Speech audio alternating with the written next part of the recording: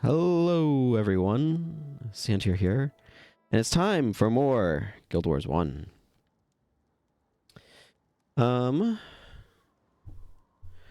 Actually having Acolyte Sasuke, what a novelty.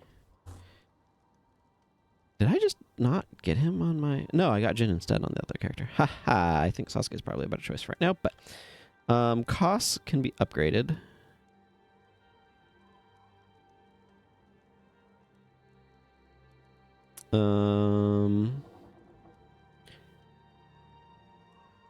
How do I want to change him, though? Watch yourself is nice utility. I guess he doesn't need healing signet, so I'm going to give him charge instead. Milani's looking fine.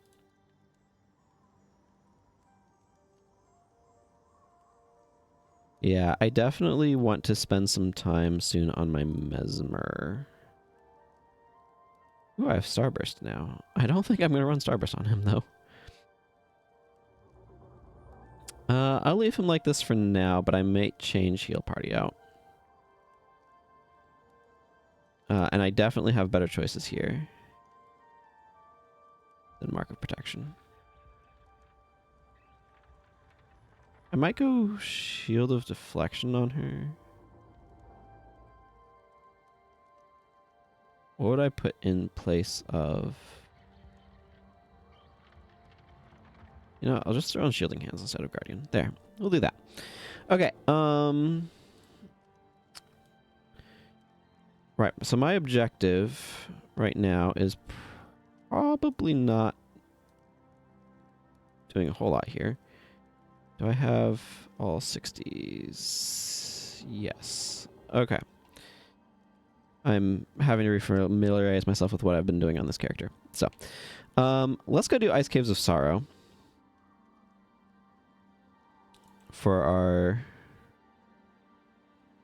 Shiver Peaks area thing. And then I think we're going to go other world regions. Let's see. Cool. Right.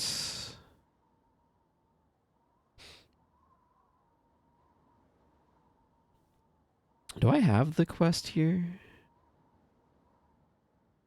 Yeah, it's Seeking the Seer. I don't know why that's not a primary quest. I mean, it's not strictly speaking necessary, I suppose, but it kind of functions like one.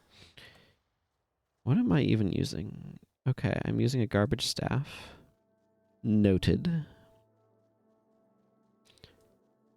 This is physical resistance. Okay.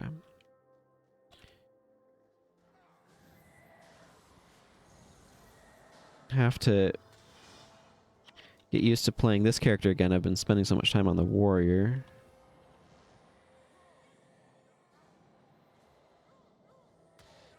And I'm gonna have to remember how Elementalist plays.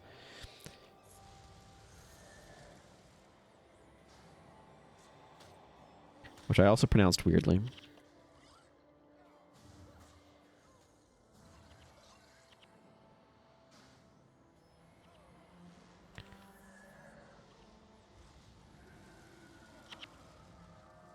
What was the Elementalist weapon? I probably don't want it on her, to be fair. But, I don't remember what it was. Do I have... Yeah, I have the Eye of the North. Oh, of course, I have Gwen and Vec in my party. It's painfully obvious that I've been to the Eye of the North.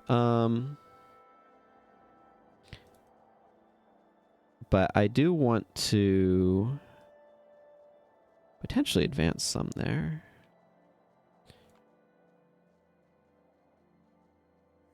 There's a lot of Nashers along here, and I'm not sure why. And that's such a potent combo.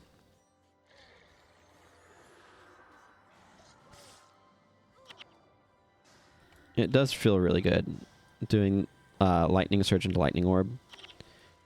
Since the Lightning Surge goes after 3 seconds, the aftercast delay plus Lightning Orb makes them basically land like cast time plus flight time, basically makes them land at all the same time. So it's like, I mean, you were seeing that as like almost 200 damage spikes or whatever. It's my volume is where I want it to be. Seems louder than I expected, but that's okay.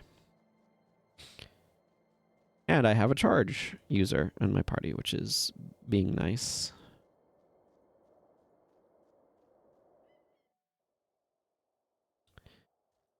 Yeah, see, this takes you to this outpost and even has...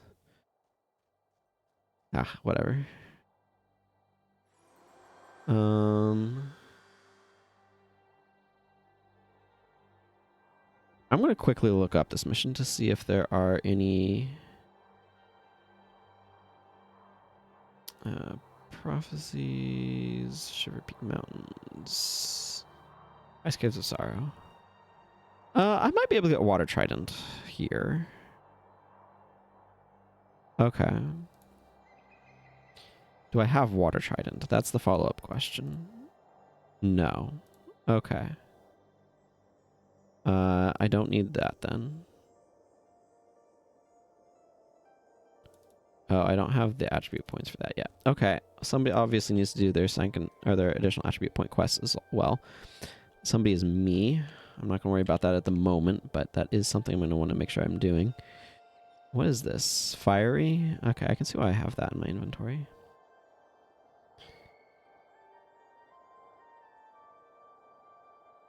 Let's just go. It's weird not having the hard mode, normal mode switches there, but you have to actually beat a campaign to unlock hard mode, which is easy to forget, but is very much the case.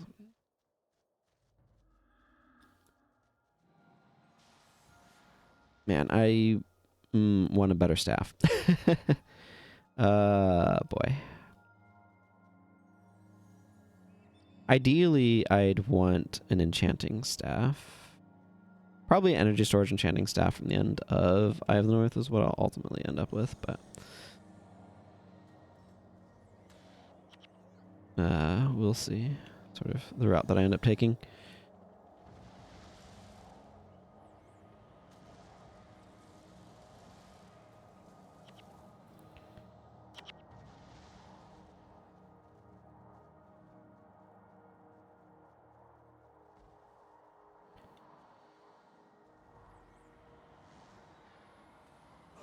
Oh, that guy's level 13 for some reason. I was like, why is this guy taking so much damage? And then I discovered the answer.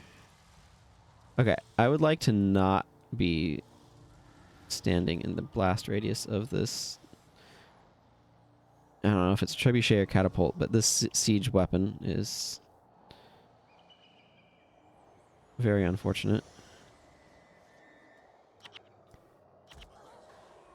I also don't appreciate having my attunement stripped. What's interesting is, I believe the anti-knockdown thing is a skill that goes on the skill bar, but is a passive skill. It'd be really nice if air attunement was as well, or the attunement. I don't know. The idea of passive skills is mechanically interesting to me.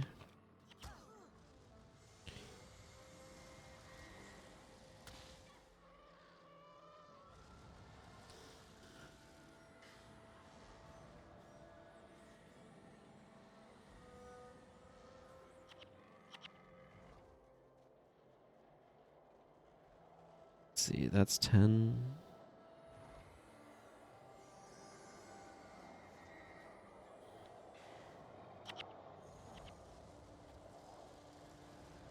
The other thing is the knockdown from Lightning Surge helps Lightning Orb land.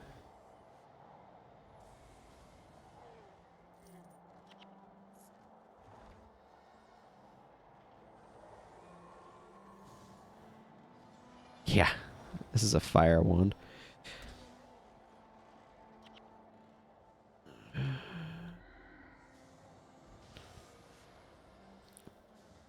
But I hope everyone is doing well today. And continuing to enjoy the game event.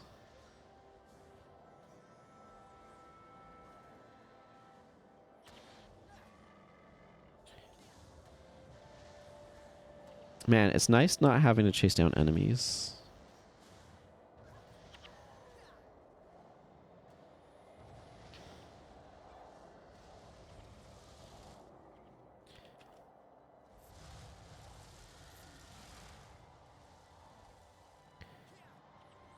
I'd like to be able to unlock dual attuning. Oh yeah, of course. I was like, why did that hit so much faster? And then I remembered that bosses have natural resistance that makes skills end faster on them.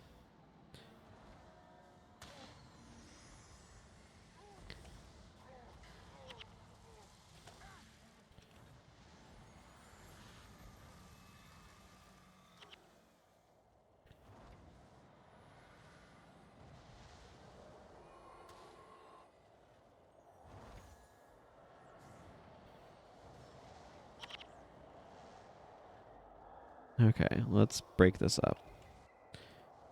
I kind of like that cutscene a little bit, but you can actually see it happen over there in the distance. The Doyaks going in a circle and then running off. There they go. Whee! Okay. And here we go.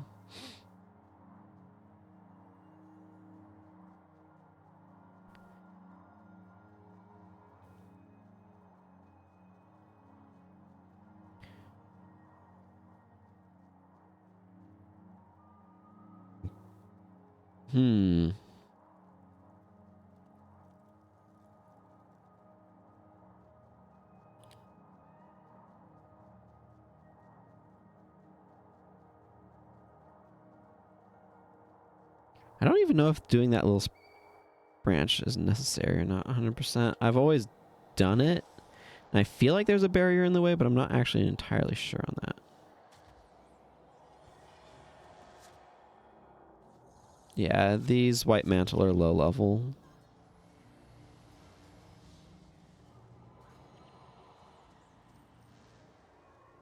It's kind of a weird thing here, where they just like use the same enemies and didn't level them up at all.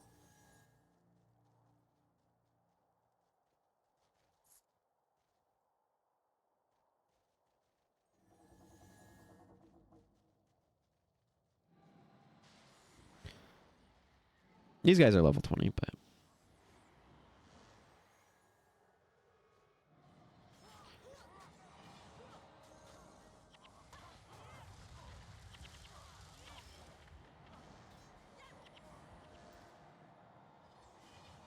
Oh, that is... Oh, nice. Gold. I would like to get some of the new weapon mods, but I am happy to accept gold armors. Superior Divine Favor, you say? Well, it does make sense to salvage that out when I want to put that rune on somebody, but...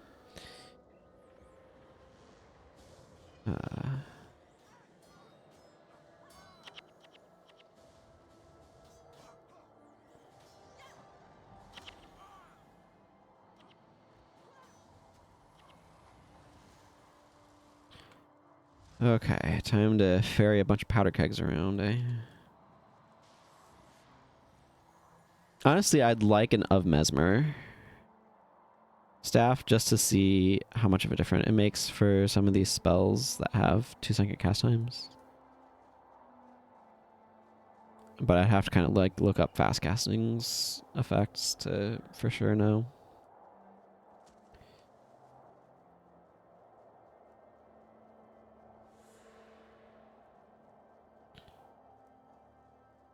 I'm planning on doing the bonus. I believe that should be safe to go get.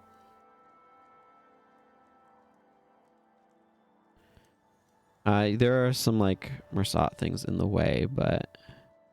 And I'm just insta-dead. I didn't put Prosper on Talquora. So I'm instant-dead if I get Spectral Agony, but...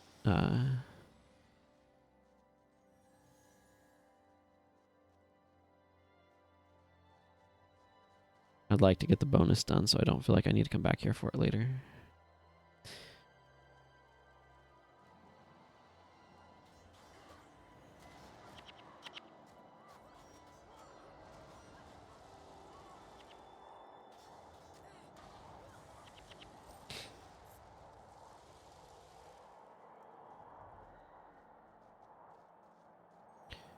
That's a really annoying bonus to get because you have to get so many of these explosive barrels. Like, you need one for the door, and then you need another one to get into the other door, and then you need one to open up the cell. And it's just like, I need 3 of these suckers, and it's kind of annoying. If you have 2 people, you can both carry them, but otherwise you have to kind of run back and forth.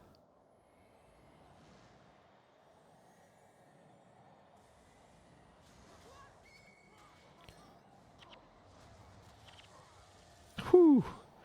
Yeah, you don't want to be healing signating with lightning surge on you. That is a good way to have things go poorly.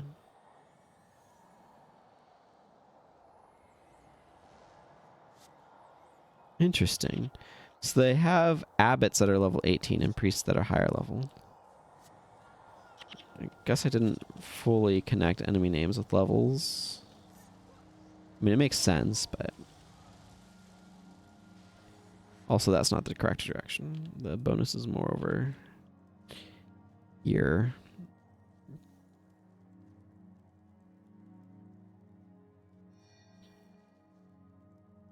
Should be okay. I think heroes functionally are infused.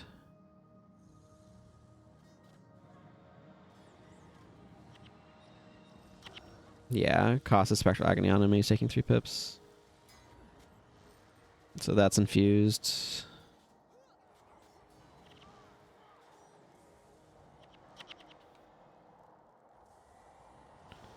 Infusion numbers.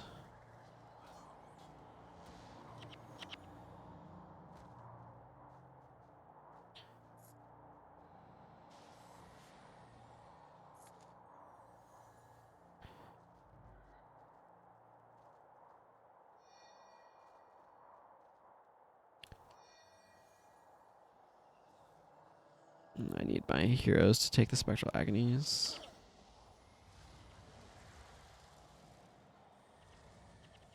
Not that I like being the target at all, but what you gonna do?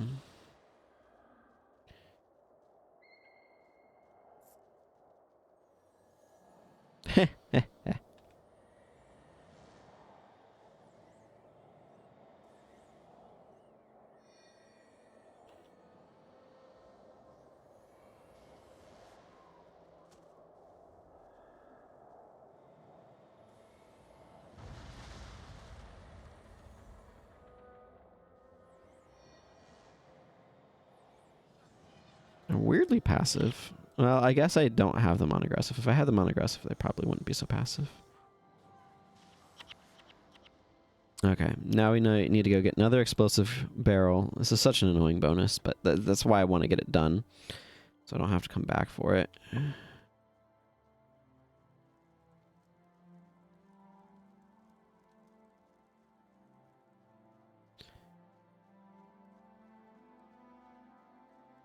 Because otherwise I would have to, like, come back another time to do it, so...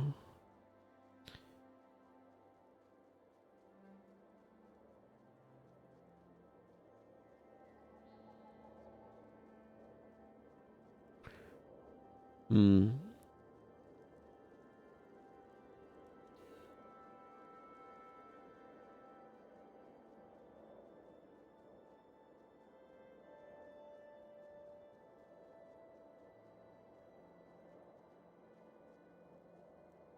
Okay. Good time to take a drink of water.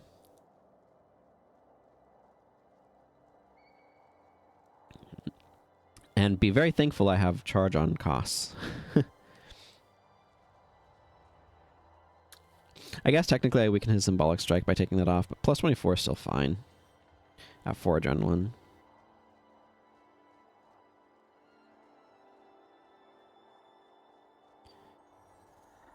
So, I'm not too worried about it.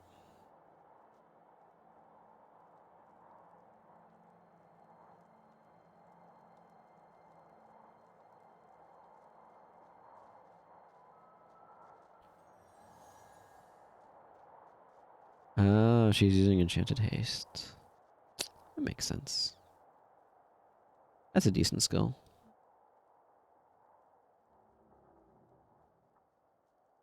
It gives move speed, and if it ends prematurely, it removes a condition, so...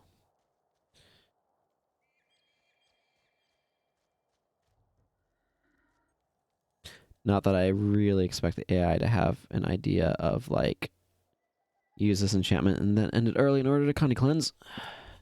They could have programmed it to be that smart, but I honestly don't know what the AI looks like for using skills. I like something that would let you, as the player, kind of customize how the AI functions, but that'd be great for a single-player game that's kind of built on the same sort of model.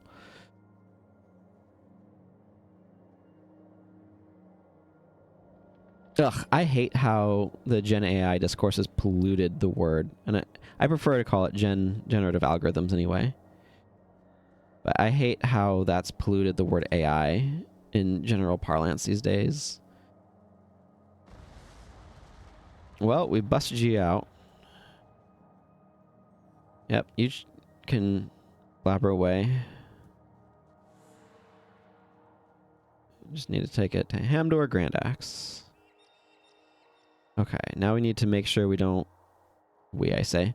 Now I need to make sure I don't do something stupid in the rescue of Venya and Sadra section. That's a good way to lose the mission. Definitely have had that happen before. Do have a prophecies book, yeah. I have Eye of the North and Nightfall. Not factions. So I guess I have Kaining and haven't done anything there, apparently. Let's go around the outside edge. I think that makes sense.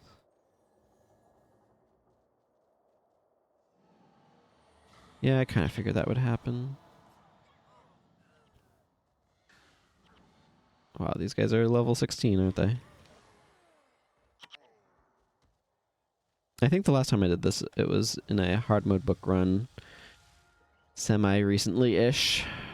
And those guys are a little bit more threatening in hard mode.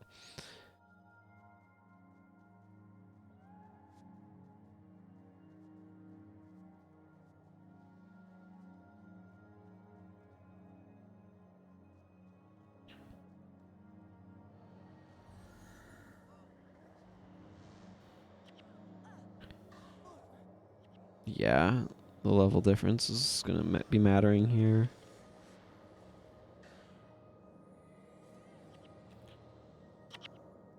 I'm guessing Koss and Milani don't have great...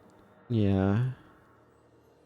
I mean, that's definitely not max. They have the stuff that, like, you kind of start with that's, like, adequate. Unfortunately, like, I'd equip them with slash bonus stuff, but my slash bonus is just weak on this account, so... like, it has some useful things. But...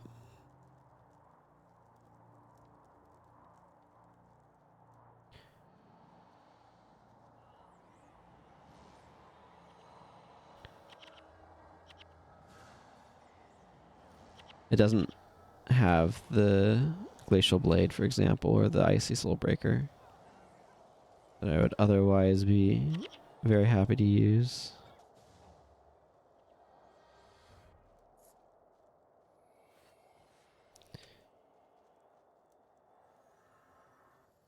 So I gotta equip my heroes the old-fashioned way for the most part. I think, is there a... I'll try to remember to try it out in town.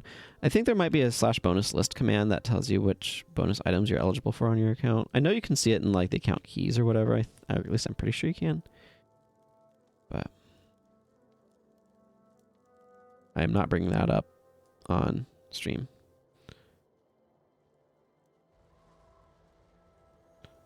There, I've secured our escape route. So that's good. We are caught.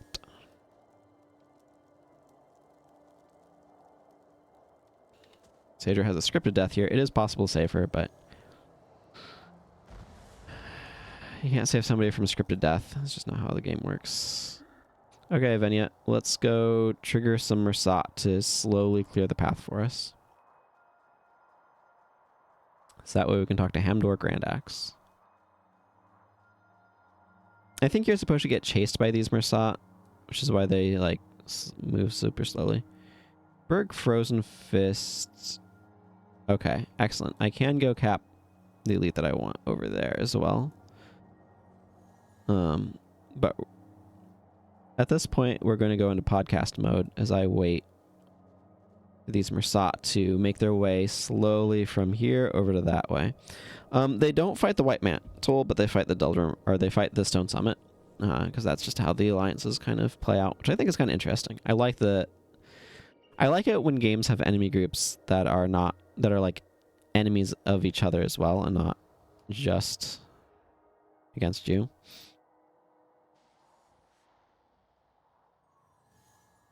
I think that makes things interesting.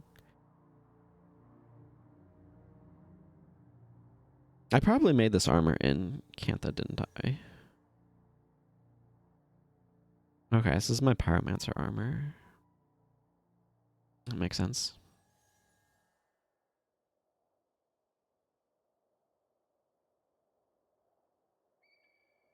This adventuring stuff is not what it's cracked it up to be. I've yet to see anyone in a loincloth. I mean, you're going to end up with monks that way, which is why that's a really funny line, actually, in retrospect. Okay, the Mersat have moved sufficiently out of the way, so I can go talk to Hamdor. It's much easier to follow them instead of being chased by them. That's for sure. Give me my 1,000 experience points. There's one of the Mersat teleporty gates. I wonder if those will come up. Because obviously in Guild Wars 2, we're dealing with Mersat stuff a lot right now in Wilds of Janthier. But I haven't seen these gates specifically, and I'm wondering if they will... Like, we've gotten these weird mirror things that can send you around, but I'm wondering if we'll get anything about these Mersat teleport gates. That's kind of a cool screenshot. I wonder if we'll get anything more about these weird Mersat teleport gates in Bavanisos, where I imagine is the next map that we'll get. I can't imagine it not being that. That's where all of the narrative momentum and everything is pushing. If I just hit this here, do I get to... I do. Excellent. Water Trident's a nice water magic elite. It's like your super generic one, but it does what you want, which is deals damage. Has a short recharge, low energy cost. It's pretty solid.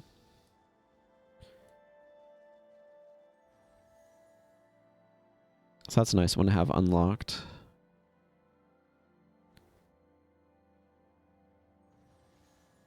Honestly, it's Mesmer elites that I need more than Elementalist elites at the moment. Although more LA elites does not go amiss, don't get me wrong. Haha! Even without attunement, it does fun stuff like knocking two guys over as they charge at me.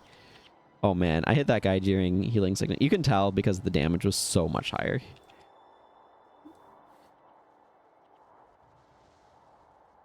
Hopefully a bunch of these Mersat get themselves killed on that. Right, is it? No, it's the other side that has the trebuchet.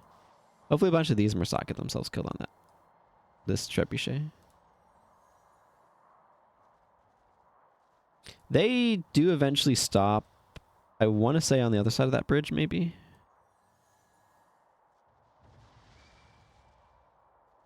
Yeah, those guys are really close to being dead. But I think they're just outside of the range, so they'll begin regenerating. I think...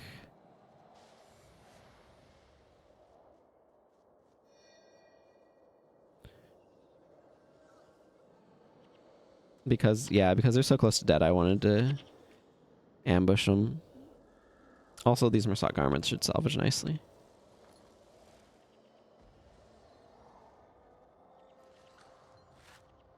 $12 bolts of cloth. Always good to have more of that on an early account. Like, cloth and tanned hide are like kind of throwaway later on, I feel. But these early stages, they're pretty valuable. I should definitely be turning some of my tanned hide into Oh, good linen. I need that. Into leather, though. Okay, I kind of thought that might happen. More dust is good. I'll probably just sell that.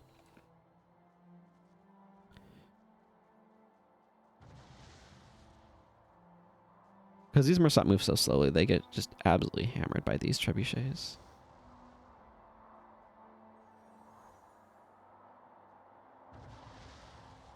Yeah.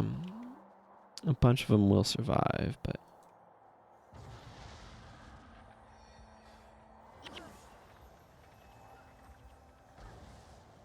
Oh yeah, we kind of lured him back into him. That actually worked out super well.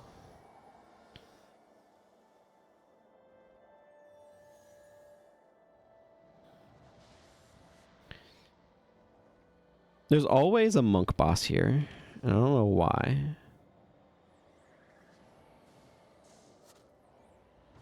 Let's see.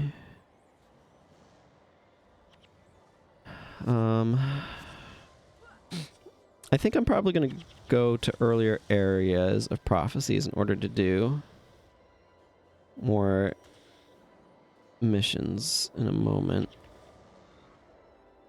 Or after this one.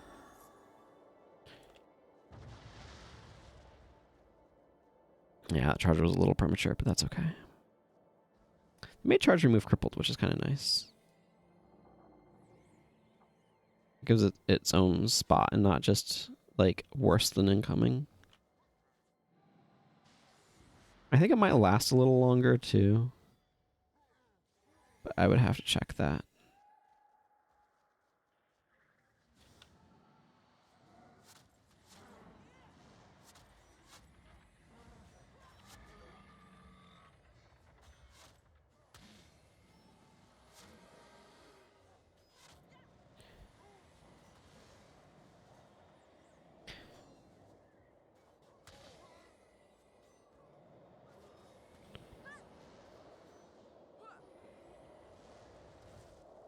There we go.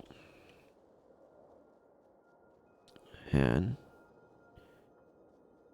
that view is really pretty. Okay, you guys are in my way.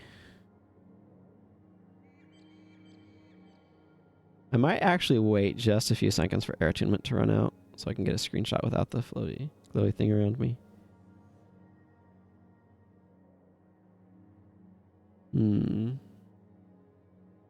Hey, Venya.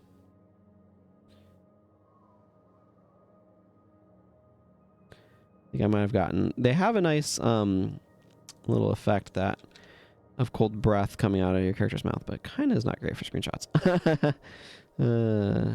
Well, it can be, depending upon your angle and stuff. Yep, and that's where she curses Balthazar. Who knows if that took effect or not, but let's just say Balthazar does have bad times in the future. Okay.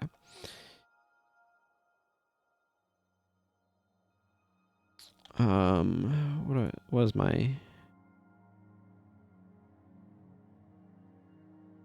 Let's go ahead and leave for the moment and go...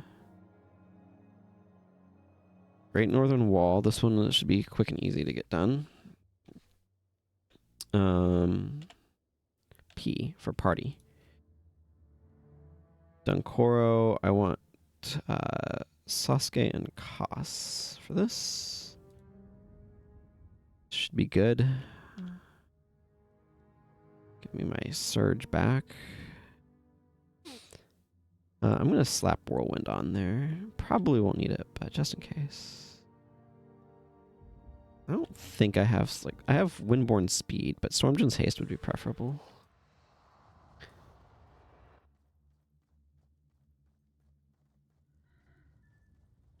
Now, I'm mostly getting these for other characters, incidentally. I don't think there's... I don't need Engrave. And I don't really care about the wand. You know, it will be fast enough that we'll probably just get that automatically anyway, which is fine. I don't really plan to stop and fight things.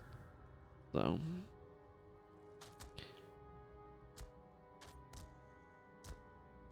I am body blocked.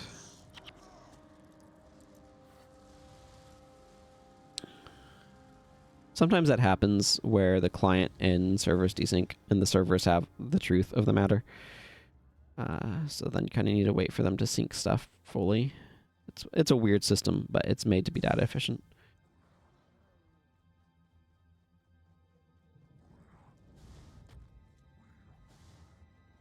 But sometimes does result in some oddness.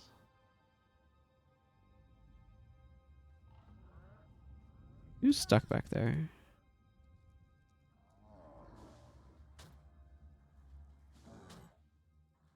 Fireball them.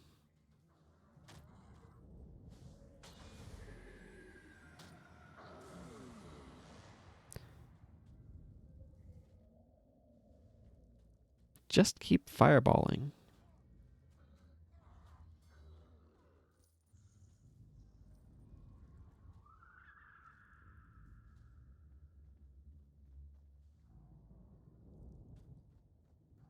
I mean, I'll pick up these 2 gold coins, but they're not... I know it said 8, but it's split between all of us equally, so I got 2 of those. So it's like hardly worth picking up.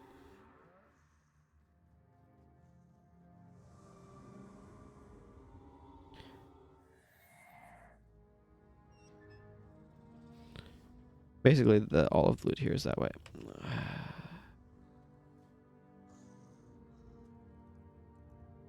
I have to freaking keep telling him to clear the space for them. Ooh, that's actually some money. It's like 6 gold or something. Some money. 6 gold. You can't buy anything for 6 gold.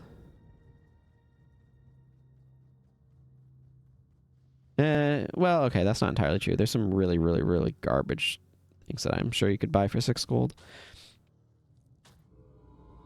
Like pre-searing or whatever, but...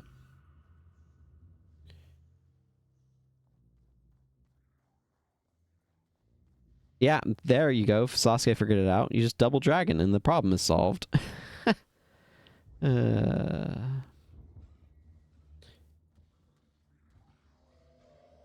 I really like how reflective this tar is.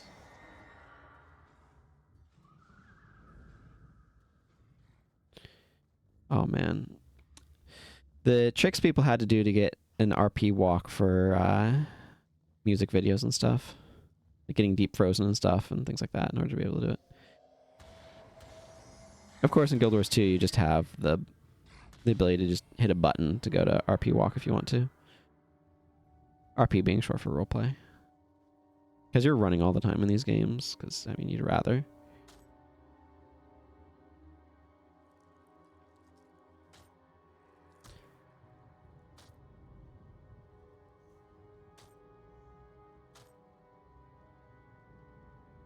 Okay, I'm not continuing to be pelted by arrows, so that's promising.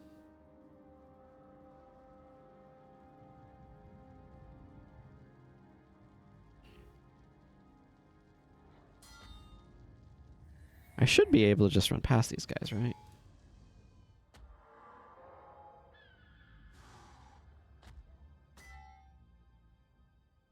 They are staying right on my tail, though. This is a weird spot in that if you actually watch the cutscene, it positions things a little bit better than when you skip it.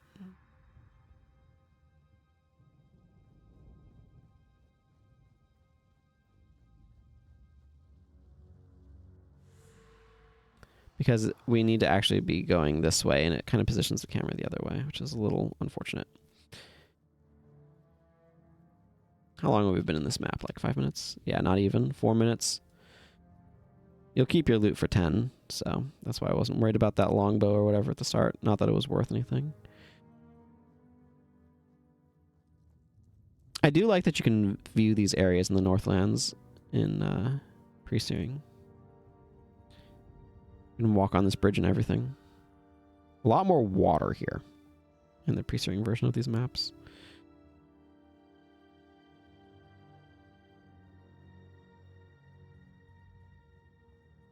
My hero should slowly gain on me. Yeah. Interestingly enough, henchmen have they are programmed to have a slightly faster movement speed than average. By like, I think, at least what I've heard, they're like a couple percent faster. So that way they can catch up to you if you're just moving at normal speed.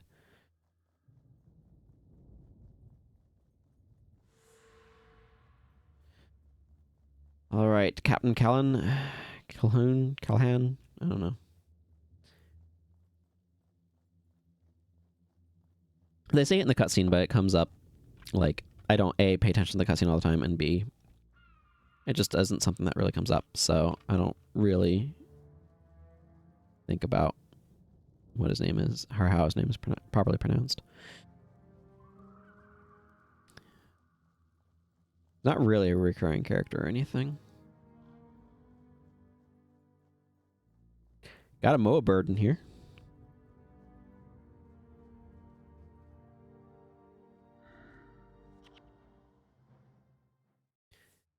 Okay.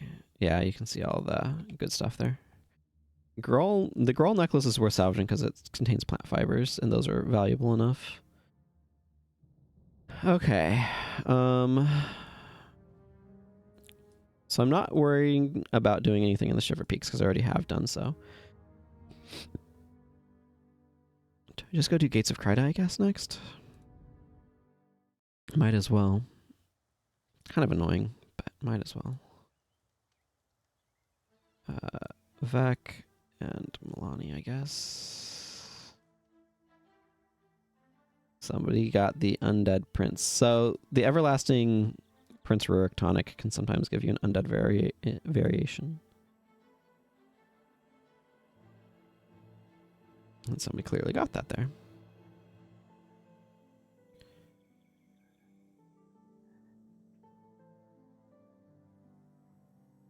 Yeah, a lot of these things are not worth diddly squat.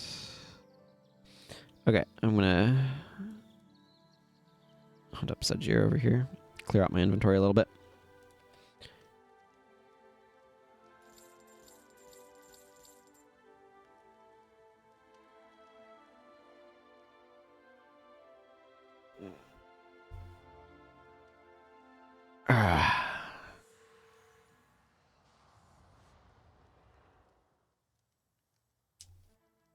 And I need to get a new mouse pad. I have a mouse pad with like a gel wrist guard that I got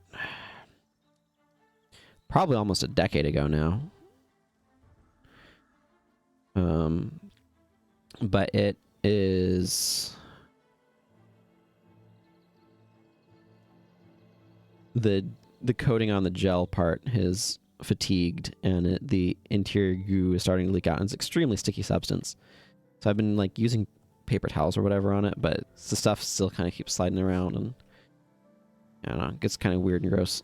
So I need to replace it. I just haven't gotten around to it yet.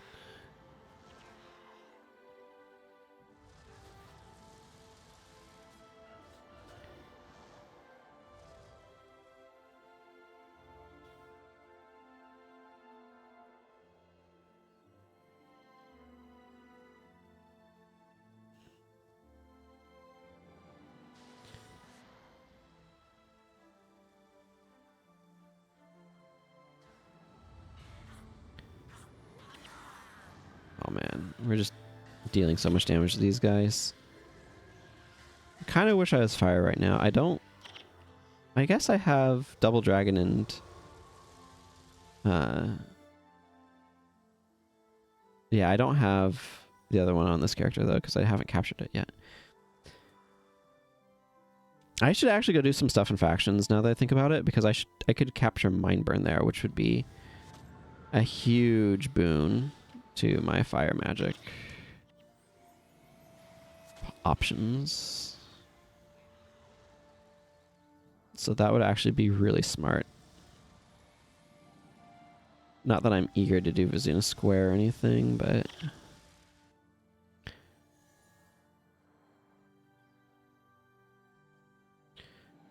it's a pain in the butt enough previously.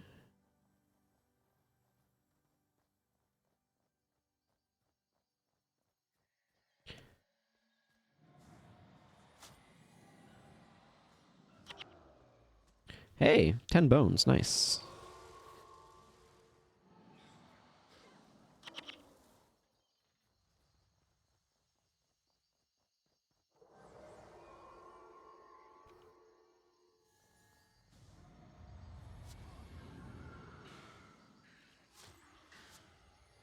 Actually, I'm quite happy to get die drops right now. I have a big stock on them that I've accumulated over the decades on my main account, but this account is kind of light on dies. I like some elements of this die system, but the ease of the die system in Guild Wars 2 has grown on me considerably. Like in this one, I feel like there's a bit more of a commitment that you're making to your character's aesthetics because you can't just change them willy-nilly. But having to actually acquire die items is also kind of a pain in its own way.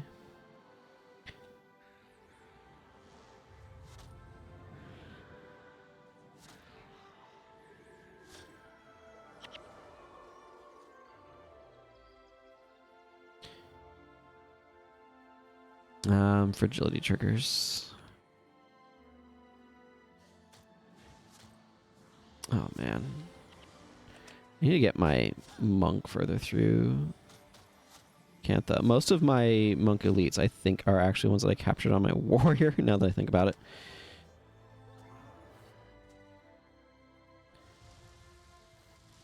Yeah, I kind of would like to dye this character. Teal colors. Hey, Paint 2D. I think that there's a lot more going on with it for sure. I think mixing dyes is really cool, and being able to like make your own blends is really neat. A neat aspect of the Guild Wars 1 dye system.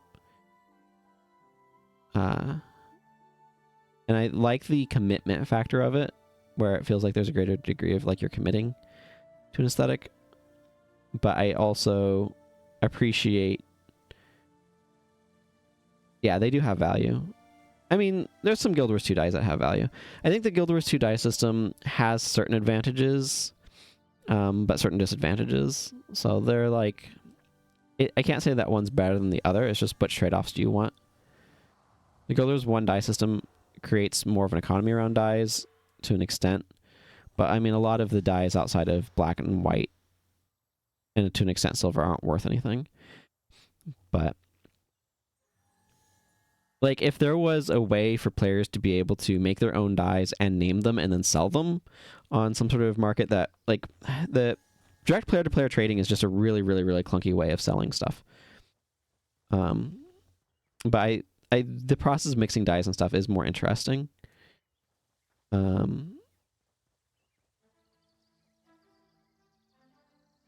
So, did I get the pop-up for... Yeah, okay, I did.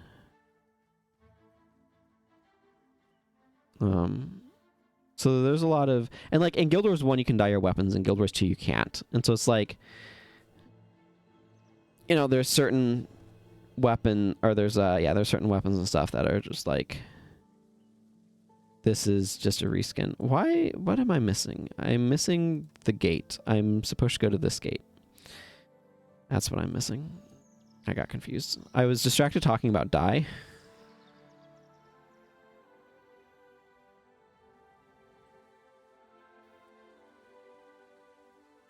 It is this gate that opens. I just had to talk to Trimo first. Blah. That explains it all.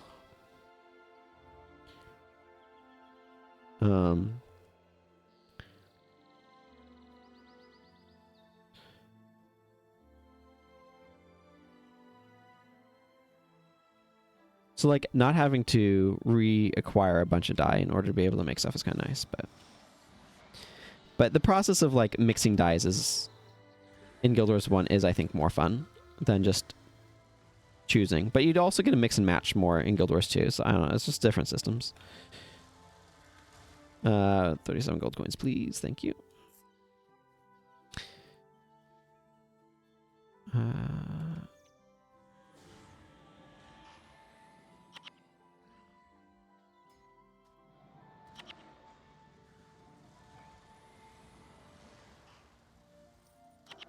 Oh my goodness. The pains of being an elementalist and having every one of your spells too slow to actually go off.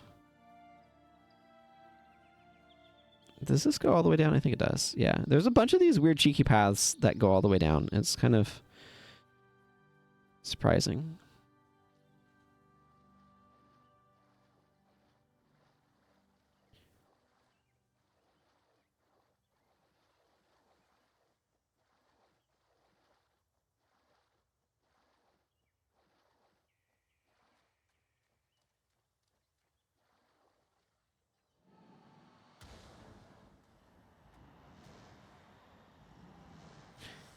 I raise you my lightning orb. That might have done a little bit more damage.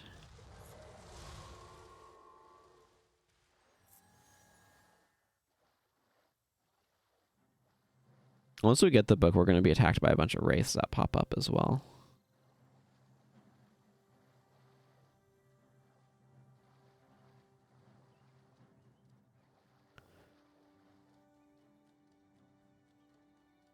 I'm not really worried about getting titles for Hall of Monuments or anything because I don't have a Guild Wars 2 account to connect this particular account to anyway.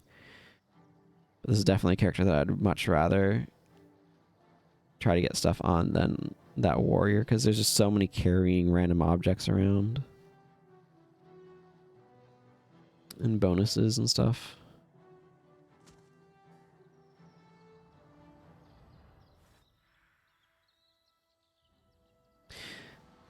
Phantoms are actually weak to cold damage, interestingly enough.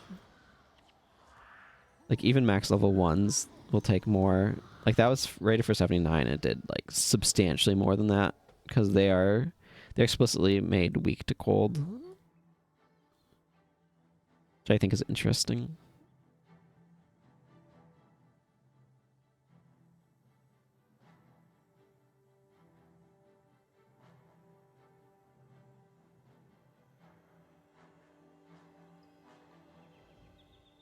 Oh, another spawn.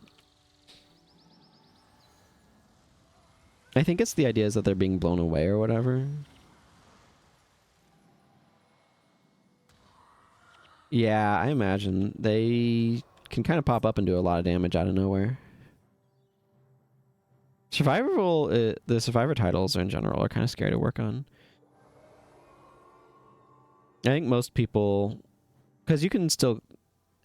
Like, originally, you couldn't die at all to get a Survivor title, and now it's just experience gotten since last death. So, like, if I type /deaths, you can see that I've died 9 times and gained 94,460 experience since death. Which is actually quite a lot. Yeah, you're doing it the original way. Yeah, and that's really, really scary. Because it's much easier to get yourself set up and then worry about getting Survivor. But doing it from, like, character creation is way scarier. I think that it was good that they made that change, incidentally, because it made the title a lot more accessible, especially, you know, since they introduced it after people had made characters, so you could get it on your original character or whatever, if you still have them and you wanted to. But it is way harder to do it the original way, where you just don't die at all.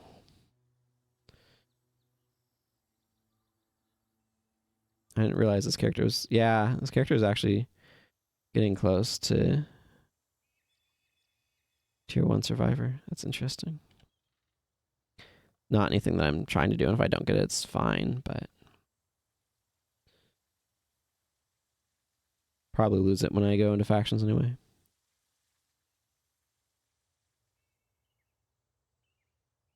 Something about this always made me think that, like... Or kind of has this presentation of, like, being an old, like a really old, lost place. Like, it was lost long ago. And, I was just taking a drink of water. And this guy, like, getting an ancient Orient text makes, like, adds to that feeling. But we have to remember that, like, the Cataclysm happened after the Searing, I'm pretty sure.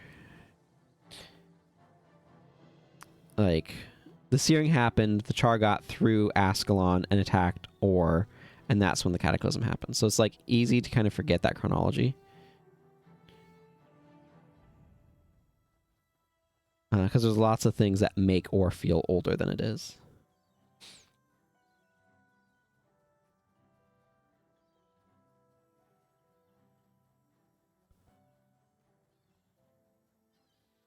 And like to some extent, all of these undead that are like Orion undead, like skeletons washing up and everything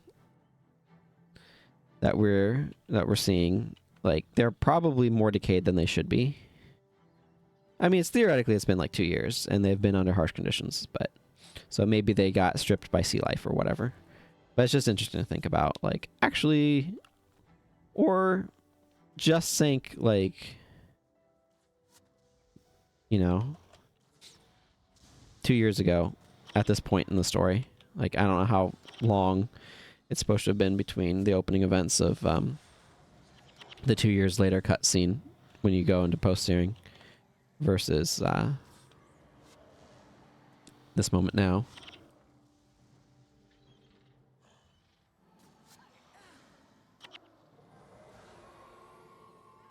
Man, all of these canceled casts are really brutal on my energy.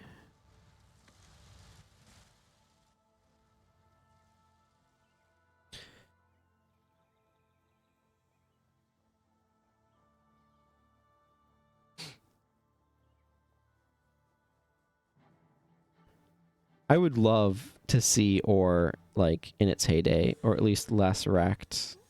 I'd somehow give us a game that does that. That would be really cool. Frankly, I think it'd be really cool to have a Guild Wars game that's set during the actual Guild Wars. Because those have all wrapped up by the time we're here in Guild Wars 1. Yeah, I mean, like, one of the games that I think would be really cool would be a game that follows King Adalbern's, or like Adalbern's ascension to the kingship. That's like a tactics game set during the Guild Wars. I think that would be really neat. Like, they don't have to make all of the games in the franchise online games, right? MMOs or whatever genre you want to call this game as being. Like, that's not necessary. And I think it would be really cool to have spin-off games that are set during different time periods and in different genres. And a tactics game set following Adalbern, I think could be really cool.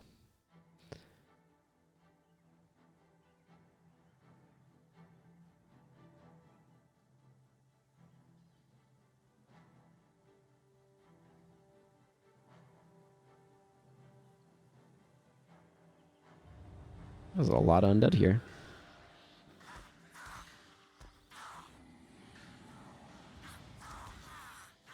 And that's why I brought Whirlwind. Just in case I ended up surrounded.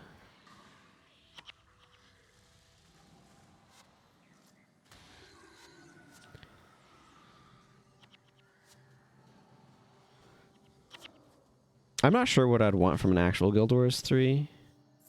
I would want a different build system than Guild Wars 2 has. I know that much.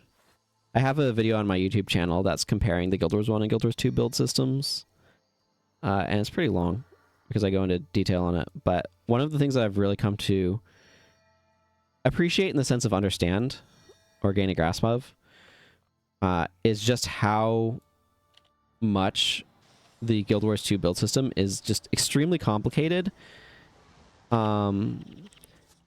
I mean, the Guild Wars 1 build system wears this complexity on its sleeve, right? That's one of its big advantages. The Guild Wars 2 build system is extremely complicated for very little gain. Like, I don't think it's gaining as much from the complexity that it has. So, like, to quickly run it down, like, Guild Wars 1 is very much so, like, what you see is what you get, right? This skill, you can know what Fireball does, and it's Fireball. And you put attributes in and it gets stronger, but that's basically it. The Guild Wars 2 build system is extremely equipment dependent. The Guild Wars 1 has some equipment dependency with like runes, and now with the new of profession suffixes can also contribute to that some. But like Yeah, it's extremely complex. I agree. It doesn't change, like, the basics. The basics of the gameplay are very similar from profession to profession, even if the details are different. But the other thing, because you're always looking for the same set of effects, right? You're always looking for what are your conditions, what are your connie cleanses, what are your sun breaks. So you're just looking for the same effects, and it's just different flavors of that. And there's definitely differences, like when I'm switching from my Vindicator and to like a different profession, and suddenly my dodge rolls are not jumps into the air that deal damage, unless I'm on my Daredevil.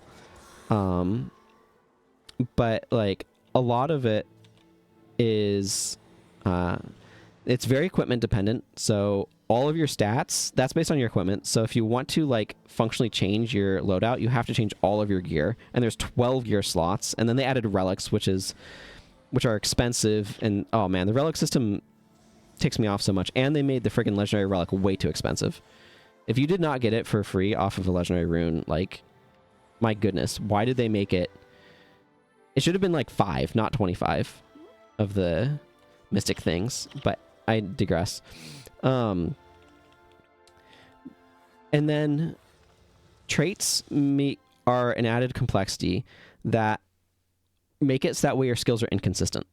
You don't know what your skill does, and like if I'm looking at a shout, I could have a relic on that makes that cleanse conditions. So maybe my shouts are connie cleanses, but maybe I have a different loadout of equipment, and suddenly that I don't have the relic of the trooper or whatever it is on anymore, and they're no longer connie cleanses. And so it's like that, plus traits can also do that.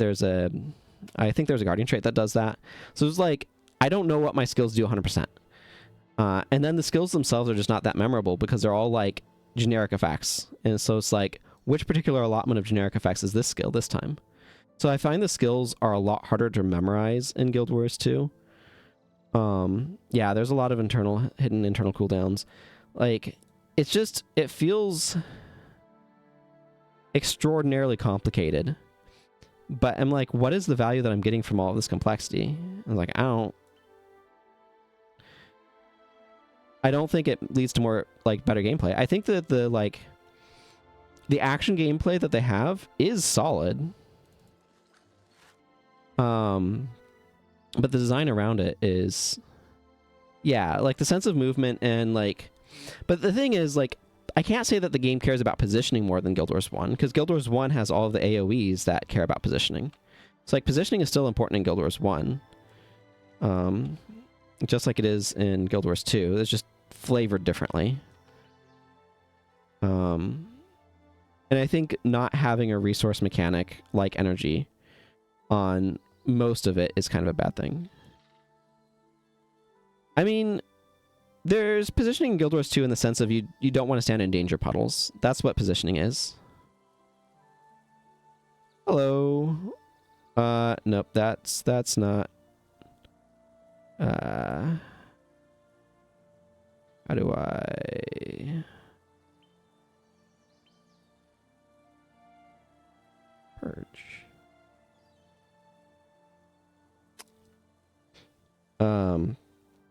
But yeah, I mean, Guild Wars 2 very much so is like, go to the location where you attack the enemy and get out of danger puddles when they start showing up. That's how that game works. And it's like,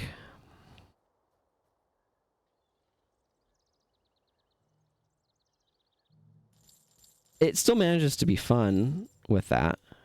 They have some watching animation stuff in the core experience, but it's just something about it doesn't lend to it feeling that good. And I don't know what exactly. Let's see. Do I have any? I can turn in urgent warning. Dropping Eves. What skills would I get? Spirit of Failure and Iron Mist. I do need to do this one. I'm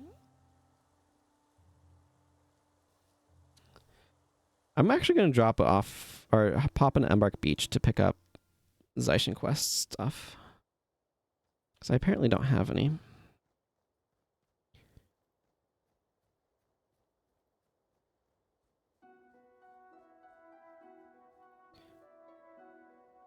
Okay. I'm definitely happy to pick that up. Sure. I'm not worrying about vanquishing at this point. But I might as well just pick them all up.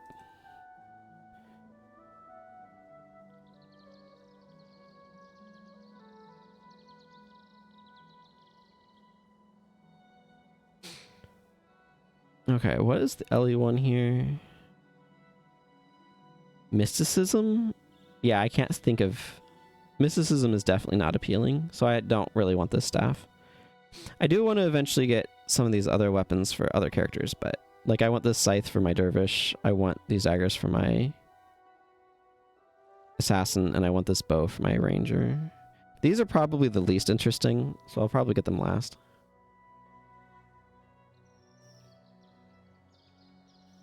Like, if the elementalist one was fast casting, I'd be more interested.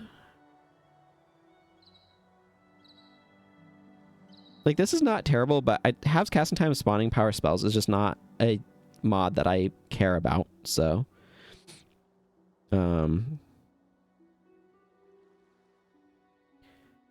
this isn't terrible.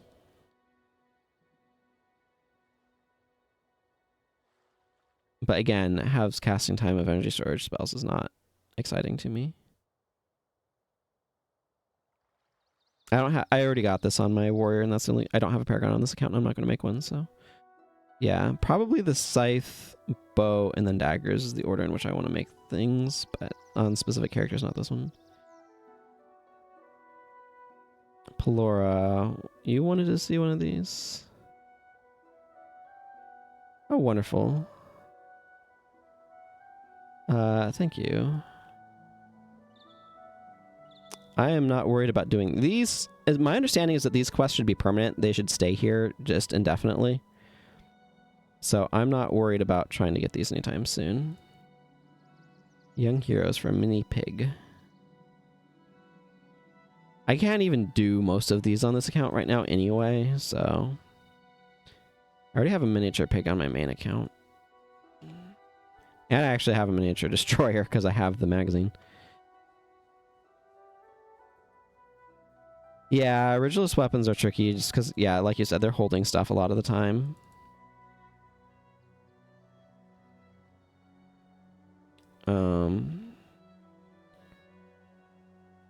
Superior Divine Favor. Do I have one of these sitting around already? I do. So then this might go on one of the monks on this account then. I'm not too worried about that right now. What is this here for? I think this is here for me to expert salvage. That fiber is not bad, I'd say.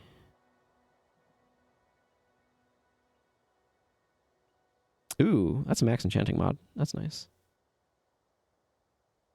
I wish I could take the script out of it, but it's an OS weapon. So, old school. But yeah, making good ritualist weapons is definitely tricky.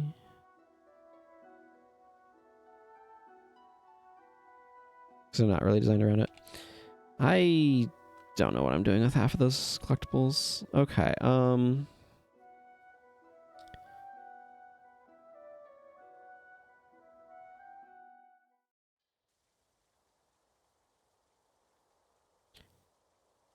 I already have the Henge of Generavi on my map.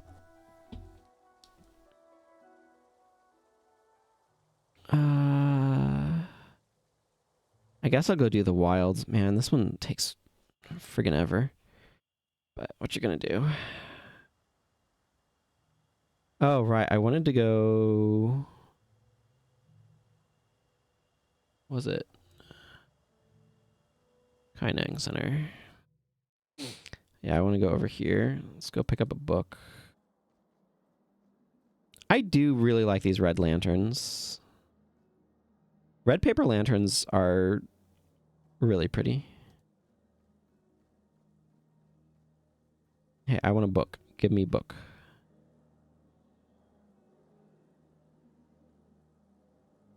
It's weird that I can get Young Heroes of Tyria hard mode, but I don't actually have the access to the... Okay, well, whatever. We're not going to worry about those sorts of details. Talcora and Gwen, please. Okay. Do I have...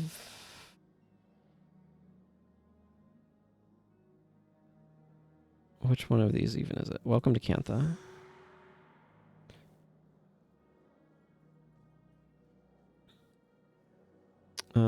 I need to go grab some more signets of capture, so I'm going to do that while I'm in town.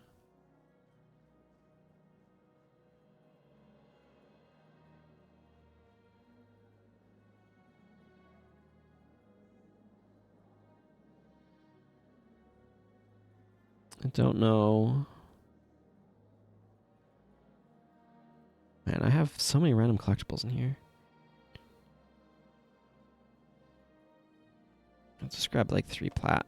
I don't know how many signals of capture that's going to buy me. I don't know how much my skills are costing on this character at the moment.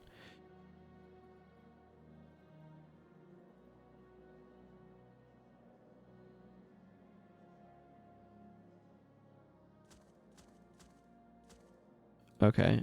There, I just ran the cost way up buying signals of capture. That seems fine.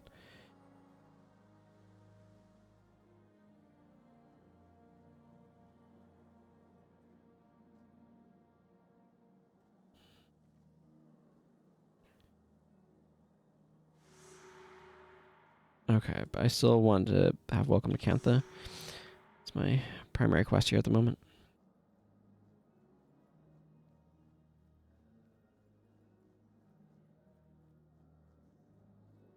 Okay.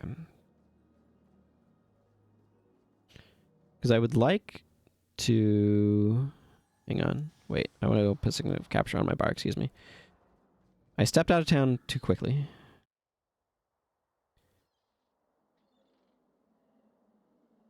There we go. I would like to be able to capture Mindburn.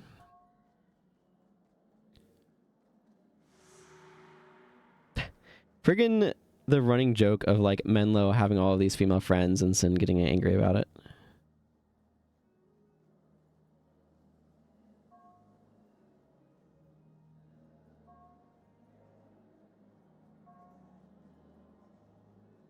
It never came up. I'm not planning on capturing expel hexes on this character.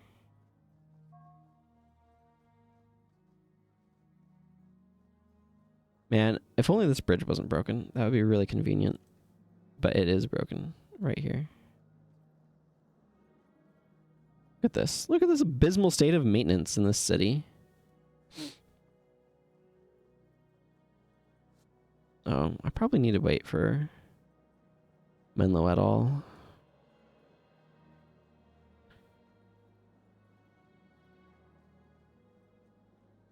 Yeah.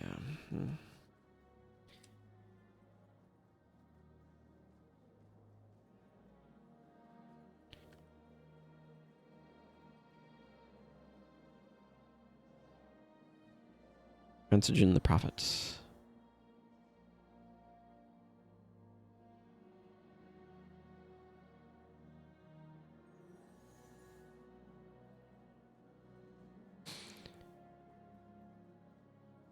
I think we're probably going by that person, which is why I mentioned it. I probably should be able to capture Mindburn in Uzuna Square, and I would very much so like to do that.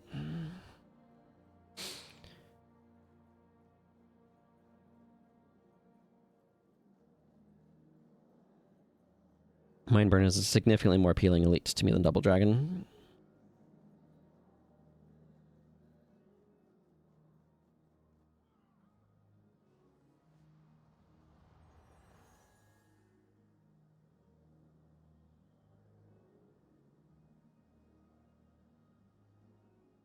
Looks like Menlo's figured out how to make it here.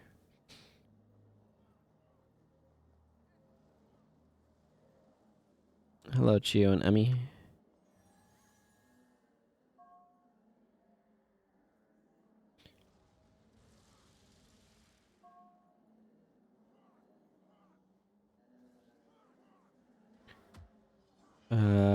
Yeah, I will pick up your random thing.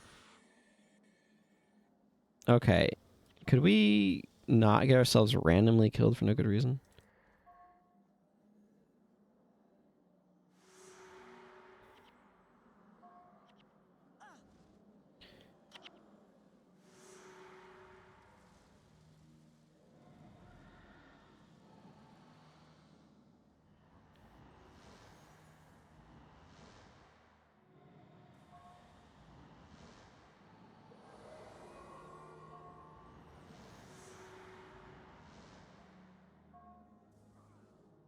There. That's that problem dealt with.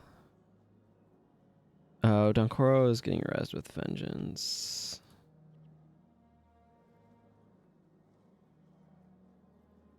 I wish the AI wouldn't use it out of combat, but...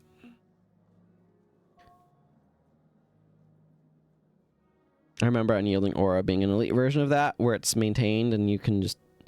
I heard it being called like a leash, where you had Unyielding Aura somebody, and then when they were doing a bad pull, you'd end it, so that way they'd just fall over. Wouldn't incur a death penalty either from that, so...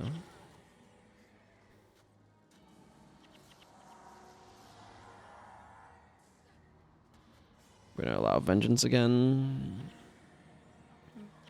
I remember one challenge run I was doing, I had... My only resurrection skills were Vengeance and Light of Dwayna, and Light of Dwayna is atrocious if you've never used it. It's 25 energy to resurrect people in an area around you, but it's like nearby or adjacent, so it's a tiny area, so you have to basically be standing on top of them. It's so bad. But, so I had that and like 2 copies of Vengeance in the challenge run that I was doing with the way that I was doing it. And the one person with Light of Dwayna, which is my only like permanent res, died, and so they're constantly having to be vengeanced back up and then falling over, and it was so bad.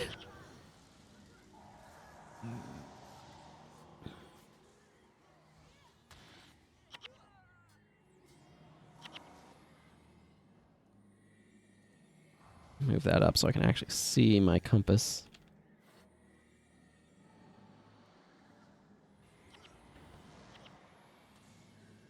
Yeah, they're expelling hexes, which is making my elite kind of bad. So their mesmers go down anyway.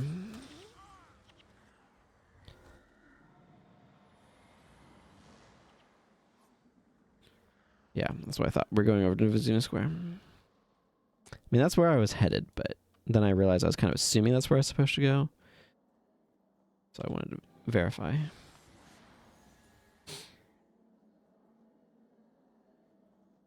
The VOD for that should be up on my channel if you want to try to hunt it down, but I don't remember what it was named or where it is, so...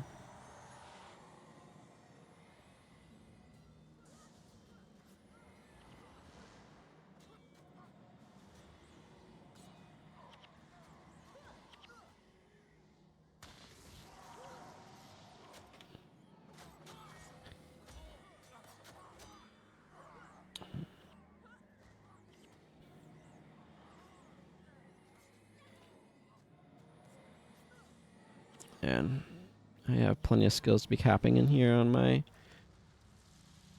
warrior. I was just thinking triple chop and quivering blade are in the general vicinity, so...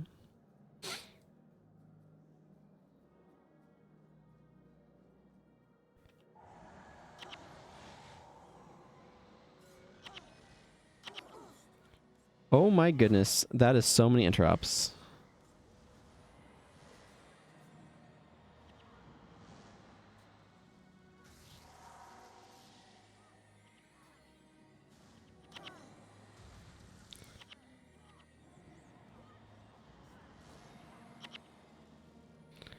Wow, that was just an absolutely brutal number of interrupts.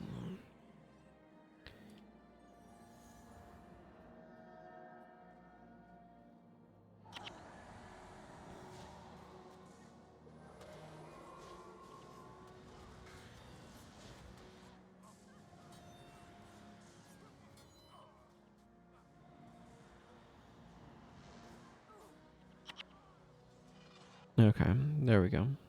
I think I might accumulate enough jade bracelets to be able to get domination offhand.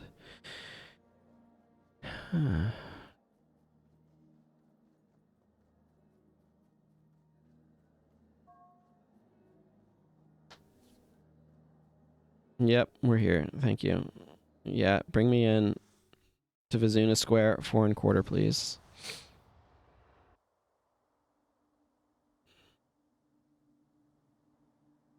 I'm actually going to let this cutscene play for a moment.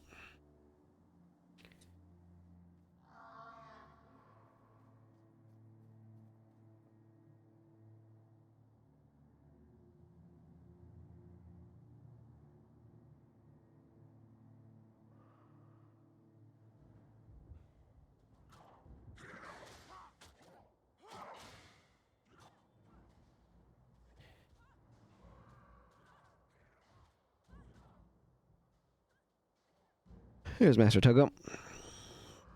Or as I like to call him sometimes, Master Slogo. Master Togo is down there, and he's in trouble. What are we going to do?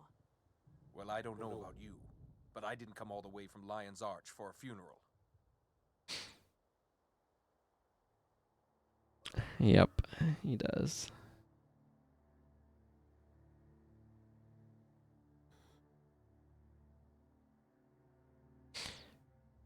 Okay, whatever. Not here for the cutscenes about Shido and the fortune teller.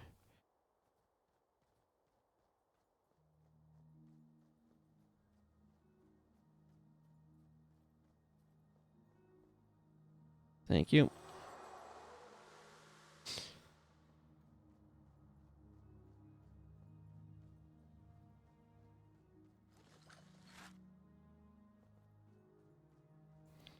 That probably has iron in it.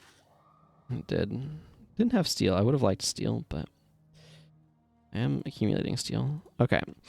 Let's go see if we can't get ourselves a mine burn. Maybe I should run Fire Ellie just because that's a possibility. Doesn't sound terrible. Do I have all these collectibles? There's jade bracelets. I was pretty sure I had some somewhere.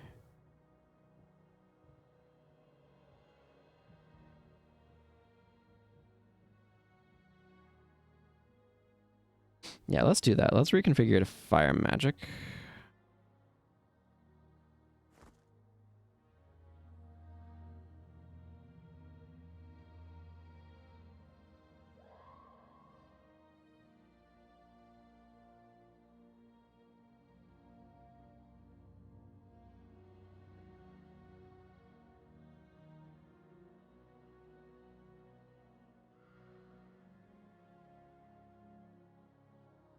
Bring ether renewal. Let's drop Glyph of Lesser for ether renewal. Hey, Salty Grease. Yeah. Guild Wars 2 combat is way too much. The concept of rotations like feels very unpleasant to me. Just like conceptually.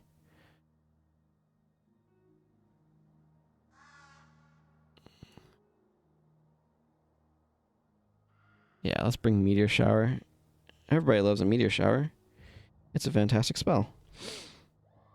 I don't know where Mindburn is going to end up in terms of availability. Let's just bring Incendiary Bonds, I guess.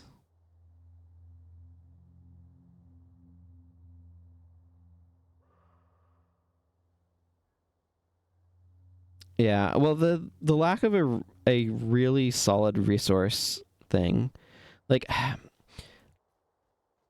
there's so many design decisions in Guild Wars 2 that I just think are bad, and yet I think the game still manages to be fun despite them, but not because of them. Like, I think the build system is overly complicated and bad because, like, so many different reasons, but it's way too complicated for not enough gain, and I wish that they had moved either in more of an action game direction or less of one, but I think that they should have been more action game and less, like, Middle-earth Shadow of War functions much more the way I wish Guild Wars 2 did, where characters have very distinct mechanical, like, there's a very distinct mechanical expression there, but it has action game play with, like, this, with everything, but it basically has a trait system, but it works better in that game, in my opinion.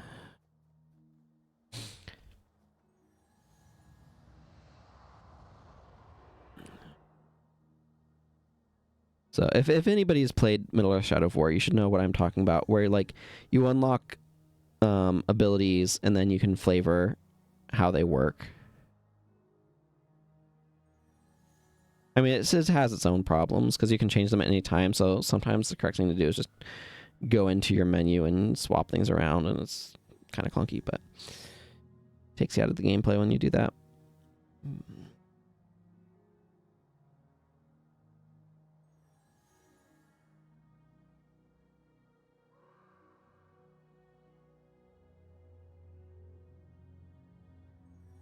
But anyway, I am here to cast Fire Attunement and capture Mind Burn, so...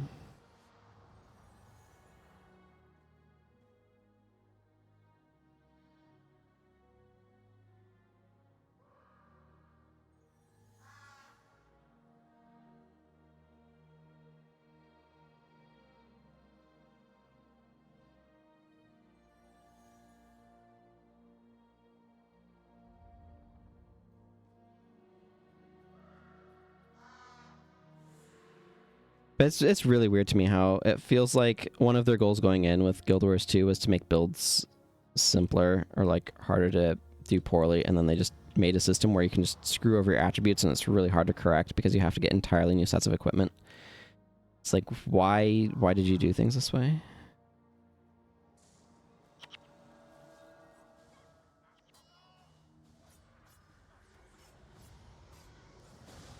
Ha ha ha, I don't have to worry about your blind on this character. Victory is mine.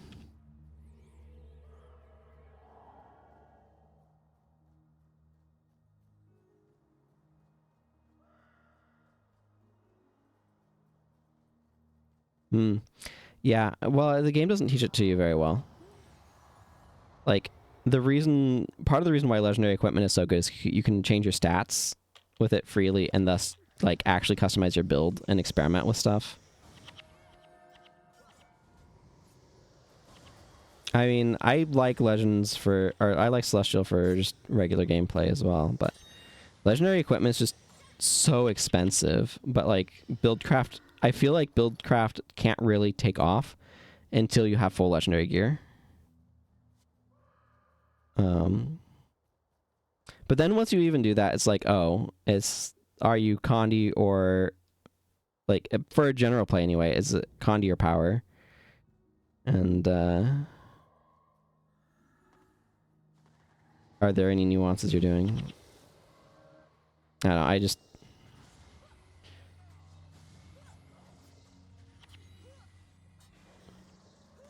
Yeah, basically Condi Power healer.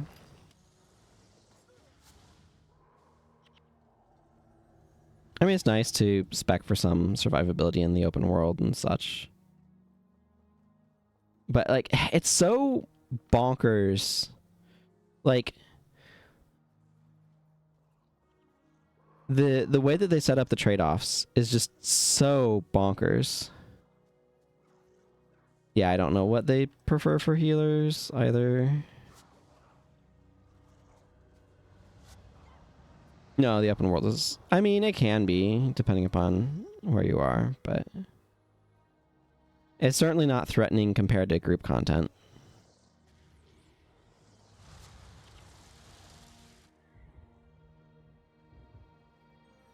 What is this? Arcane Linger, I think? Stolen Speed. Yeah, I'm not worried about that.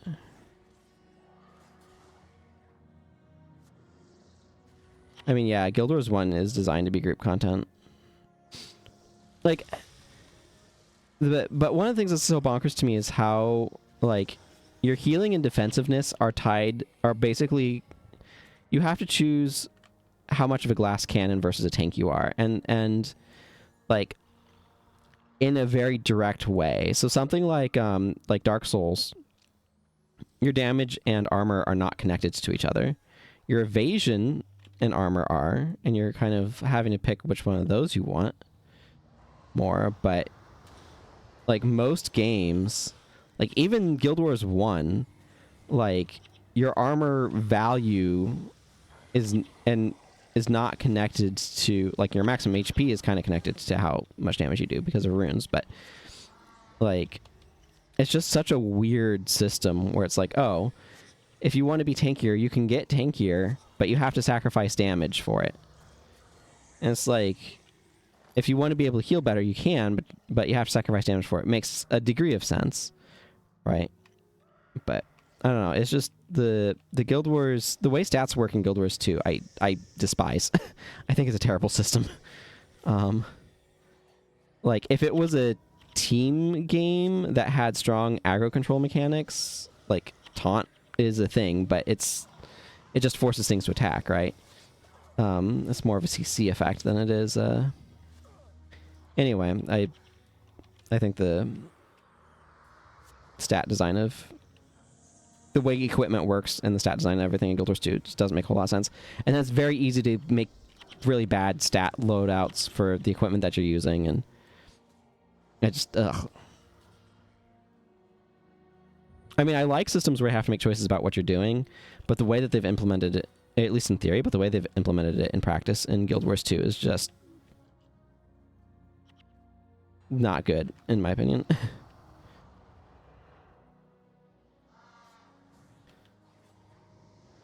Have they? I took a really long hiatus from Guild Wars 2 and finally came back like maybe a couple years ago. I guess a little bit before Secrets of the Obscure came out, because I was convinced, like, try out, you know, with like Path of Fire. Like, they got better. And I was like, yeah, they did get a lot better. But yeah. The trait system is one of those things that sounds cool in theory, but then makes skills impossible to remember in practice. Like, the trait system would work so much better in a system where you don't have a skill bar. Like, they're doing the same thing.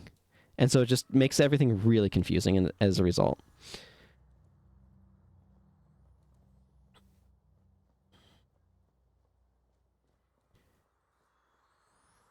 And then the stat system is so easy to, like, mess up and make, like, a really bad stat spread.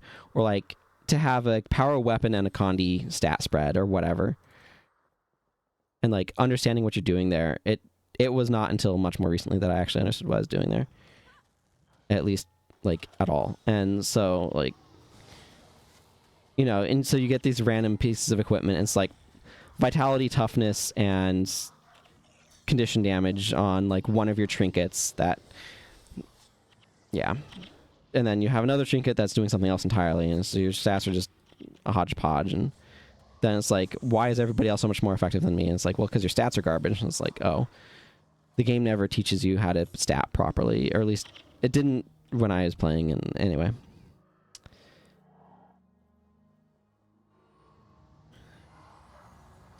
And then you run into the problem of, like, okay, so you don't want to run a Condi weapon and a power weapon as your two weapon swaps, most likely. Yeah, I kind of assume it doesn't teach it still, but I mean, I can't comment on the tutorials because I don't pay attention to them anymore.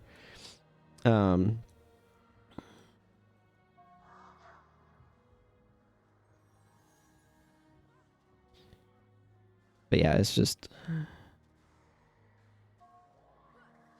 Yeah, for sure. Like, the game doesn't... You'll just be less effective, right? Everything will feel super slow and, like, grindy if you tanked yourself up, or if you're playing bad stat combos. Like, and this is, like, part of the problem is you can't balance that sort of thing. Exactly. So it's like you just have this experience where if you've tanked yourself up, like if you've gone, like, vitality, healing power, and whatever the armor defense one is called, if you do like that for your stats, like, you aren't probably dying, but you aren't killing anything anytime soon either. And so everything just feels like it takes forever to kill, and that's not a fun experience. It just makes the game super tedious. So it's like, this is bad design. The game is better if you're glass cannon, because then at least you're killing stuff. Like, that's the Souls philosophy, right? It makes you a glass cannon. And I guess if people want to play super tanky, where it takes, like, 3 to 15 times as long to kill anything, they can, and that's their prerogative. But that sounds like an absolutely atrocious way to get through content.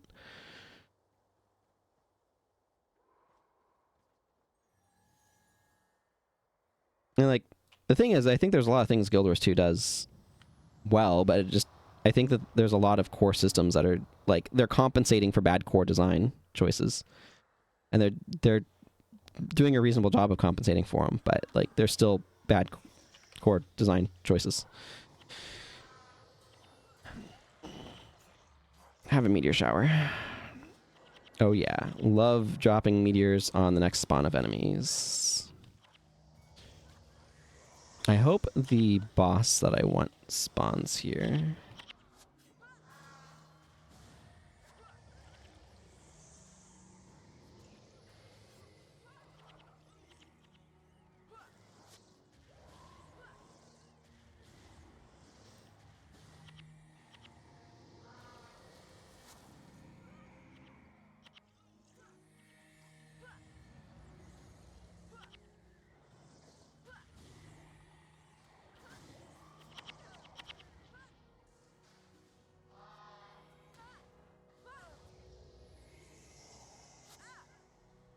Have a firestorm.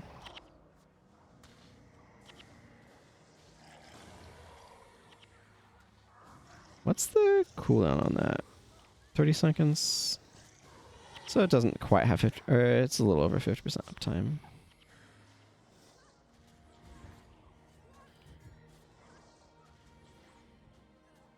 Hey, Talon.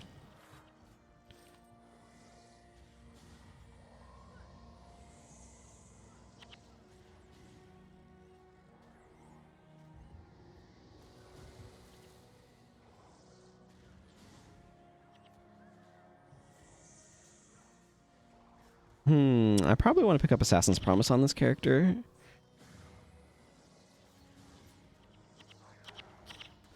One of my favorite builds uses Glyph of Sacrifice in Assassin's Promise with like instant cast meteor showers are my jam, so.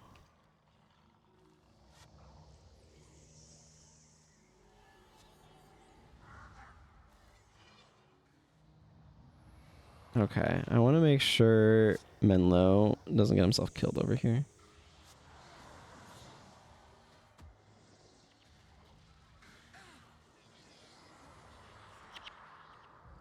Okay, somebody got rid of my fire attunement, and I really don't care for that.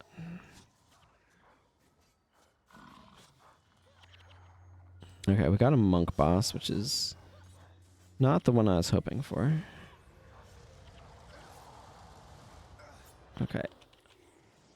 And I just got spammed with mind burns.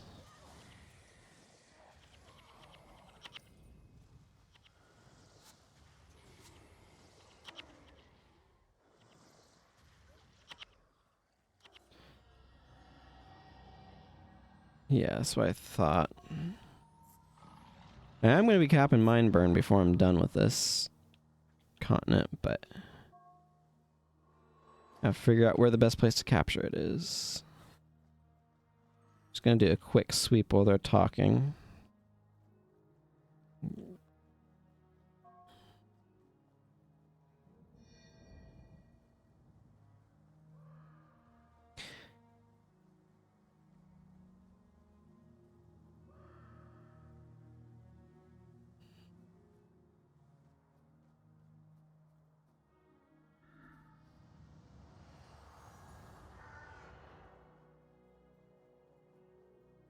Gotta be careful not to get too far ahead here.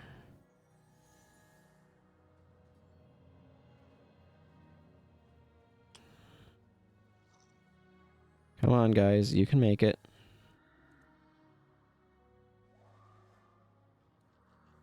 That's why I call it Master Slogo.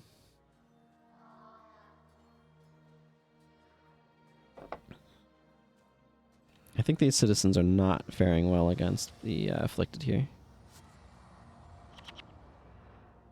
I need to rearrange my water cups.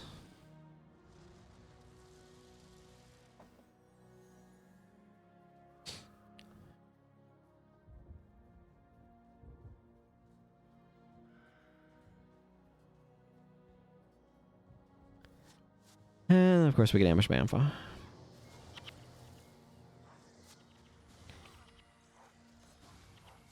There's a lot of that around here.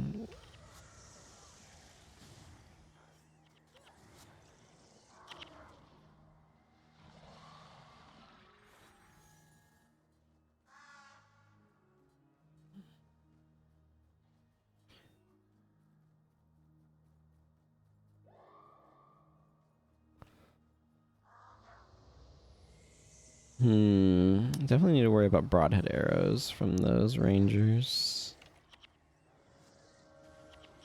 I wonder if I will get an Ellie boss in this next location or not. It's possible that an Ellie boss doesn't spawn at all, but that would be suboptimal for me. In so much as I would have wasted an entire skill slot on a signative capture that did nothing.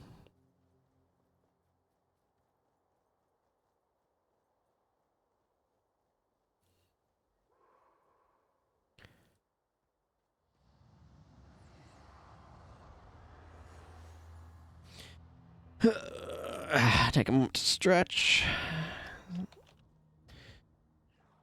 Yeah, that's not quite a stretch emote, but that's what came to mind. I don't think there's a slash stretch.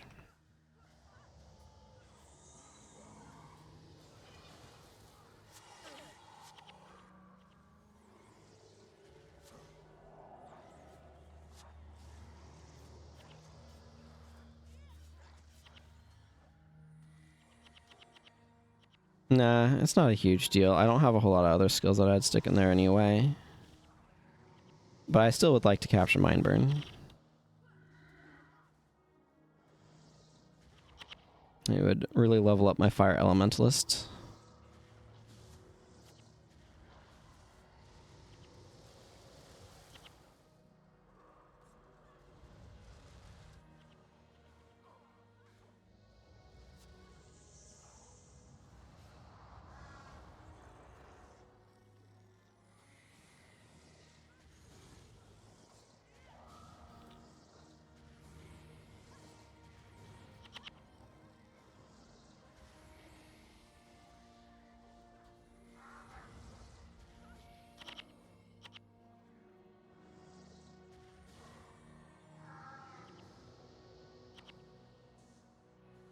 Have a meteor shower.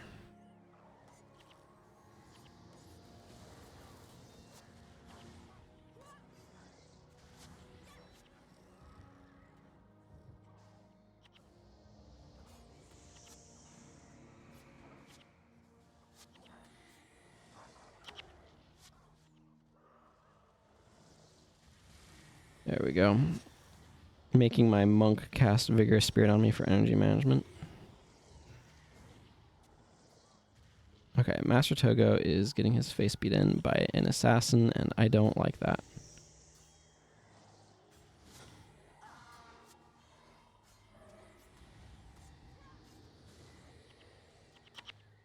I didn't think so.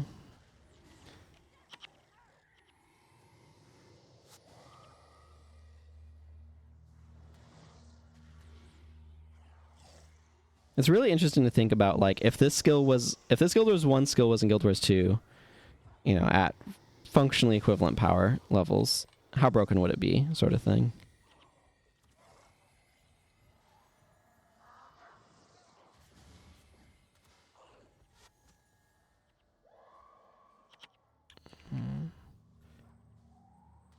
Okay, well, I definitely see a ranger boss over there. Ah, Menlo died. Where was he? Just there and just got himself killed.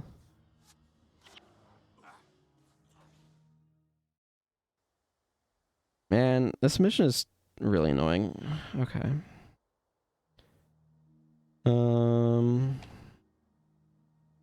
Let's clear out my inventory, I guess. Hey, Major Vigor. Victory is mine. Minor Vigor. Victory also mine.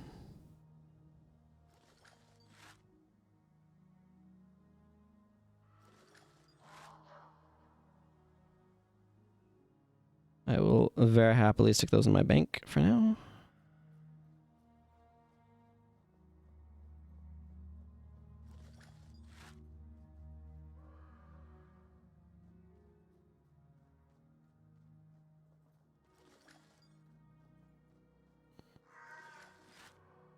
Major restoration magic. That one I don't know about value-wise.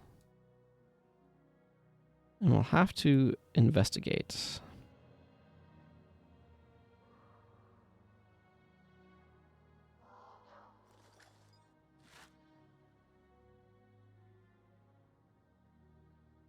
I'm just going to stick it over there for now.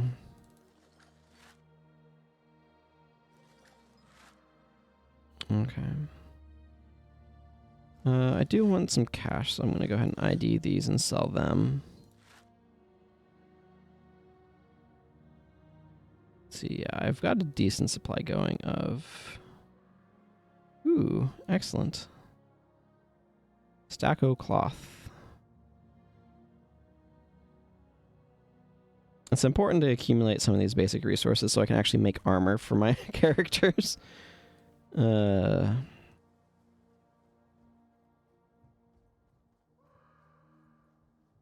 I'm pretty sure an early boss can spawn here.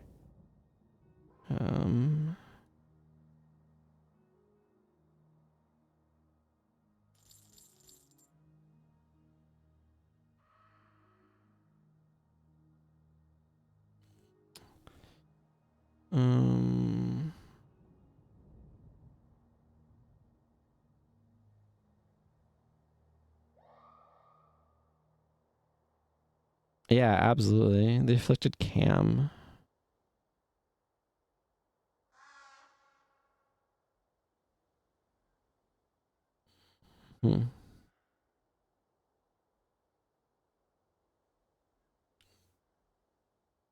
Elemental attunements found in the Undercity, along with Mind Freeze, both of which are useful to have as well. Okay. And friggin' Vizuna Square. Okay.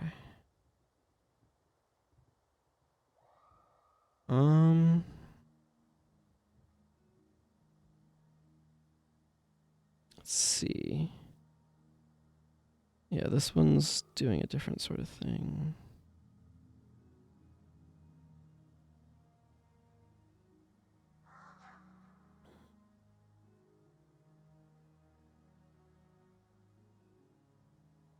I'm gonna swap out his heal party. I think that's probably bad for his energy management.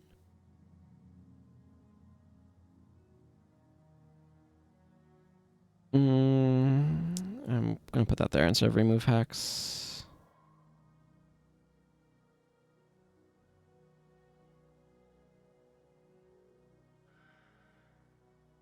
This is arguably somewhat dubious as a strategy, but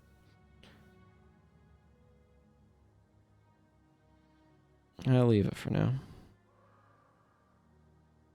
Vec is fine.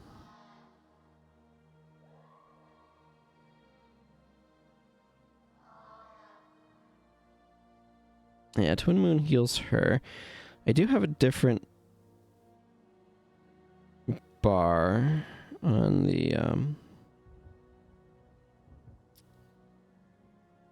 Melania I'm running on the other character, though, that has some healing, which might be worth doing.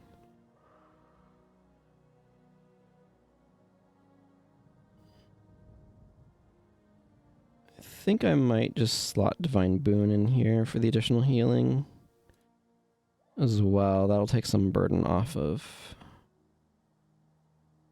the other guy. Okay.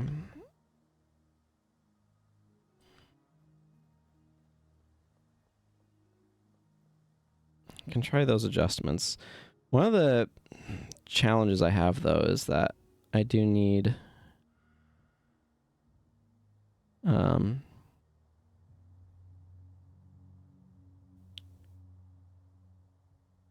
Master Togo at all to not die.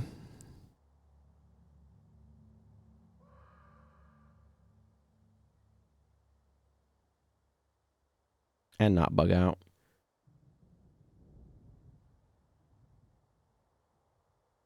Again, I'm hoping I get the LA boss in the first encounter area. This is such a long mission, too.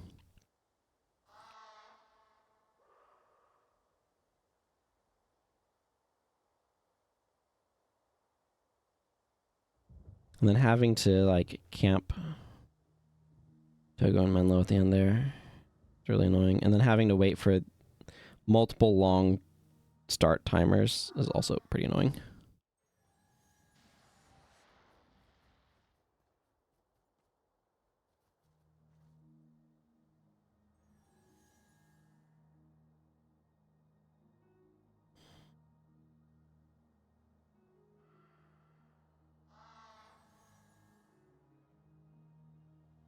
So then you have to wait for this timer to run down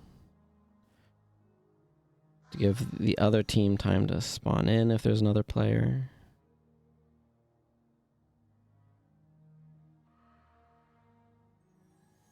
I bet home does feel especially far away to you, Milani, given you're over here in Cantha and your home is Ilona. She's a Cornin, if I remember correctly.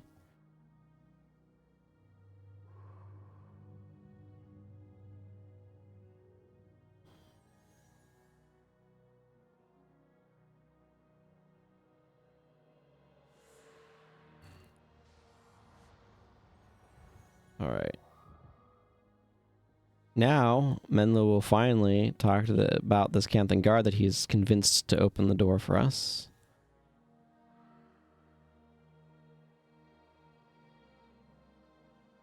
Let us find Master Togo.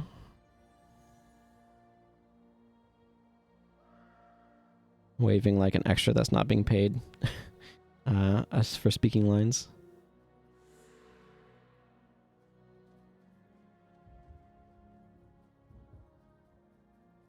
There you go. Menlo not figuring out how to walk to us. About to get ambushed by Ampha. Here they are.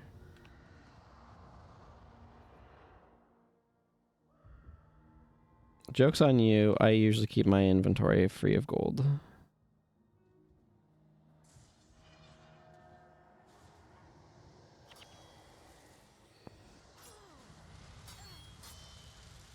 Can't do that anymore on my main account, but anyway. I mean, I could change that real fast. I just haven't. I friggin' man. I think it was the day before yesterday, or like the stream before yesterday's stream. Oh wow.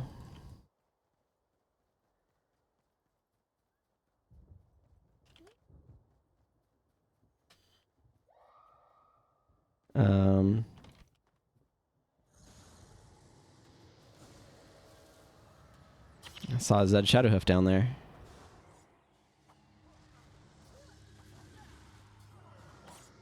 I don't know if they have all chat open.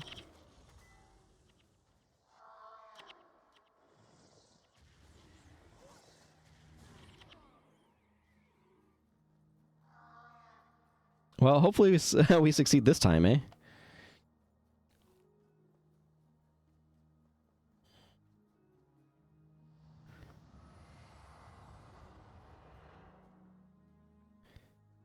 That's definitely uncommon.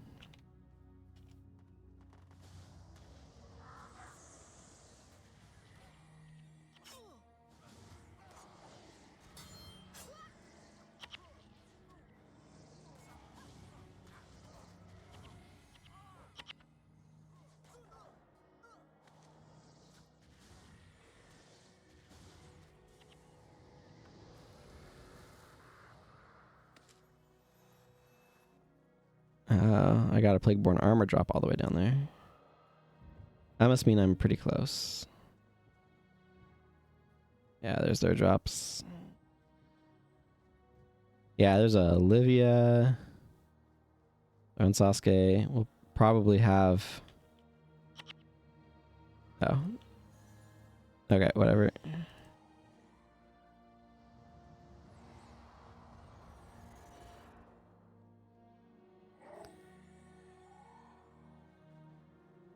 It's always exciting when you get another player in one of these things.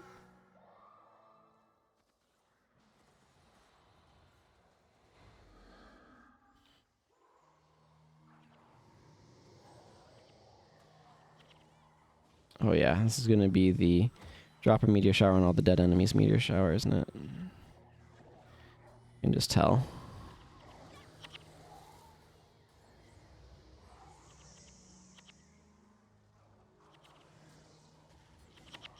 Yep. Yep, they have a soul twist. So that by itself is going to make this a lot more reliable.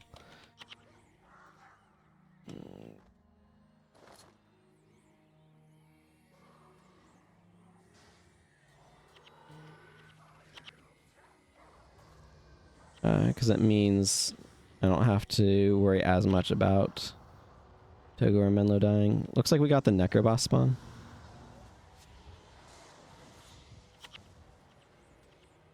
Huh, interesting. Yeah, there's another human player in the that join in local side.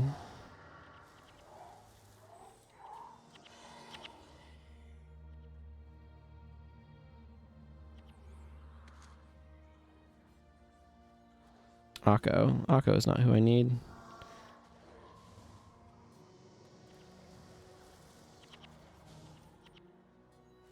No, let's not meteor shower there. Let's just lose a bajillion energy.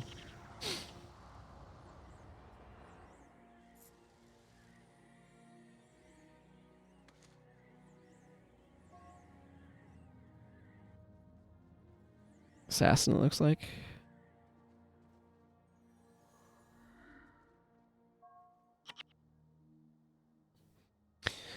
No dead bosses I need in range.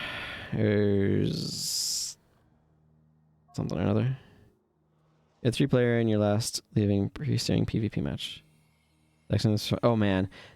Wait, has the PvP matches because of the like return thing actually been happening in pre-steering? On leaving pre? Because those, I have not seen that in like over a decade and a half probably. That is amazing. To actually have that PvP trigger. Congratulations. But like actually having that PvP happening is like holy moly. That is some 2005 stuff. 2005, 2006 stuff. To actually have that PvP match trigger. Wow. That's like bonus content.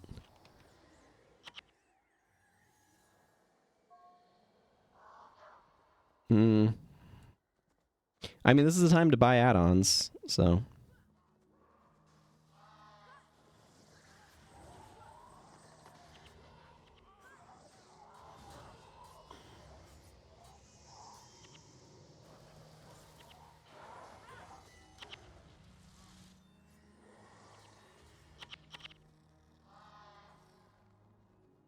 Wow, that is just incredible to hear, though, that the pre-steering PvP match is happening.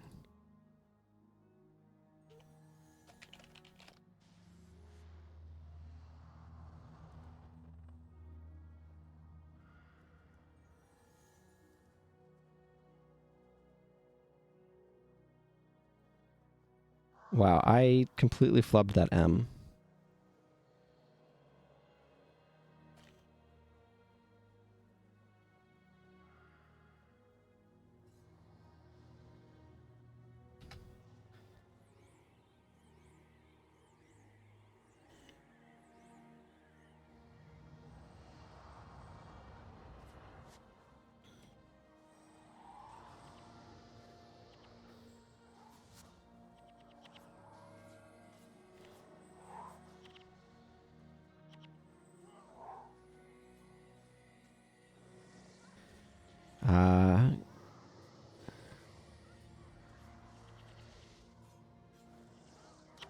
Gotta love Frenzy using enemy warriors.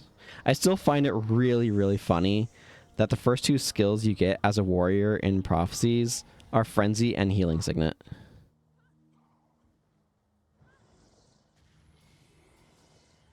Which makes you understand why the Frenzy Heal Sig meme, like, was a thing.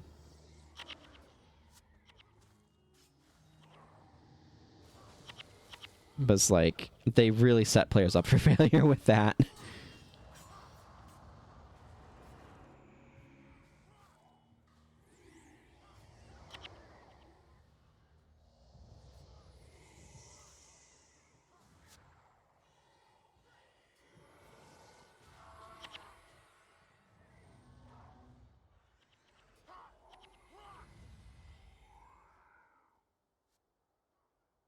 16 bones.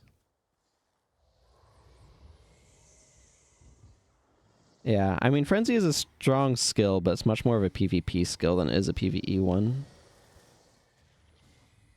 You really have to buy every add-on one. Yes, it's awful. There is no quantity adjustment for this store. I don't know why. Also, if you're buying Shunlai panes, make sure you're paying attention, because I accidentally bought a material storage instead of a pane.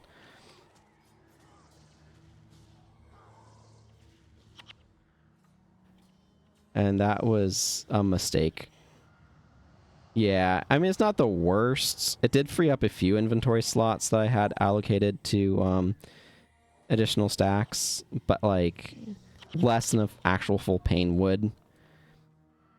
Let's just say material storage enhancement is way more useful in Guild Wars 2 than it is in Guild Wars 1.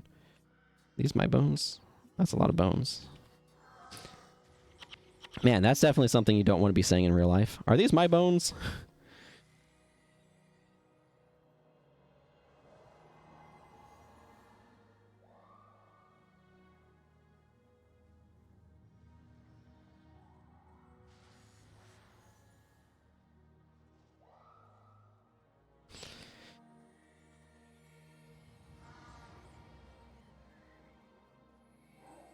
Yeah. Auto deposit in Guild Wars 2 is really, really nice. But yeah, there's just so many more crafting materials that being able to have a cap at like 500 especially is just so much of an improvement. In Guild Wars 1, you're probably not getting very many materials to that point, maybe just commons. I think Silk maybe has hit that point in my main account as well. But getting full stacks of rare crafting materials and Guild Wars 2 crafting is terrible. It's like so bad. I hate that system. I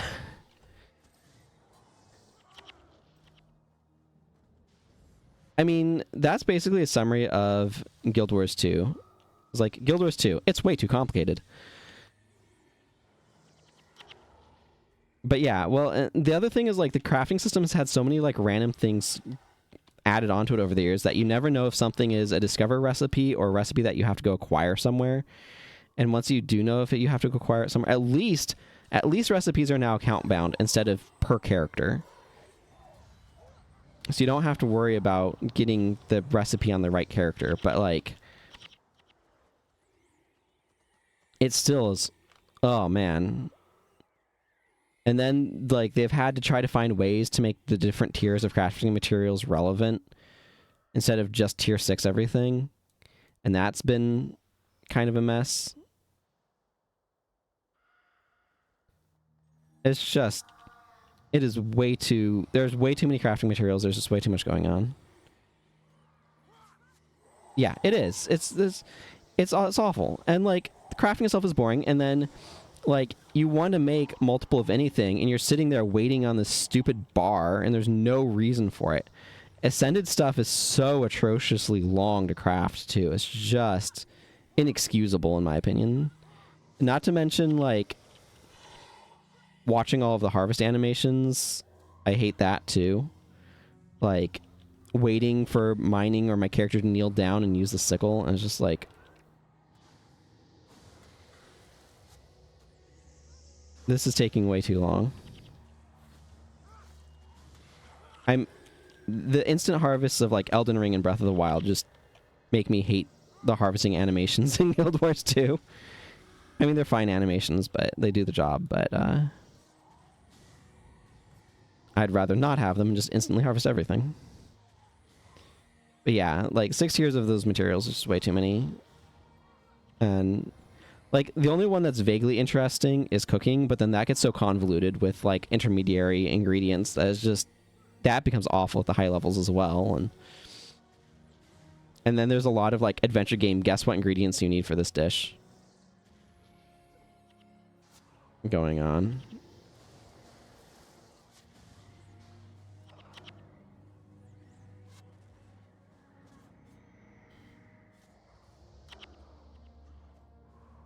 Yeah, leveling up crafting is also absolutely atrocious. Not at all an interesting experience.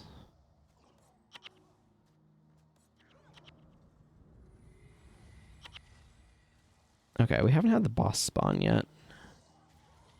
But also, Menlo and Togo are not dead, so I consider that a huge victory. I know. Crafting Ascended Gear is... At this point, why bother? Because give it half a year and you'll have gotten a set from the Wizard's Vault anyway. Okay, we got the Mesmer boss, which is suboptimal for me.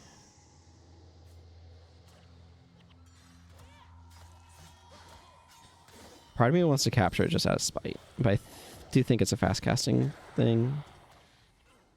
Yeah, it is. So, it's not really much point.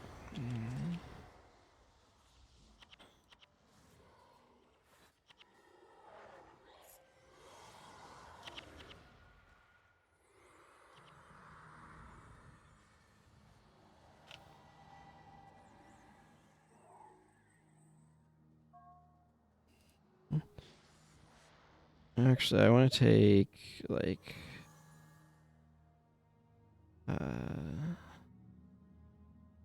Stolen speed at 5 lasts 4 seconds. Yeah, that's mega not worth. Yeah, I am looking at geometry. Okay.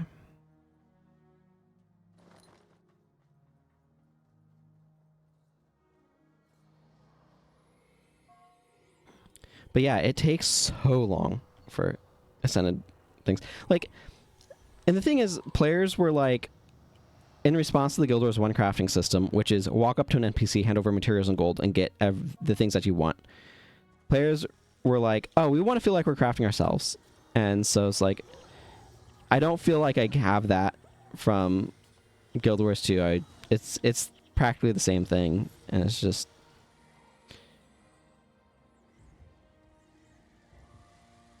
I would much prefer like a mini game that you could get good at in order to be able to like craft stuff well and have it be like player skill that determine how good of your crafting turned out or whatever, but that's an entirely different process. And it's not, that doesn't fit the ethos of Guild Wars anyway. In the sense that like wanting players to be able to become functionally equivalent.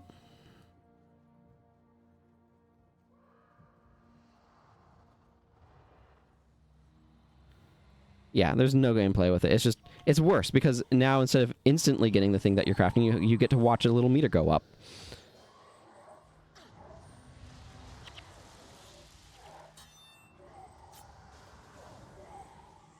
Let's not stand there.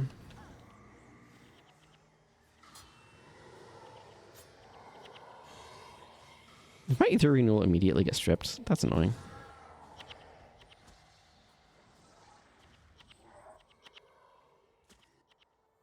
Yay, we did it.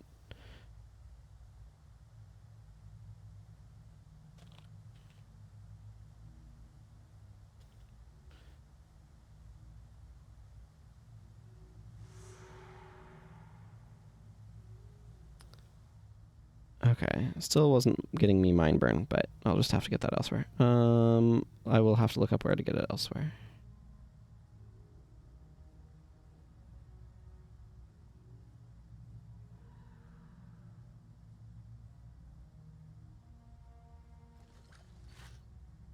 Major critical strikes.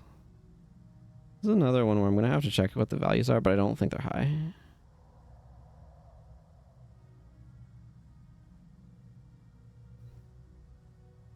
I think there's some merit to double major instead of a superior.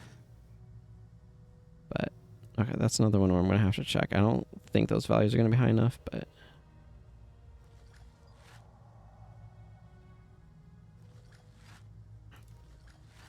Highly salvageable, you say? 20 gold, you say?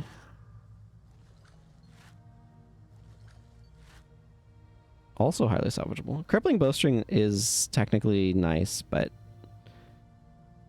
I would rather get my wood out of that, thanks. Crippling bowstring is the sort of thing where I like it in PvP on Cryptshot, but that's not a PvE build at all. Like, decidedly not a PvE build. Okay. So I can go in here and get it. I'm going to quickly see where else I could capture mine burn, though. I'm just going to kit up. Because my salvage kits are also getting low. Okay.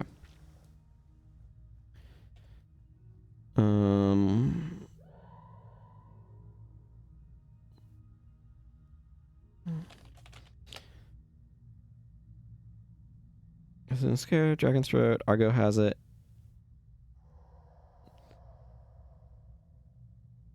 Okay. There's a couple of other ones that have it.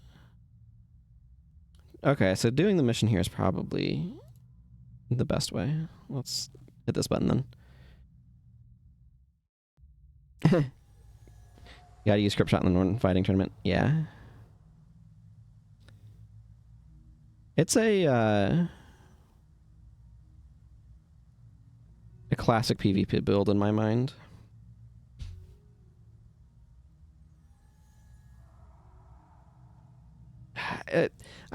One of the things is like PvP plays so differently than PvE in this game because of the intelligence of your opponents and the like strategies that you employ and everything.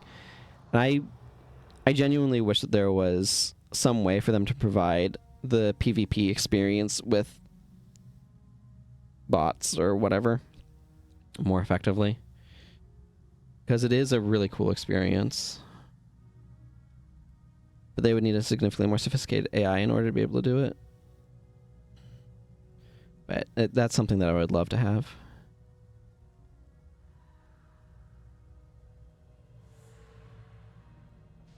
Okay, so I'm looking for...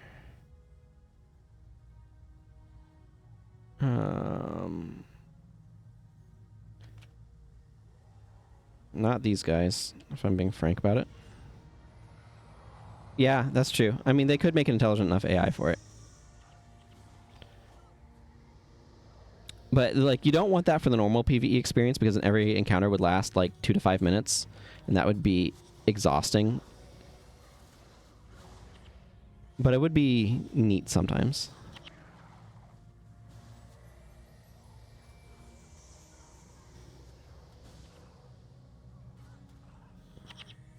Because it values different strategies, right? And, like, that's one of the things is right now the PvE values specific strategies. Okay, yeah, sure. I'm not here for points. I'm here for hunting down a specific boss, but...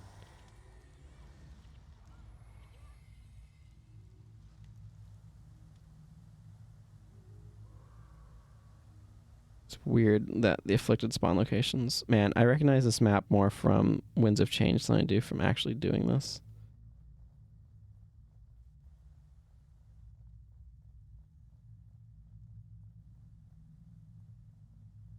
I don't know where this boss would spawn, though. Or how any of that works.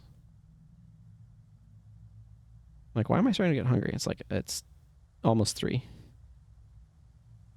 The Afflicted Susie. And I've been streaming for over 2 hours. Like, I guess I'm allowed to start feeling a bit hungry at that point. I had a nice big old bowl of oatmeal for breakfast, but...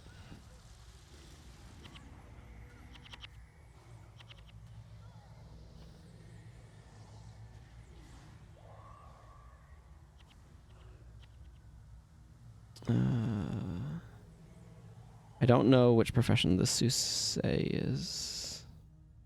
Okay, that's 100% a ranger. Ow. I'm really glad I'm in my pyromancer's armor. We're gonna party like it's 2005. Drop a bunch of rocks on enemies' heads.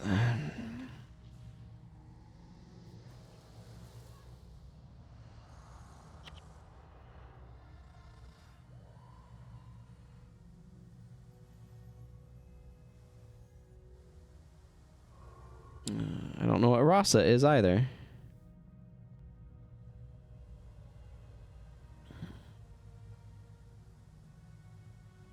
There's a lot of afflicted over there. Okay, that's the one I want then.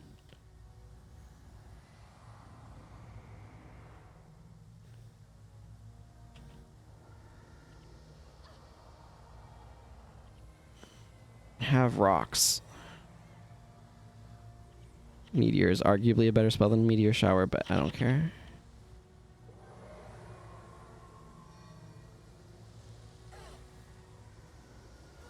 Oh, we are about to get wiped out.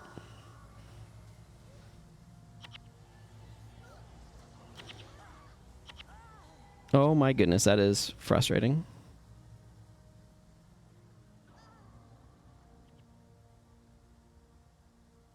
I found the boss that I needed and then died. That is not how you want that to go. In my defense, I got hasty. Or defense. Anti-defense. I got too hasty, and that's my fault. I should have cleared out the groups around the boss, but... Okay, let's try that again. I know I'm looking for Rasa. Why do I have a minute-long starting timer? I don't know. There's no reason for that.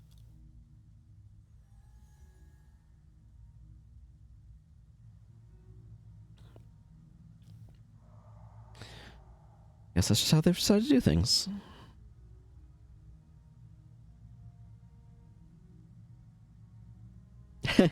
That's true. At least it is not back to pre-searing for me. I am not going for Survivor.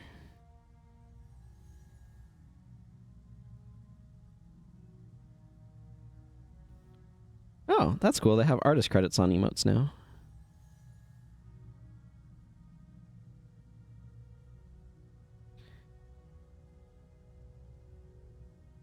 I don't have very many emotes, in part because I don't have very many ideas for emotes for this channel.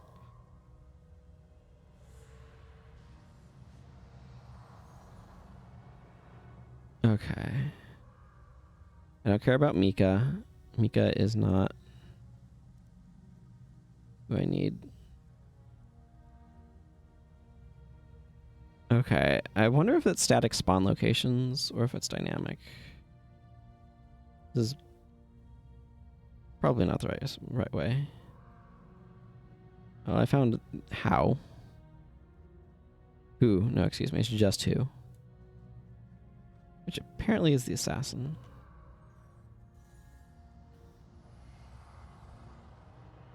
That is definitely a lot of emotes. Yeah, I have... what?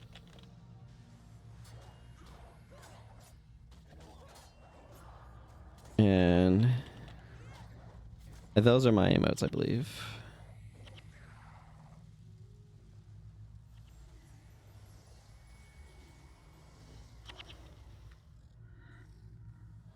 The wave is the monk on my main account.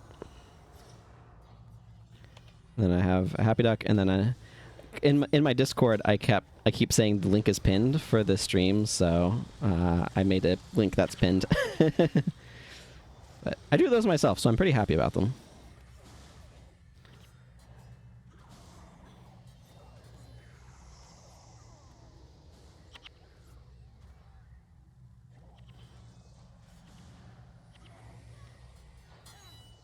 Okay, this was maybe a mistake to go this direction.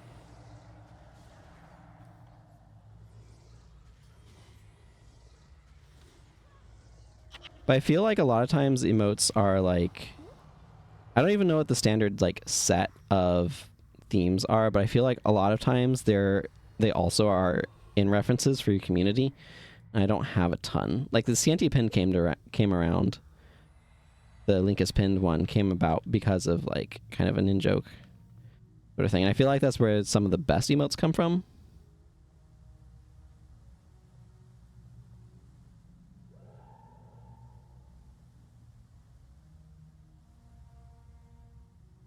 Yeah, okay.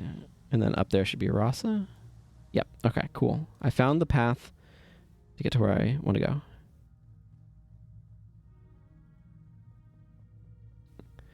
Yeah.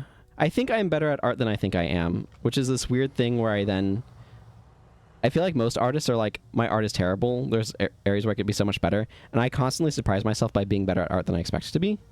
That's kind of a weird thing to say, I suppose. But like, so I feel like I have the reverse problem of what I hear a lot of artists talking about. This is an absolutely absurd number of afflicted. What the heck is this mess? What am I supposed to do about this, like, triple spawn of afflicted? I was telling somebody the other day that one of my superpowers is not being a perfectionist.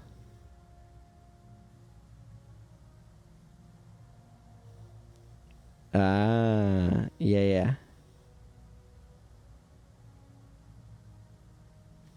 Yes, exactly. In jokes. Okay, let's try to wipe out this group. Let's... Oh my goodness, not stand there.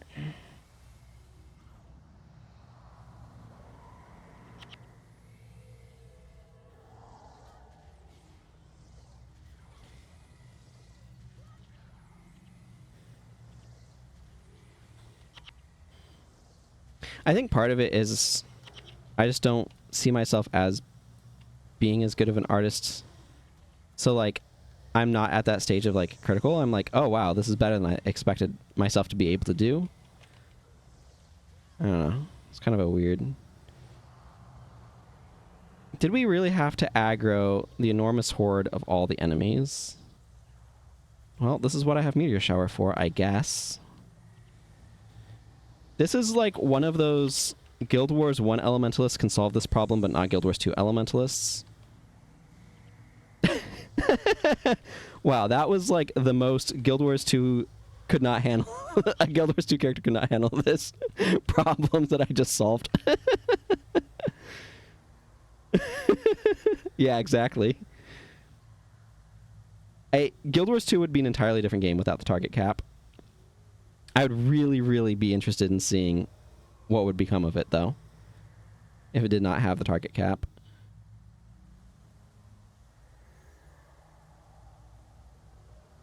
Honestly, like, if you did not have the target cap, it would make Zerging in World versus World way, way, way worse of an idea, because you don't want to stack up. Okay, I need to give it a moment. I have time. I have 10 minutes. I'm going to give a moment for some of these energy pools to recover. Yeah, I think World v World would be way better. Because, like, if you attack a keep and, like, 5 elementalists dropping meteor showers on you all at the same time just wipes your entire Zerg, it's like, you wouldn't do that.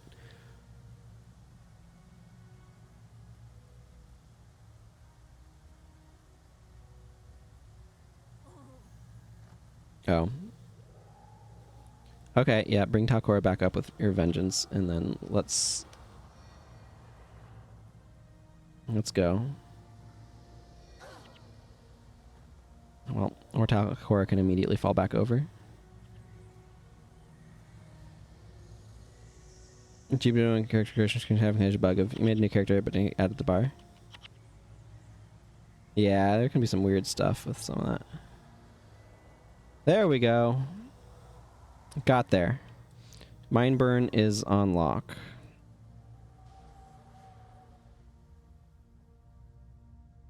That leveled both me and Sasuke up.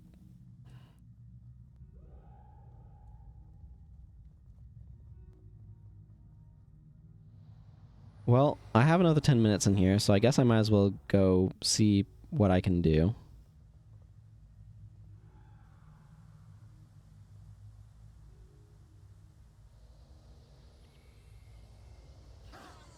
Part of me would like to escape and go get the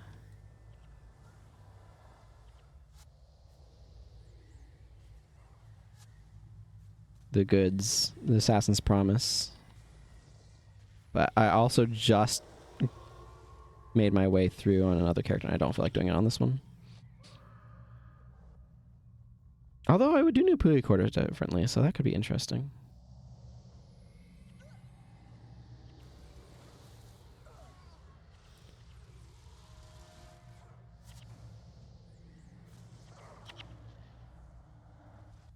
Man, it feels really good to have mine burn.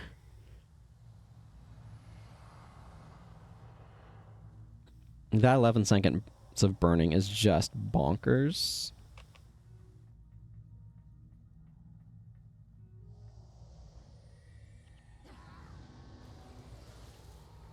Plus is a really good overcast enabler. I kind of want to go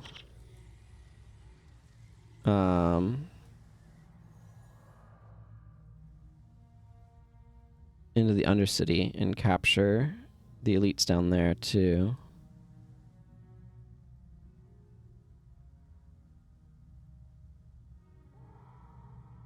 Because I can go get 2 different elites down there.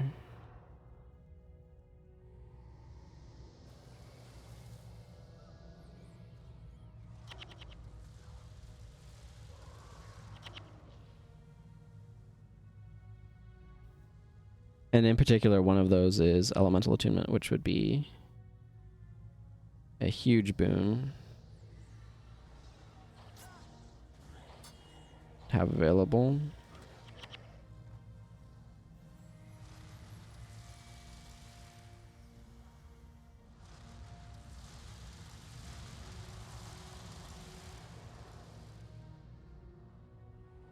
Because dual attuning is a really good strategy. Okay, these guys are just going to stand here and let me burn them to death, so I'm going to take advantage of that.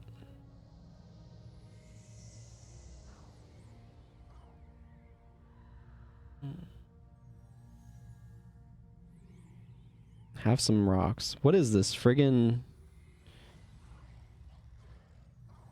prophecies in 2005? I mean, I remember doing this sort of thing. Don't get me wrong, it was sweet, but like, this is classic AI not triggering mode here.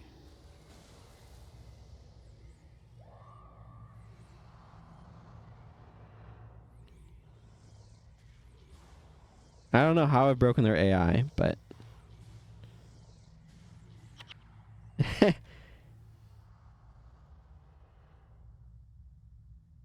I remember practically soloing Riverside Province. My first character was an elementalist. And I remember 3 of our party members like disconnected or dropped out or whatever. And I was on the Ellie, and I remember slowly meteor showering and firestorming our way through that whole mission. It's one of my like core early Guild Wars 1 memories. I have so much overcast built up right now. Oh my goodness, look at that huge stack of enemies. Okay, let's not stand in that.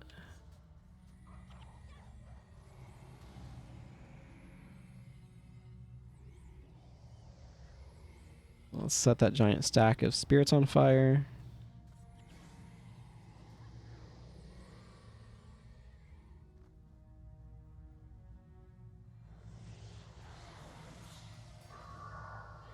Okay, stolen speed, maybe not good times. Yeah, if we wipe, we wipe. I'm not too concerned about it.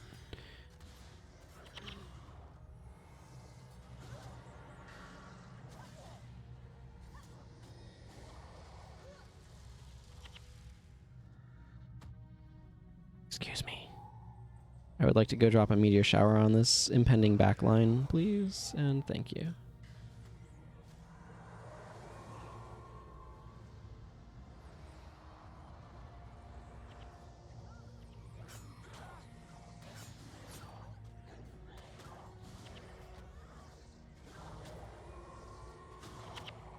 There's Milani.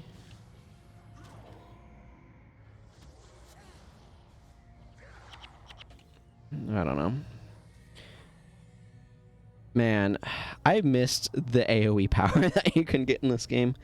Was not experiencing that on my warrior much, but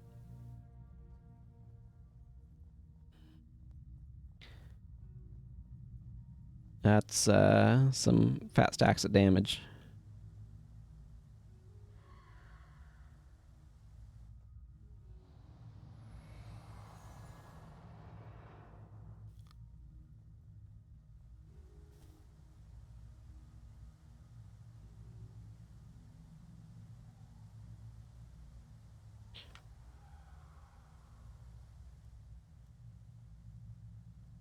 I wonder if this mission, like, runs out of afflicted at some point in time.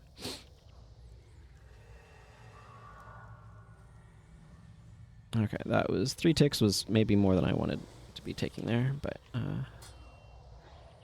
whatever, we're still growing.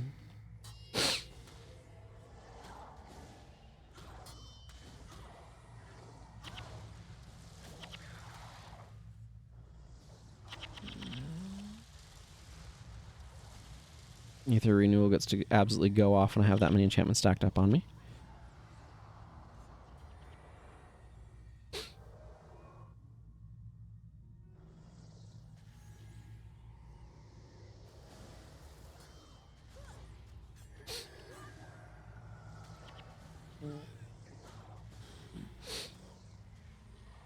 Oh yeah.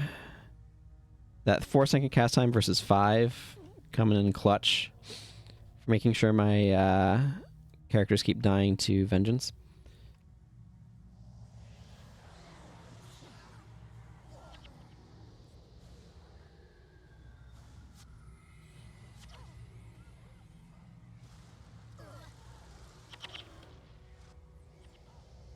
Okay, maybe having Ether Renewal on my bar along the side Mind Burn is pretty good.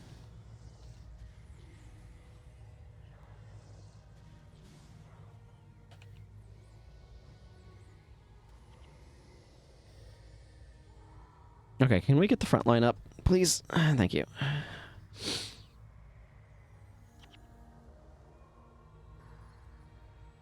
Yeah, Ellie is very energy inefficient.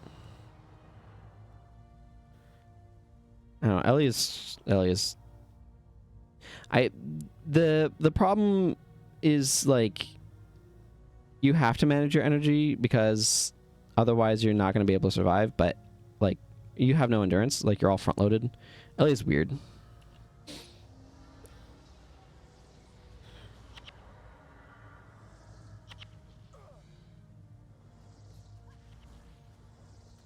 Ellie really needed armor design in this game to be different for enemies.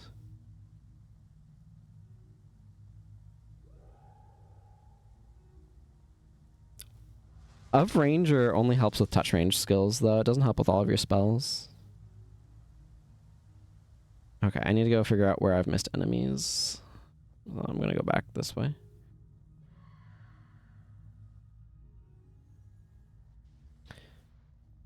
Yeah. I mean, to some extent, the larger energy pools function as a buffer against overcast.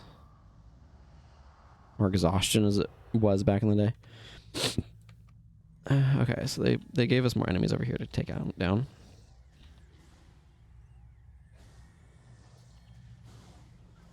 So I'm not sure which touch range Ellie skills you are wanting to use with expertise. It's like Starburst counts. I think there's a couple of others, but does it just respawn the groups? Yeah, because this is the Afflicted who's back.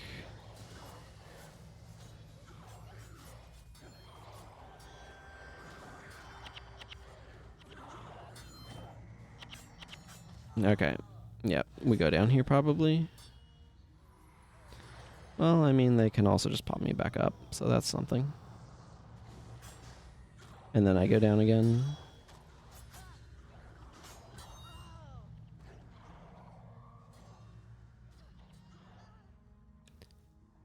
Yeah, expertise is like all ranger skills, attack skills, rituals, and touch skills. Something like that.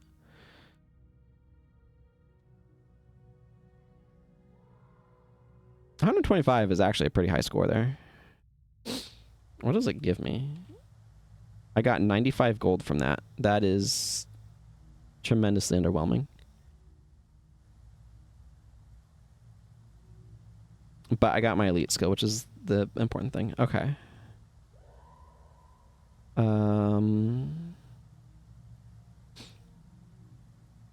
Okay, I don't need that on my bar when I have that. And I want to go...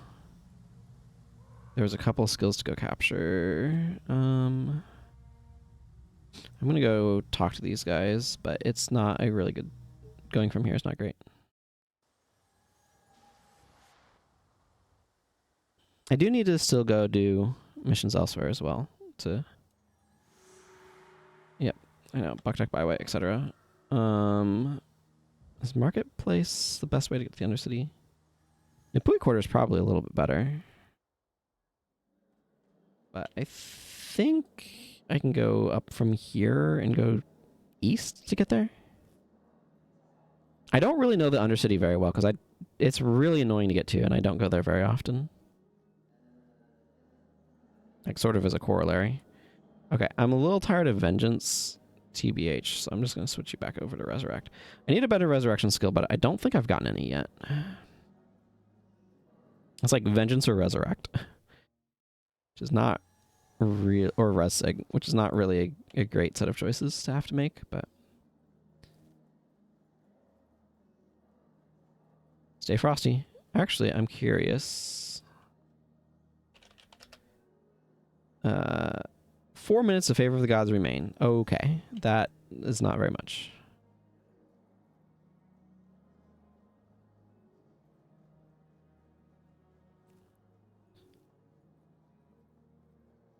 Chief Autan. Hello. I should keep my eyes open for random quest things. I definitely want to make sure I'm doing quests around these areas to some extent, because I do want to... Hello, what do you collect? Oh. I could get Canthan Pants. I do want to...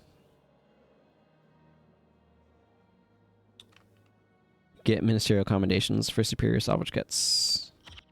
Because having those to hang out with is nice. Anyway, I want to get Mind Freeze and Elemental Attunement, so let's work on that.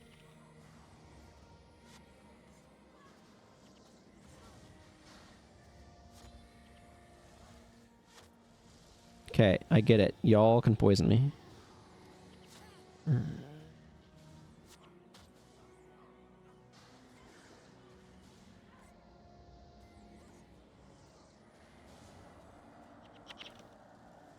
11 seconds of burning is just absurd.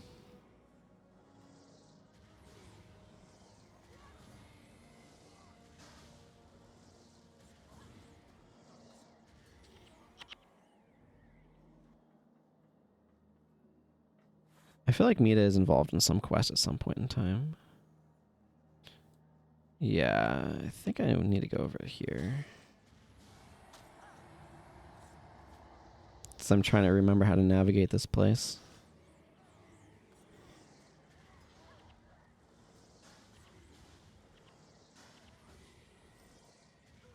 Yeah, I think it's over that way. Yeah, there's the zone transition to the Undercity. It's underneath the Jiaquing Skyway, which is pretty neat, actually. Have maps that are, even if it's just technically one over the other.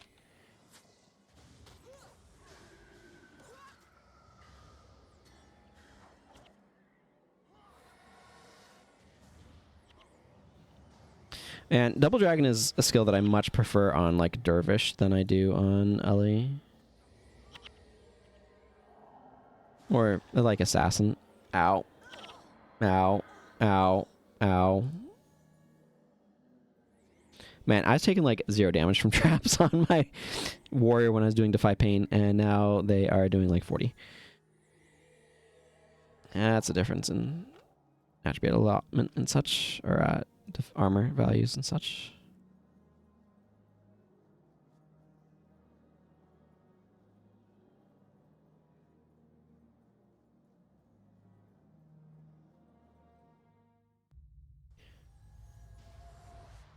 Yeah, it doesn't surprise me there's a bunch of guards down here. Okay, I'm looking for... Actually, you know what? I'm going to look up a map of this area so I can see where the bosses I need are. The Undercity.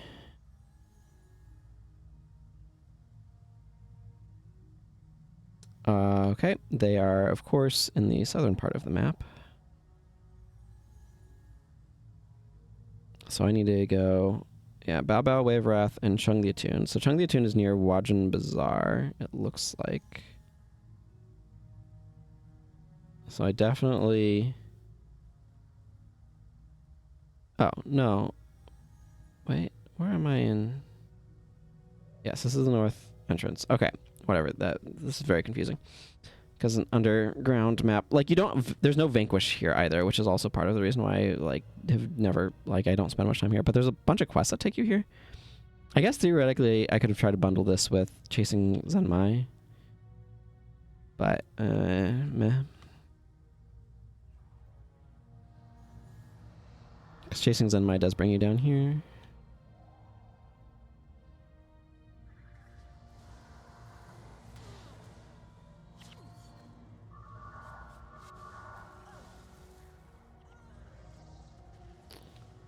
Milani. Good old Milani. Yep, they are evaporating.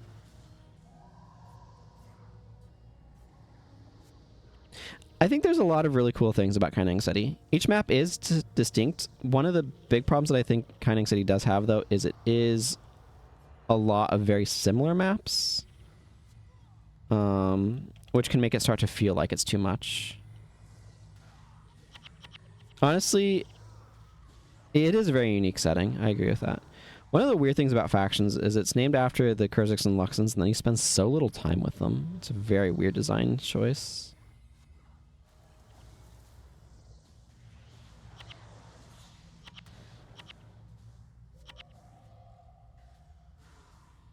Okay, well, I'll at least do... Wow, that guy was like out of energy. If I had more energy at that point than him. Okay, days is...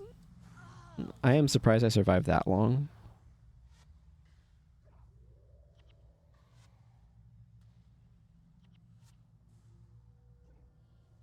Kill that Ellie. We killed everyone but the boss. Yeah, absolutely. There being so many maps of the city does give it scale. And I think that's a very true and important part of it.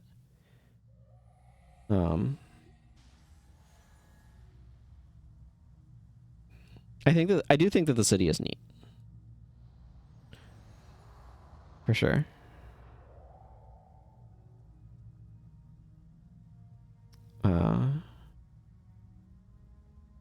It took me a while to sort of appreciate it to some extent. Because I don't think it's utilized as well as it could be. But...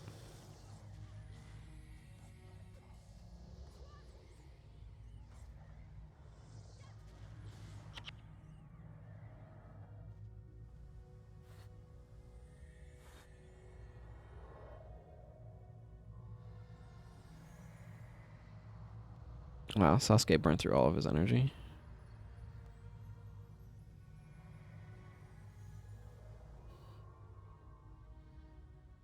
I do think proportionally, in terms of number of maps. Interesting. Proportionally, I think there's maybe too many maps in the city relative to other parts of the game as well. But, like, I don't know. It's really interesting to think about. Like, there's a lot of complaints when Factions first came out that it was too small.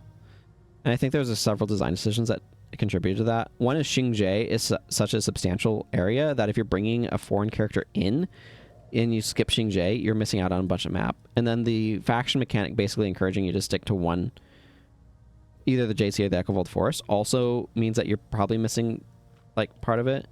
So it's kind of designed in a way to encourage you to miss around, like, a third to, like, 50% of the maps, if you're a foreign character especially. Which I don't think was a good design decision.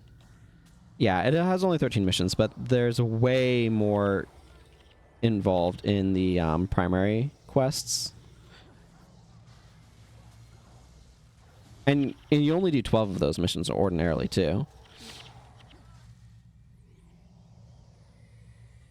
It's like, that's also a thing.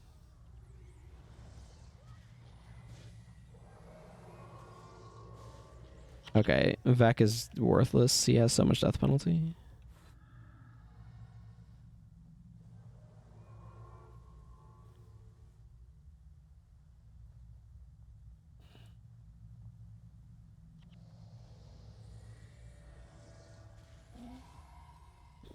But yeah, I mean, it's Prophecies is ridiculously huge and doesn't really utilize its size. I think Elite Skill should have started showing up in Kryta incidentally in Prophecies, but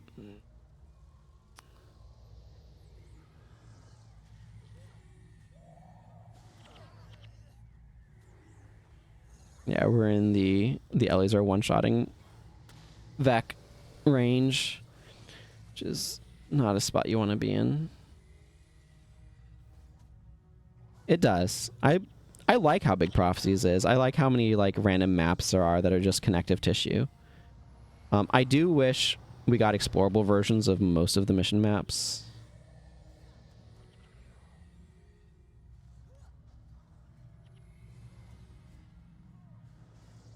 I think that would have been neat.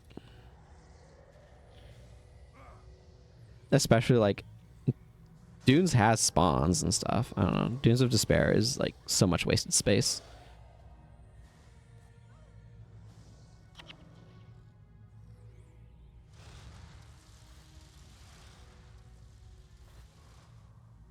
Okay, so one of the bosses is down there. I don't remember how to get there though. We need to figure that out.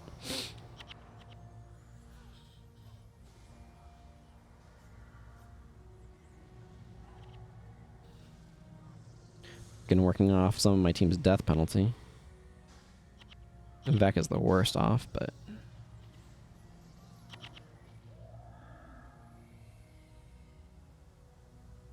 yep. Oh, well, it turns out I don't actually have to figure out how to get down there because there's a convenient road right there.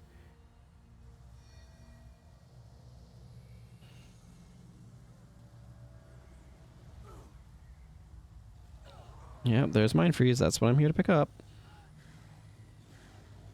Well, one of the two skills. Oh my goodness, Rust.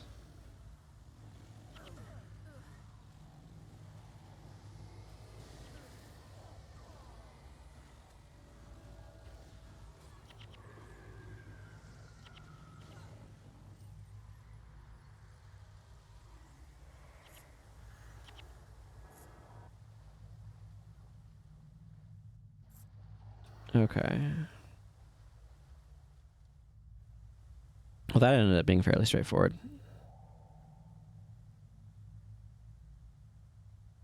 The Rust causing me problems there. Okay. It looks like if I go to the other side, I should be able to get where I want to go. This is, yeah, super duper not worth using with no investment in water magic. Just kind of doesn't surprise me. Yeah, most of the time Rust is just a damage spell that then leaves a hex for things that care about having water magic hexes, but also makes signets take like 2 or 3 times longer to activate, so yay.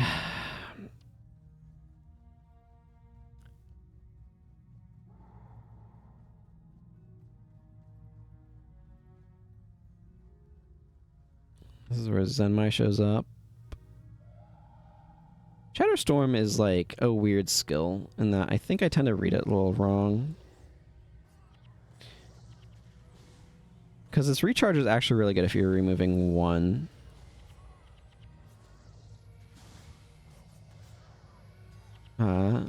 Enchantment.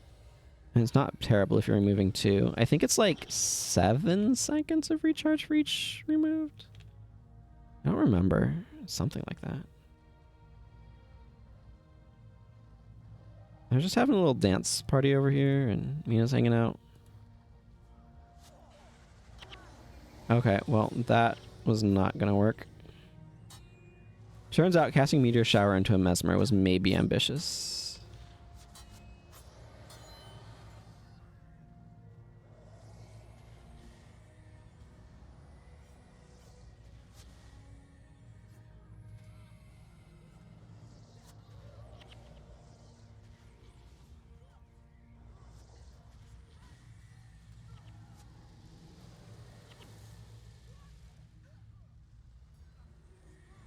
Everyone Shatterstorm. Oh, well. I didn't look at that. I guess I could technically capture Shatterstorm on this character, but that is not something I was thinking about doing. I can at least look at the text. Yeah, it's 7 seconds.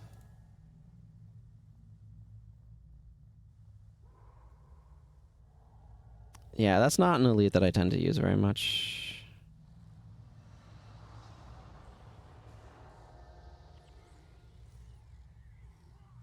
I do think it's a little bit better than it looks. Like, if it's functionally an 8 or 7 second recharge, that's actually really fast for enchantment removal. And removing 2 enchantments with like a 14 or 15 second recharge is not terrible. It starts to look kind of bad if you're removing a larger stack than that, though. And like Gaze of Contempt starts looking a lot better. Okay. Chung should be down here somewhere. Let me figure out which way I want to actually go from here. It looks kind of like more the southern path would be a bit more direct. He's in the area of like burnt out buildings under near where the vermin are in Shikwang. Yeah, over here more. Bye? I guess. Yep, as soon as charge came out, they de-aggroed.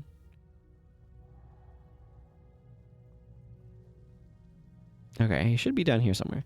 This is such a, like, neat looking area, this, like, burnt out area, and then there's this distinct vermin enemies up above, and it's just kind of really neat, like, a little specific set piece area. Okay, it looks like we're going to want to go into that burning alley. Because in Prophecies, Elemental Attunement's on friggin' Perdition Rock, which I'm a wee bit away from.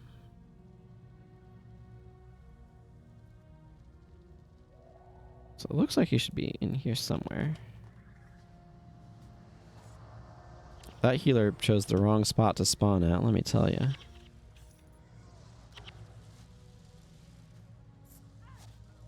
Oh, I see. We have a spawn from... They came from behind sort of scenario. Okay. Have a good sleep, Paint 2D. Thank you for joining me. Whoa. I died and suddenly started spectating costs. Nice.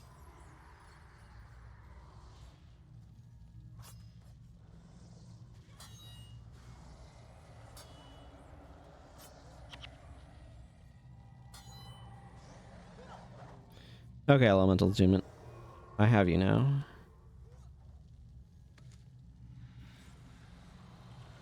Now I can do the dreaded Elemental Attunement Mind Burn combo, which gives me 12 seconds of burning and 69 fire damage twice. Nice. Okay, well, that's getting screenshotted.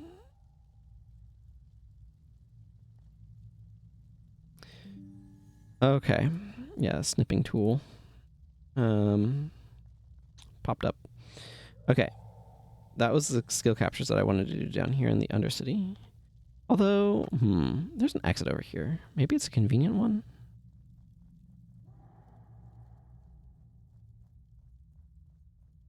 Probably not.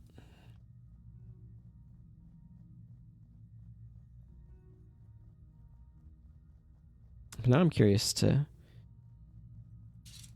get it on my radar, as it were. I should do that, though, before I do that. Or I'm going to lose Mind Burn and keep Elemental Attunement, which is not, like, the worst, but it's not ideal.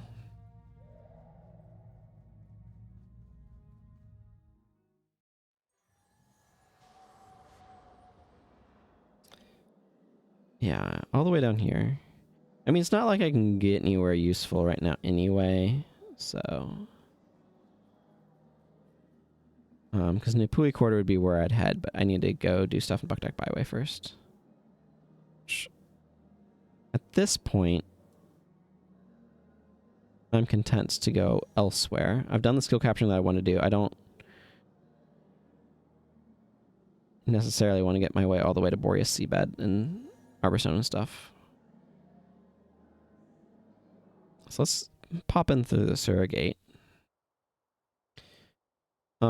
I could do Eye of the North stuff. That feels a little bit distant. Let's see, I did Great Northern Wall. I did that. I did Gates of Kryta. Yeah. So then I can go to like the Wilds,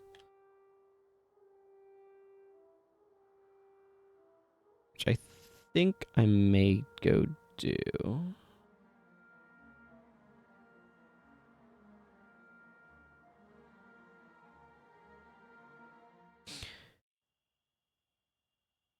Because I need, let's see, I can do the Wilds for here. I don't have Ring of Fire Island Chain, which is fine.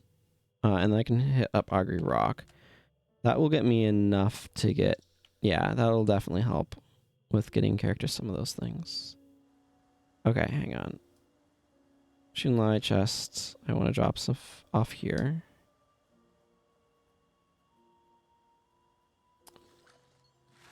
Plague Idols, Salvaged Iron. Probably better that way for me.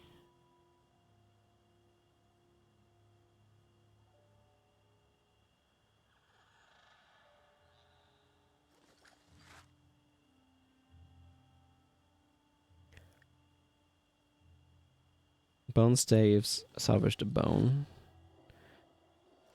Which should probably be obvious, but... Putrid Cysts also often give dust, and more dust is good too.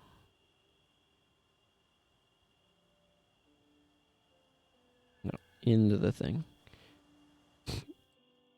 Okay, Seahor. I need 2 more skills on my bar.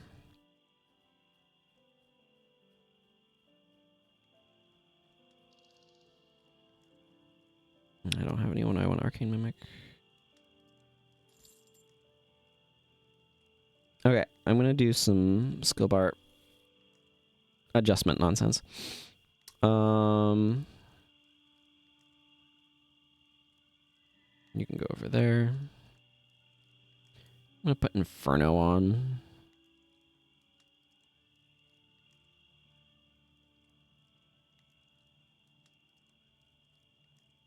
What else?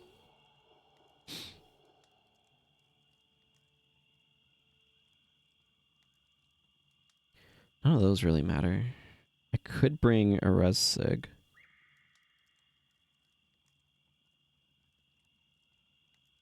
We're going to be dealing with a lot of spiders. Let's just bring Glyph of Lesser. That seems fine. There. I like a skill bar arranged like that.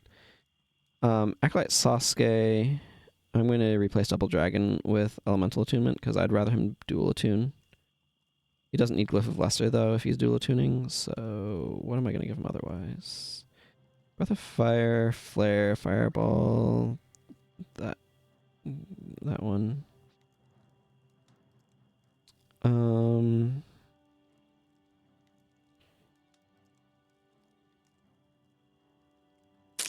Honestly, I think I might just give him Mend Ailment.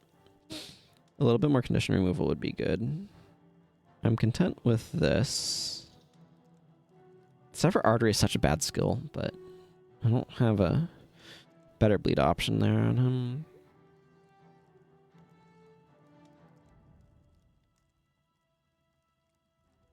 I think I'm going to switch to Thrill of Victory for now. So I'm not too worried about things blocking him. Vec is fine. Melania's fine. I'm content with that. I think Dunkoro should be okay by himself. Yeah, and they both have Condi removal as well. Okay. Let's do the Wilds for a thing.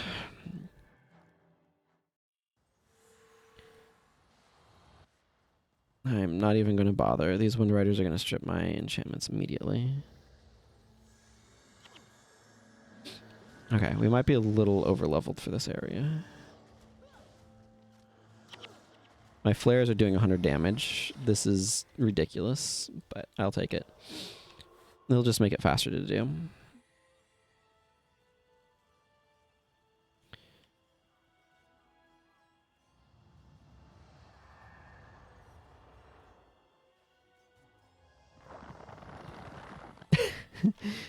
That was really funny. Oh my goodness, those guys are weak to fire, and you can tell when they take... Okay, I have to admit, coming back to early areas on an Ellie feels really, really good. Like, this is something that you cannot get from Guild Wars 2. Is popping things for, like, way more damage because you're over-leveled.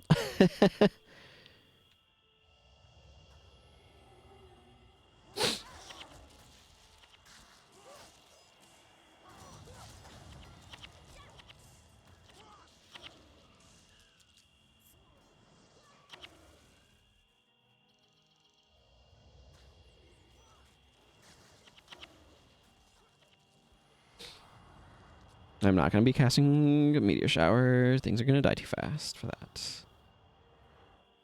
Okay. I need to go bonus guy. Which I think is down this way. I don't remember. It's not far. That's my point. I'm going to Meteor Shower this for fun.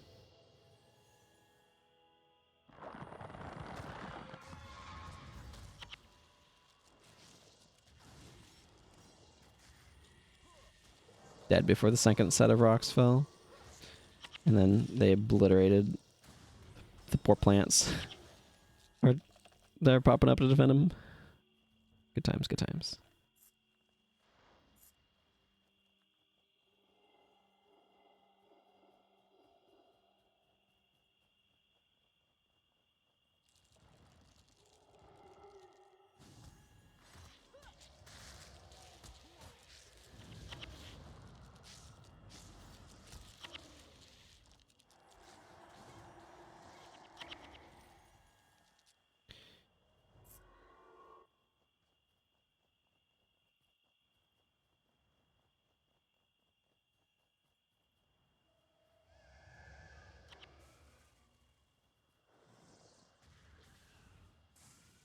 Yeah, Orison is not going to outpace me in Sasuke. It's just not possible. Not when we're hitting you with flares for 100 plus damage.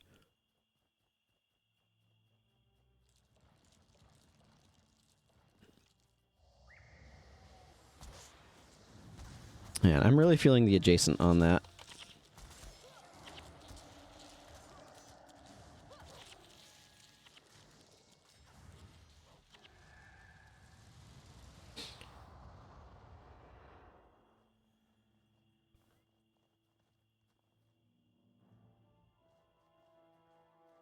There we go. Need to activate these guys talking.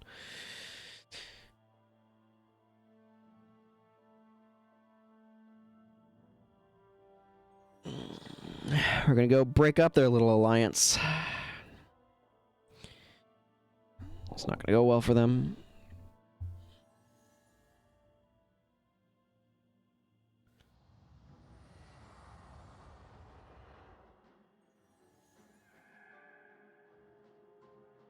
Yeah, this is...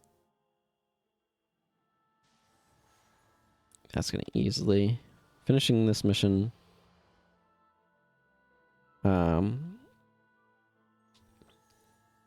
will get me the 5th one that I need for my dervish to get access to the scythe. Excuse me.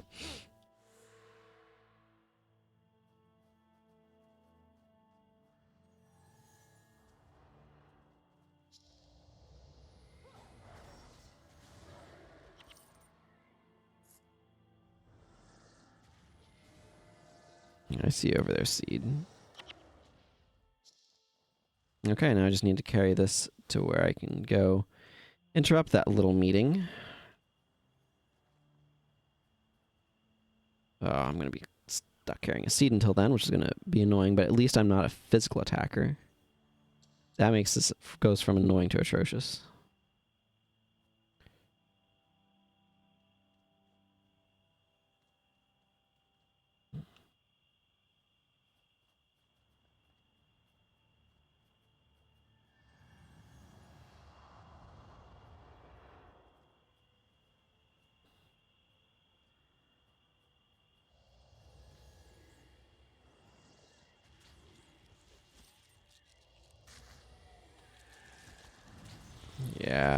Okay, this is nearby. That's probably a better choice.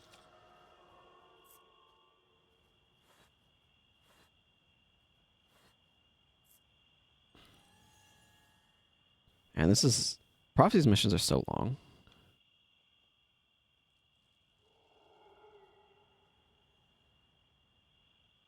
I'm gonna look up Glyph of Sacrifice, actually.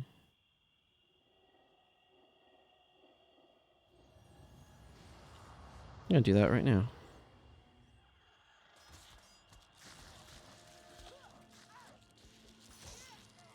Glyph of Sacrifice. Acquired by skill trainers. Okay, I'd have to go to Camp Browncore to be able to get it, but that might be worth doing. I do have Drox, so I can go up there. Excuse me. Because being able to Glyph of Sacrifice up a Meteor Shower would be very spicy.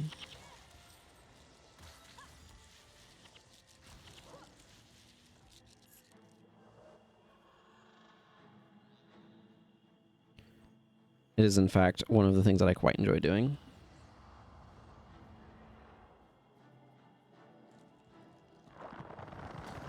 And frankly, more interesting than using Inferno.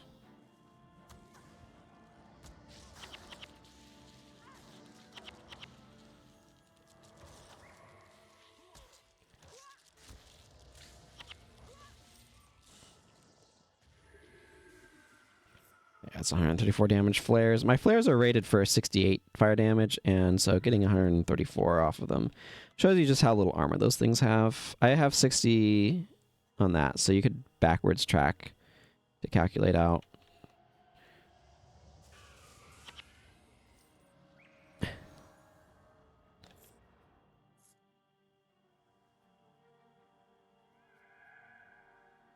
Yeah, and I like Sasuke having more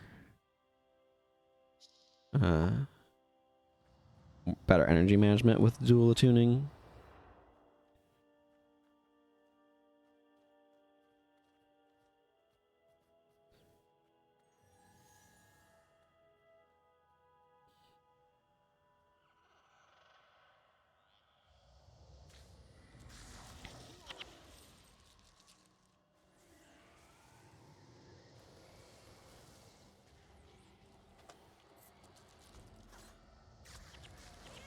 Wow, that's 215 damage, though. It's bonkers.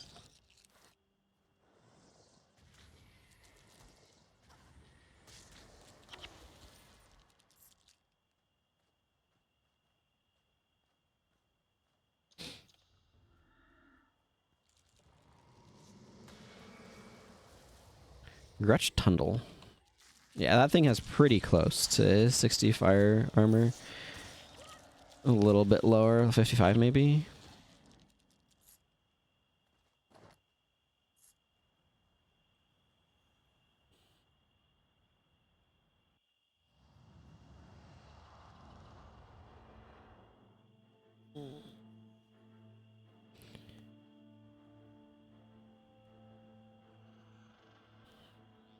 Call this big brain pyromancy.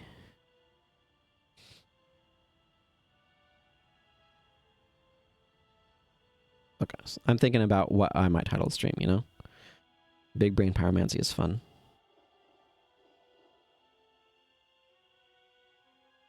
Goat Stormsinger. No, that's Chot. Chot? That's a C, not a G. Okay, yeah, that's fine.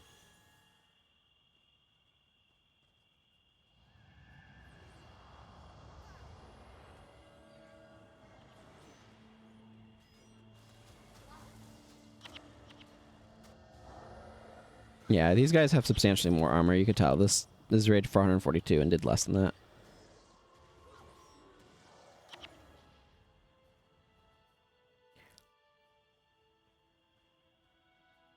The good news is we're getting close to where I can drop this seed off, and that will improve my movement speed. Thankfully, we have charging costs here to help also.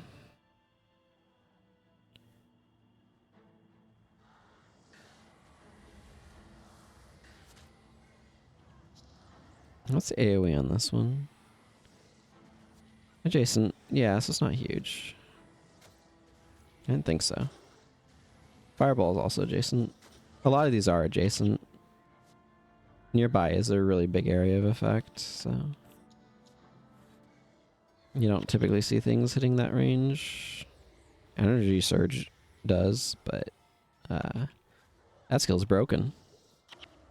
That skill's so broken, so it's massively overpowered.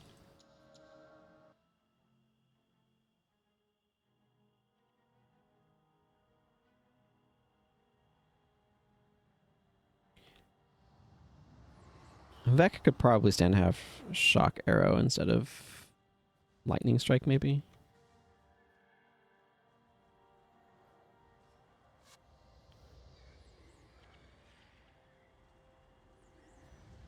I don't know why I just hit the Inferno button there, but I did. As you might expect, it did not do a whole lot.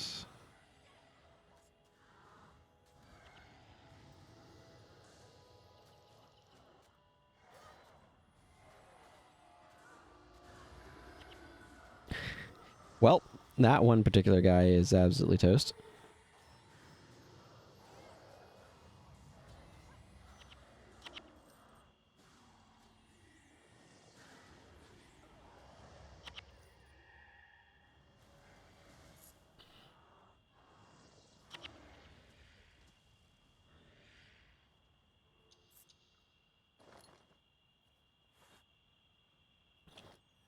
I'm just making sure I have, or checking my inventory capacity. All right.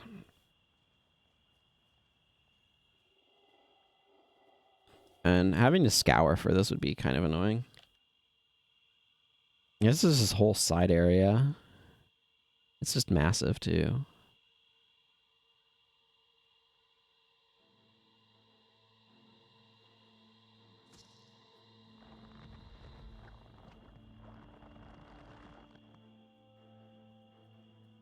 This is a staff I got from Eye of the North. It is not a very good staff. This is such a cool spot, though. This lake. Hi, Sasuke. I don't know what he's laughing at, but...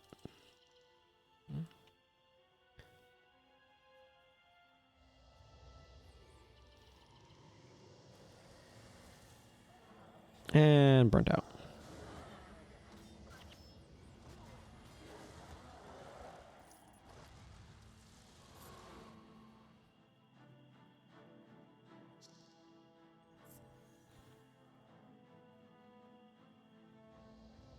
Hello, I'm here to interrupt your convention.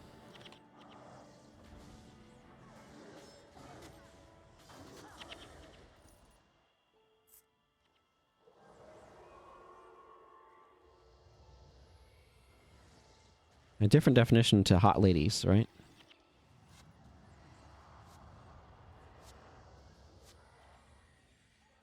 They're literally setting you on fire.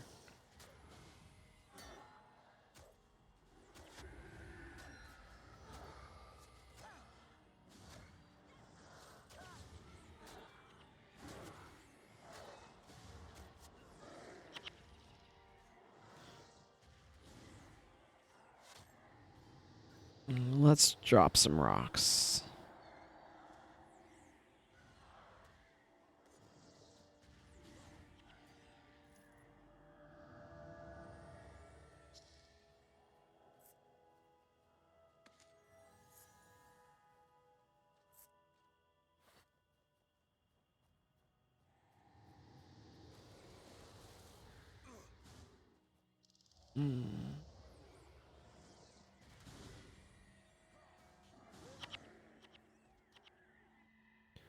Which ones do I need to kill for the bonus? I think it's actually up there.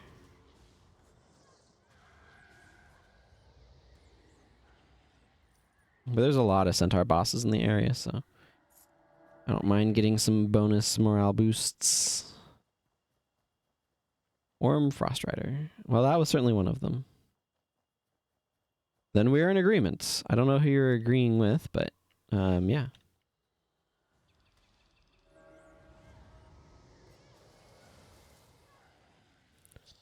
Welp. Goodbye. Bonus accomplished. Because I'm not worrying about cartography on this account, I am not running over there. There's a bunch of cartography to gain over there. Because this map is riotously massive over here. Got the whole lake area, and this is just a whole side area where they stuck the bonus. Wild.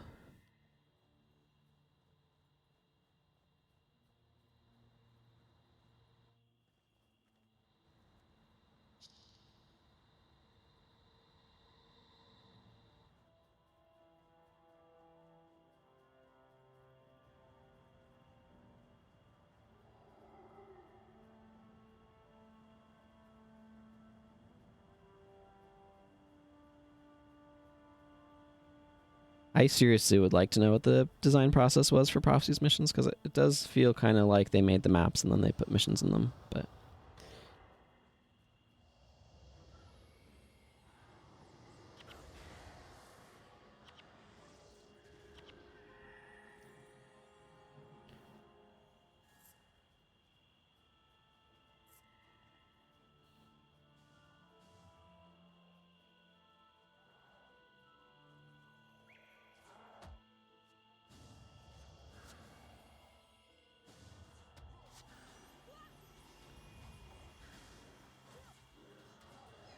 I see you back there, Protector.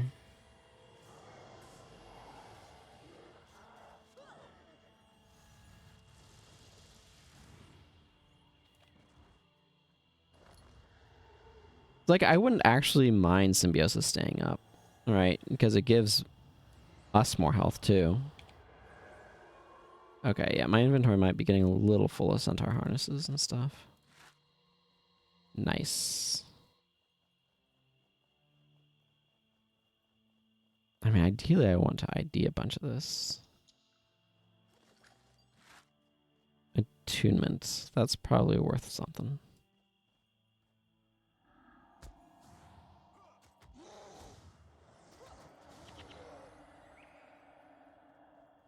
Like, my loot stores have gotten too full. I don't know what to do about it, but I don't want to run out of inventory space. We're actually getting pretty close to the end of this mission. We've been in it for 18 friggin' minutes because it's long. It's a Prophecies mission, so... how do we...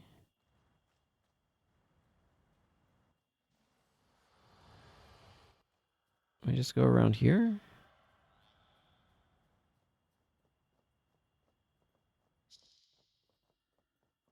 There's some really trolly spots in this mission that are just like overlooks, basically. Like, that's functionally all they are.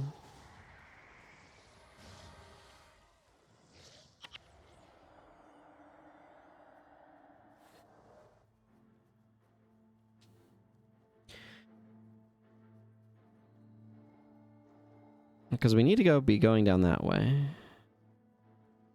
And I might have just taken a route that doesn't go that way.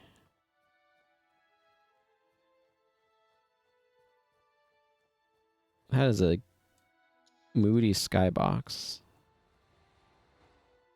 The weirdly straight line right there.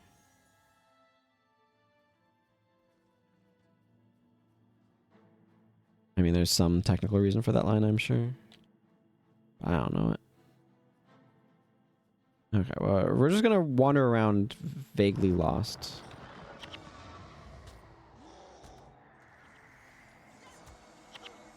Yeah, I kind of figured that wouldn't happen.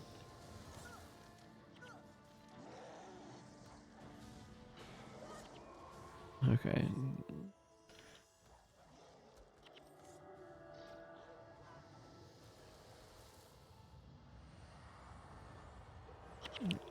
Oh, inventory is full already. Okay, cool. I'm just gonna start salvaging stuff to make space, maybe.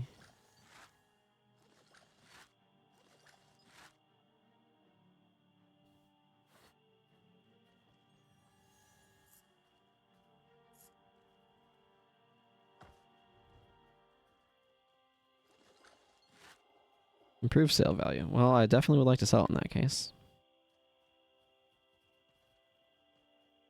Doesn't that just kind of like loop around, unfortunately, or something? You know what? We're probably going to do a big ol' circly-do. It's not ideal.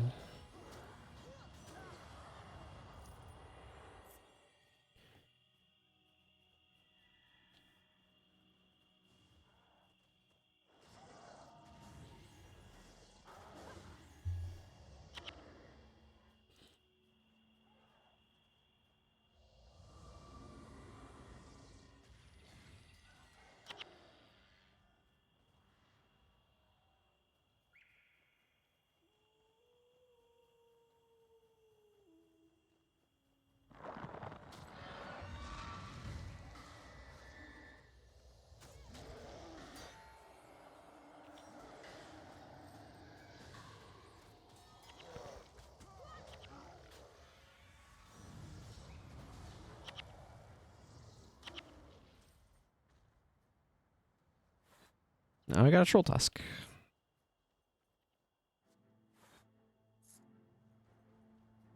Okay. Wind Riders.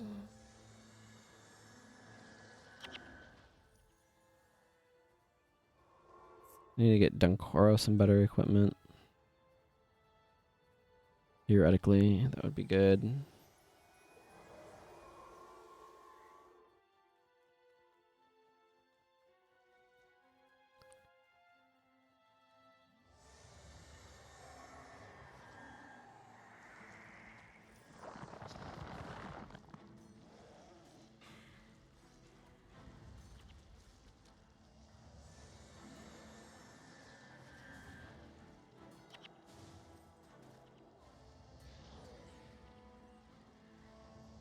That was another accidental inferno.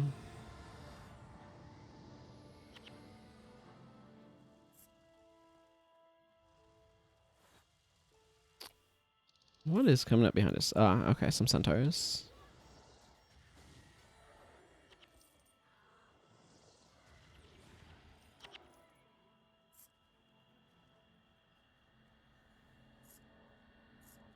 You definitely get a lot more loot in these really freaking long prophecies missions, that's for sure.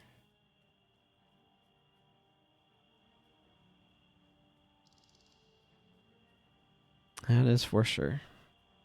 Because we need to continue around here and then all the way down that. I don't feel like I'm going super slowly, but it's already been 23 minutes in this map.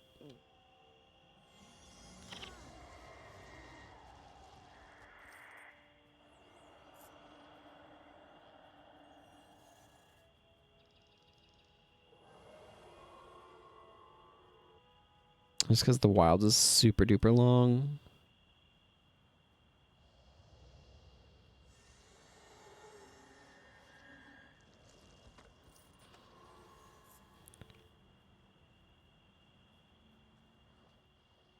Rook Plugalug.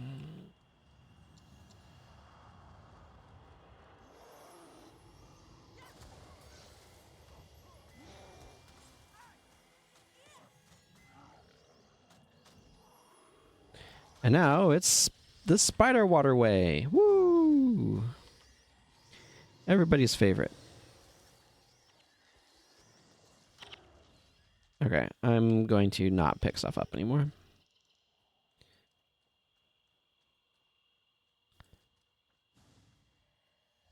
And trust that I will get the mission done in the next 10 minutes. For all that loot. But seriously, this Spider Waterway is awful, and I do not like it. I mean, I'll pick up these gold coins, but not stuff that takes up inventory spaces.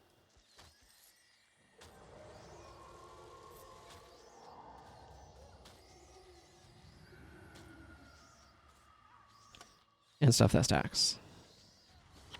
Because those don't take up new inventory spaces.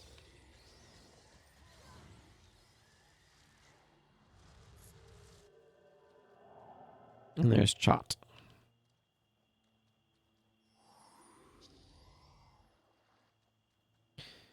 Time to fight Chot.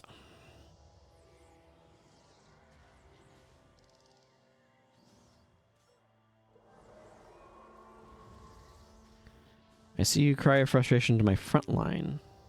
I appreciate the convenience to me.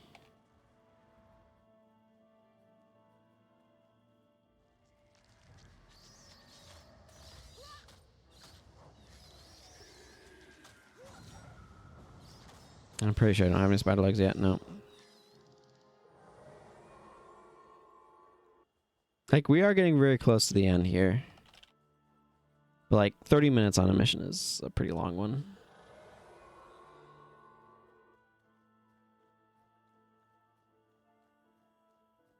And, like, granted, it took longer because AI is getting lost and B, bonus. But, still.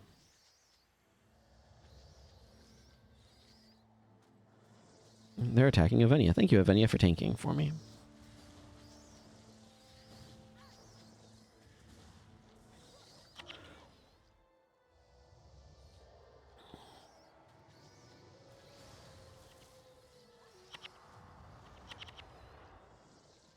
At some point, the boss spider... Up there's this boss spider. I was going to say, at some point, the boss spider spawns. Kezra Spindleweb.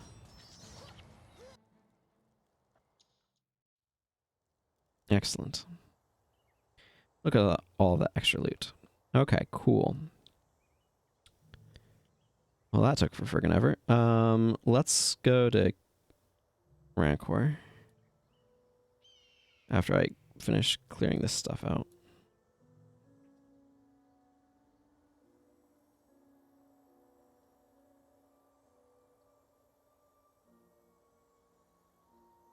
Man, I dropped a lot of holiday loot.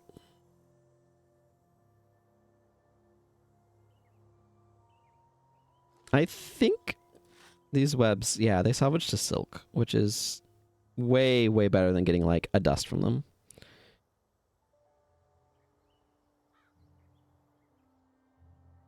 Although, I will absolutely take the dust from these eyes.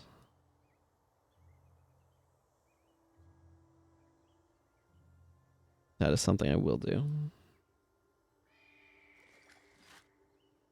The rest of the stuff I'm happy to merchant off. Okay.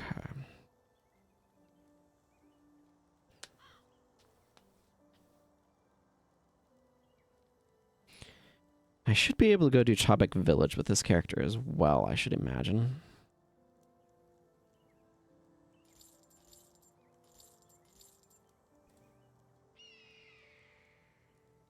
$534 gold. Nice. Okay. Drox. Let's go to elsewhere. Yeah. But also, I'll shot my party the rest of the way.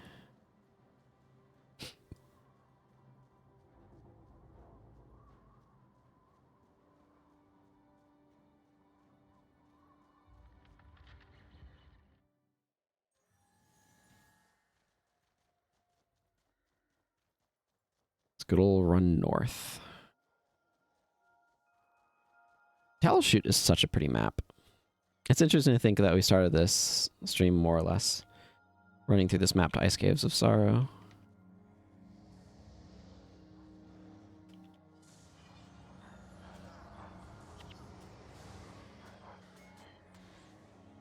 I am doing so much less damage to these level 24 enemies. It is pathetic and frustrating. Where I'm doing less than half.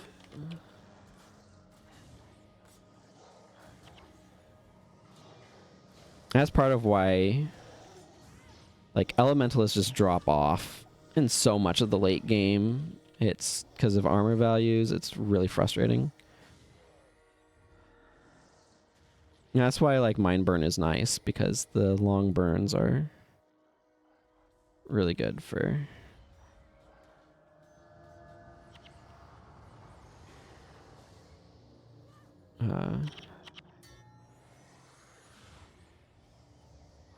actually getting some armor ignoring damage in there with the degen.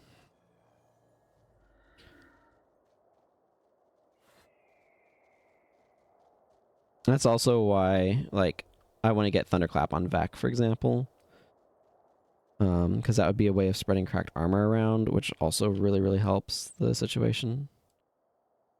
Don't remember 100% the way to Camp Rancor.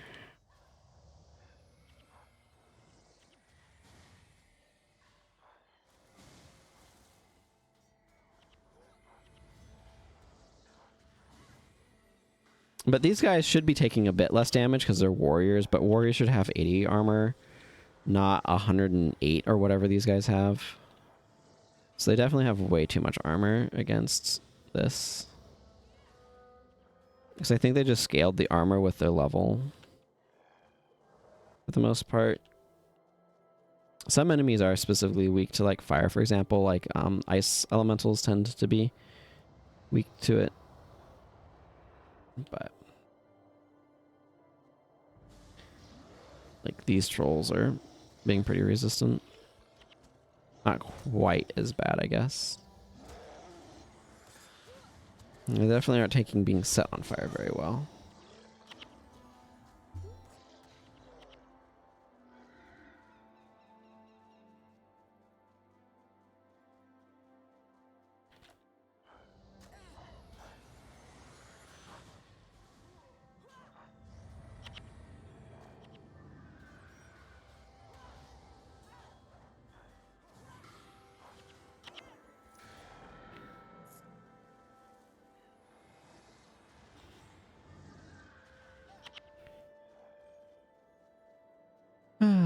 Okay. I just know I need to vaguely go north. Oh, there's where I need to go. I recognize that little squiggly. That's the path.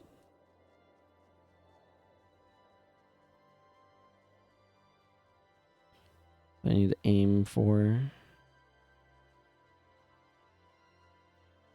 I think this guy actually makes Delta Steel ingots, don't you? Yeah, this is one of the few places you can make Delta Steel ingots, so that makes it have some value.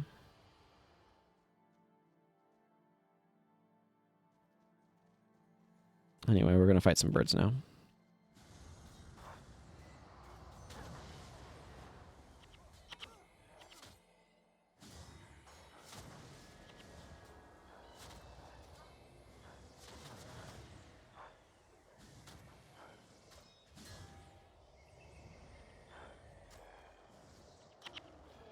Man, this is like such the contrast. You go from the wilds where I'm dealing absurd amounts of bonus damage because everything's really low level, to here where everything's high level and I'm like, my damage is absolutely kneecapped. It's wild.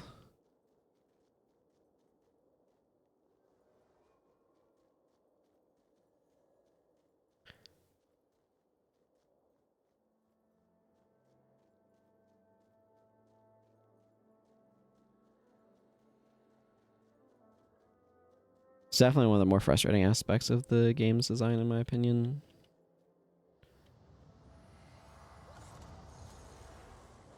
These griffins use Spellbreaker, which does not help them against Inferno, but does help them against all the rest of it.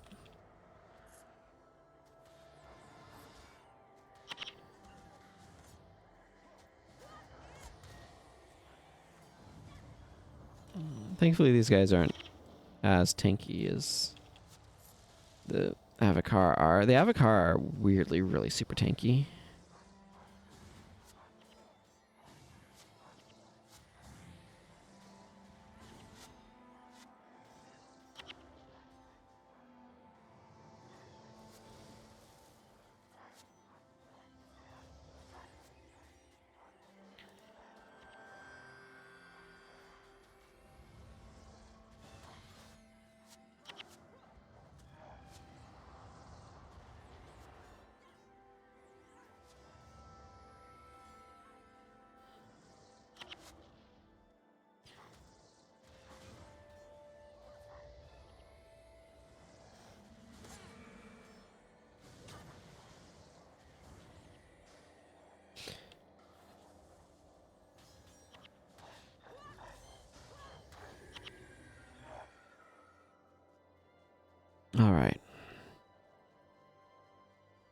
Who spawned down there? Ah, yeah. Spiteful Spirit Boss. Oh, I think Burr... I didn't think of bringing a Capsic, but I think that might be Mist Form. Maybe? There's a lot of places to get Mist Form. I think that might be one of them.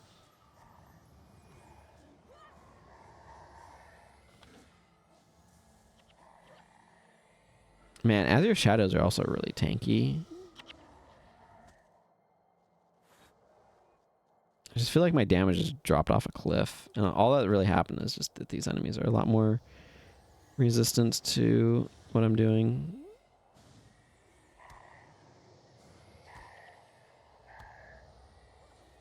Not this guy, though. Despite being level 28. Yeah, it is a Mist Form boss. Thought that would be the case.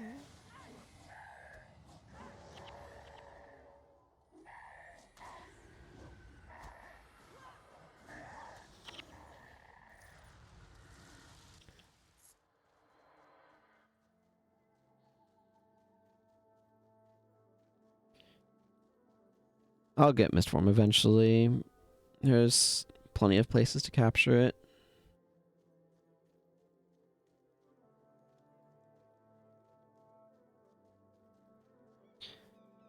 Right now my priority is Glyph of Sacrifice.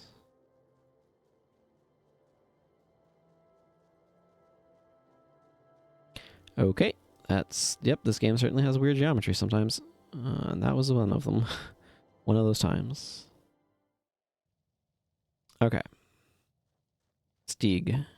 Yes, I need that.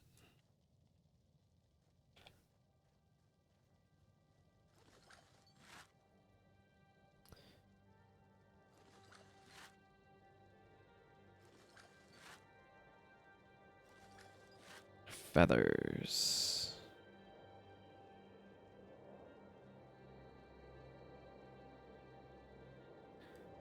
I'll tell you what, playing this much during this time has been really good for my supply of consumables.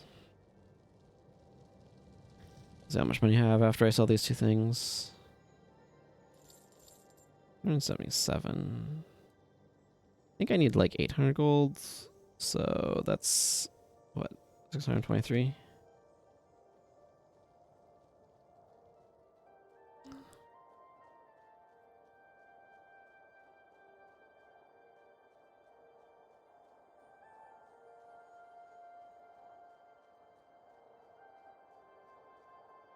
I was correct.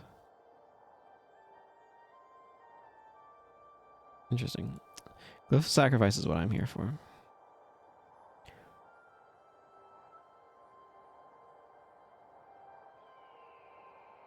Okay, so we're gonna put that there. Glyph of Sacrifice next to Meteor Shower, as it should be.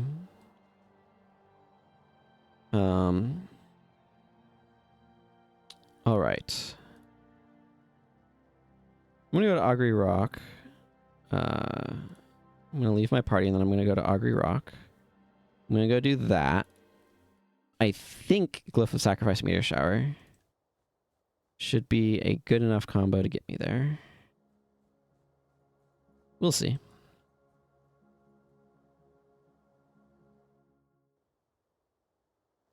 But this will get me a Proof of Legend, and then I should be able to go and do Chobek Village for another Proof of Legend. I could theoretically do Minister Cho's Estate for another one, but I'm not rushing off to do that one because it sucks.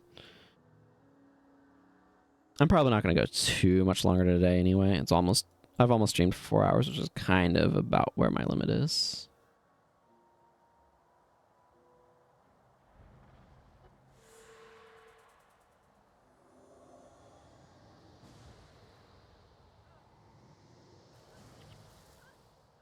Yeah, that's going basically how I thought it would.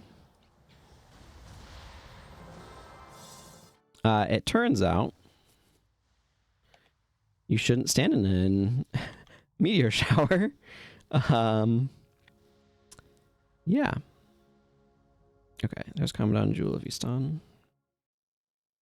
Do I have Chobek Village on my map? No. Okay, we're gonna have to go run there.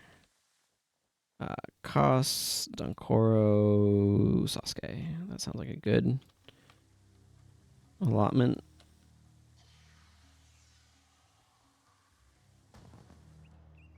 Right. I might do that on the way.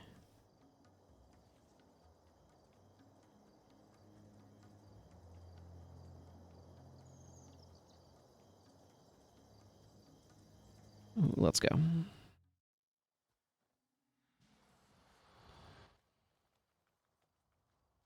Yeah, let's do command training so that way I don't have to worry about doing command training later. Just get this annoying pill swallowed, as it were.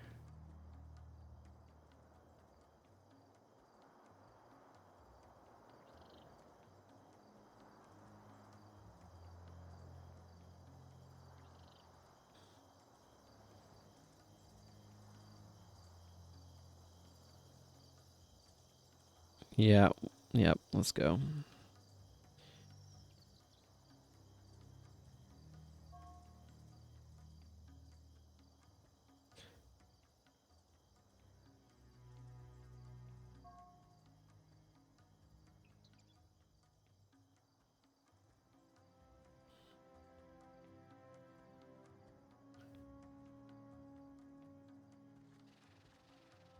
I don't remember how this was arranged.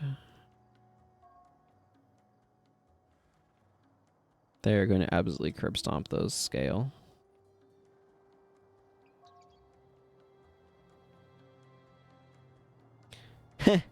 There's a person there demonstrating condition removal, and Sasuke's like, I will demonstrate condition removal. But they're going to continuously get conditioned because that's their job.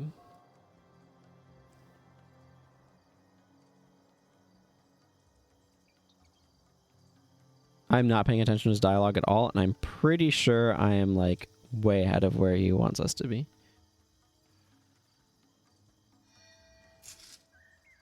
Mostly by virtue of, I know what I'm doing. Which is a great way to speed up all sorts of things. I have 25 skill points. Nice. Didn't quite make it to Survivor before getting curb stomped, but that's okay. I don't really care. It would be nice, but it's not important. I think I need to take him back to Area 1.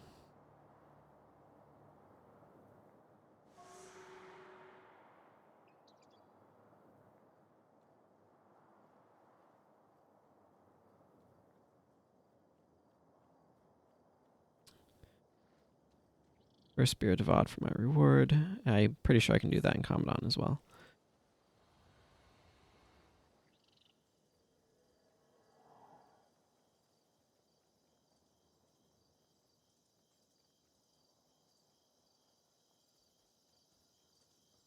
There's certainly where I'd prefer to do it over doing it here.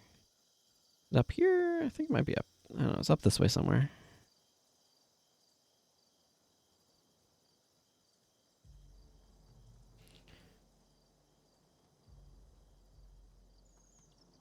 Wait. I think I've just made a loop. Okay, well that was an incorrect direction to travel. I've gone backwards, but I might as well turn this in now, since I accidentally went over here.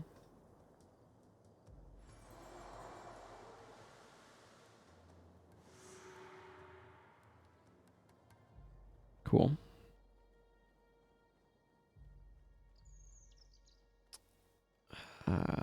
Yep, I just assumed it was the one direction, it was the other. That's how it goes, I guess.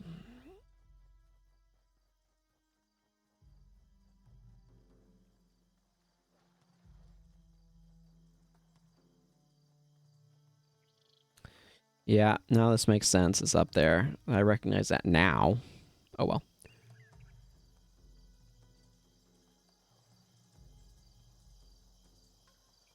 I could finish these and get my way to Consulate Docks for another. It's not the worst idea. And I'd capture Master of Magic along the way, which is kind of neat.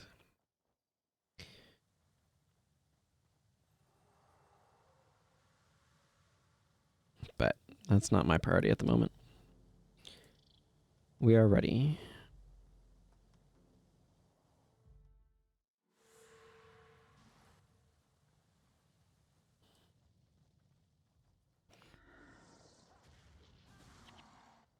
To be clear, I don't mind getting more of these proofs and getting like Arbalist and stuff, but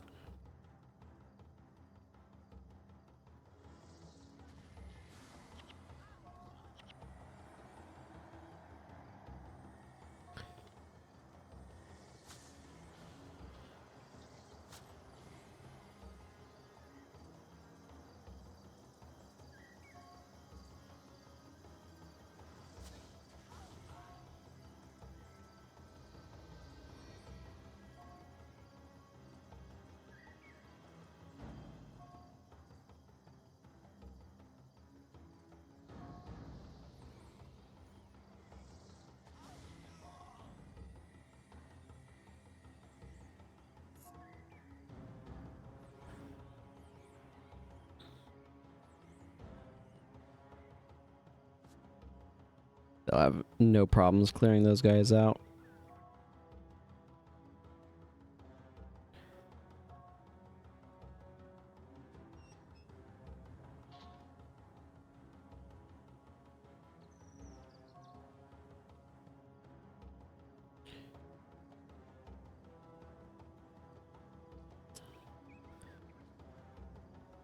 I didn't used to do this. I used to just drag my heroes with me everywhere, but then I realized it would be faster if I sent my heroes off to take care of the random mobs over there. So then I started doing that.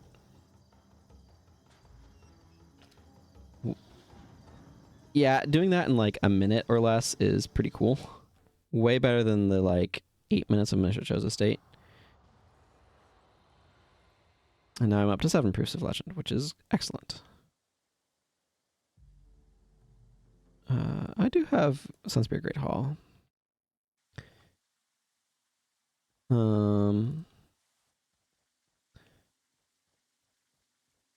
Still in Puba.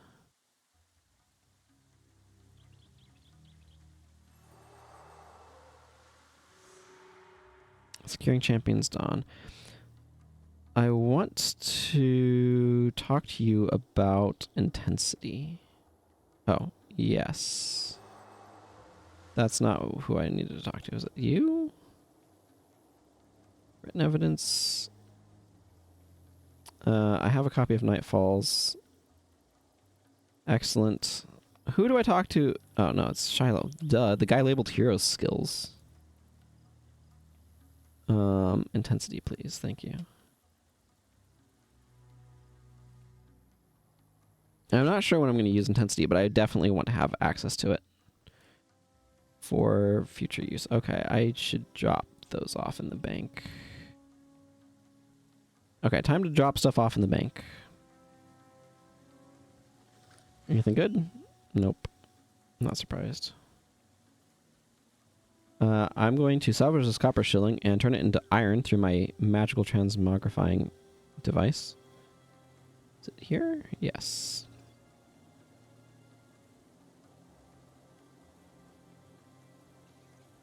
Okay. Then I got a bunch of stuff to process over here. I'm going to do that just so that way I have done it. Before I switch characters. Virtuosos is 330. Attunement is 290. So I would like to be able to get both out of this, but Virtuosos is worth more at the moment. Okay, that's the one I gotta get. Stalwart. It's probably, yeah, it's 120. That's probably not worth enough more. Major Critical and Ghost Forged. Rich. Ghost Forged, not worth anything. Major Critical, not worth anything. Okay, so that's just going to be sold. And Major Restoration. Yeah, okay. That's just going to get sold as well. Alright, drop these off at the merchant. Thank you.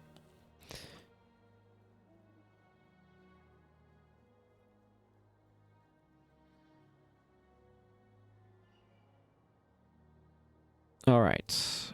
Now, there's other things that I could definitely do on this character to get more proofs of legend, but that's not my immediate priority. I want to start by hopping on Sophia Miller here.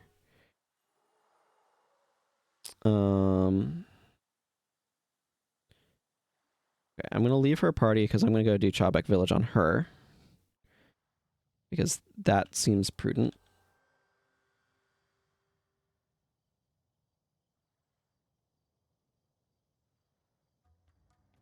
Oh, I might not be able to right now. Hang on. Yeah, okay. I can't right now because Koss is missing, so I can't actually do this until I get Koss back.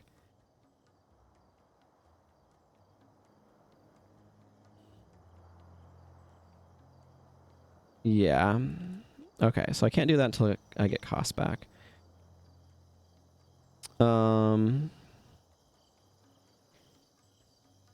Well, I can at least go do Consulate Docks, which will give me a little bit of a bonus. I guess Mox. This is entirely too many of these. What is my current scythe? Okay.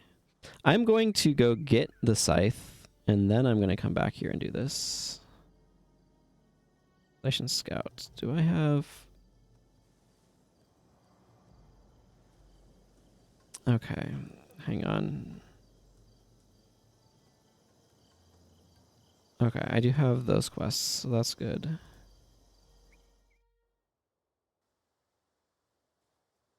Is this max armor? Yes. No. It is not. Okay, I need to finish getting her max armor, which is probably what I was trying to do there. Oh,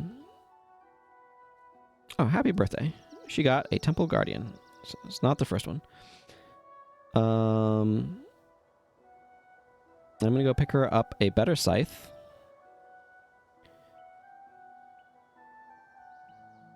This scythe, specifically.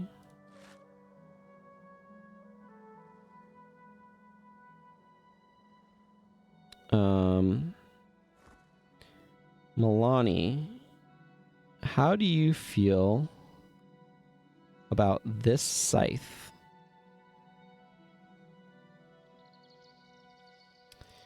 Okay, I'm also going to need to update their skill bars almost guaranteed. Okay.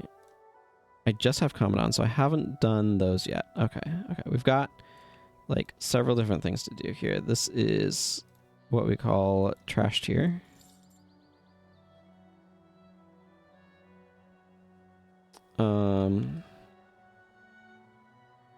Okay, I'm gonna need to look at everybody's bars. No, I need to go... Alonian travels over this way?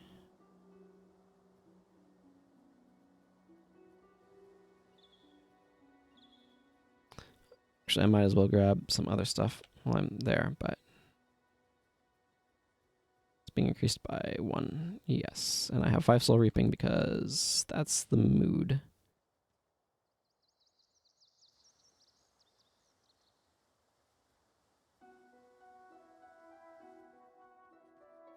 Okay, you. Take me to Consulate Docks. Those guys help you identify where things are at, I suppose. Okay. Now, I believe I was getting armor on her. I have Vistani robes. Okay, I need footwear. Let's get her minor vigor out of this. That's the special one. Okay, I broke her shoes. I don't care. So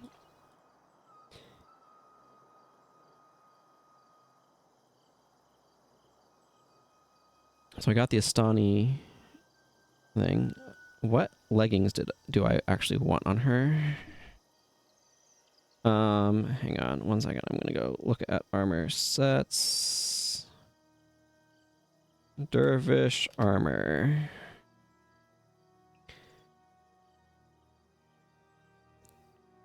Sun Spear, Elonian, Estani.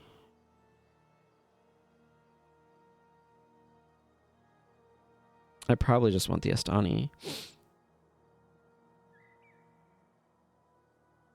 Why did I get Elonian Van Braces? Probably doesn't matter that much. Oh, Estani requires linen, so never mind that. Let's just get the Elonian ones then.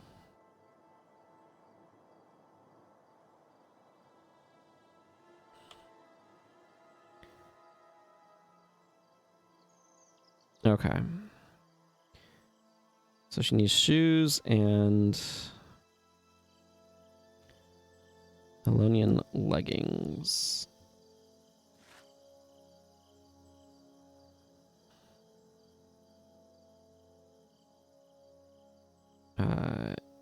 Yes.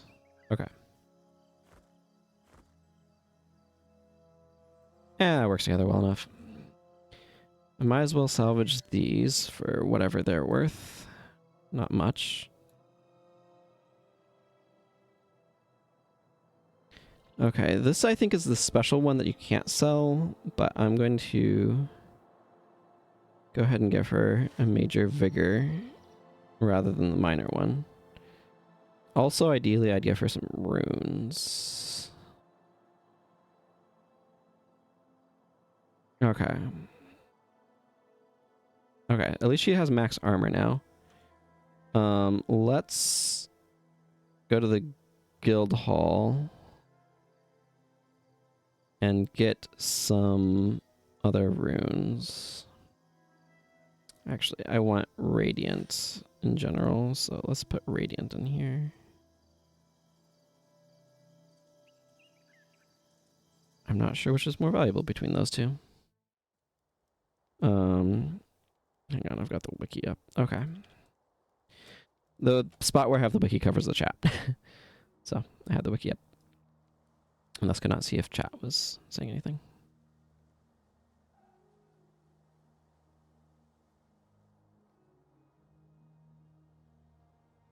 These are worth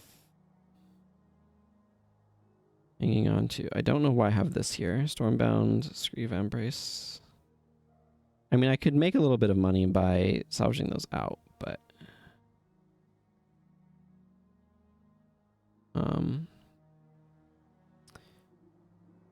Okay.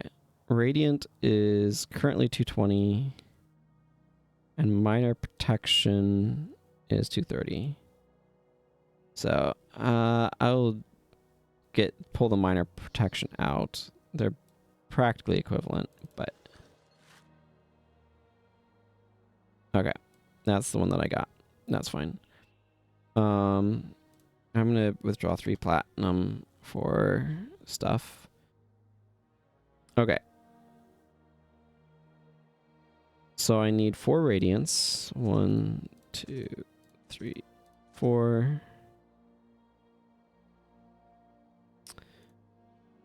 Minor mysticism is super expensive, but I do want that, so I'm going to grab it. I want both of these. And then soup scythe. The rest of this money can go back in the bank.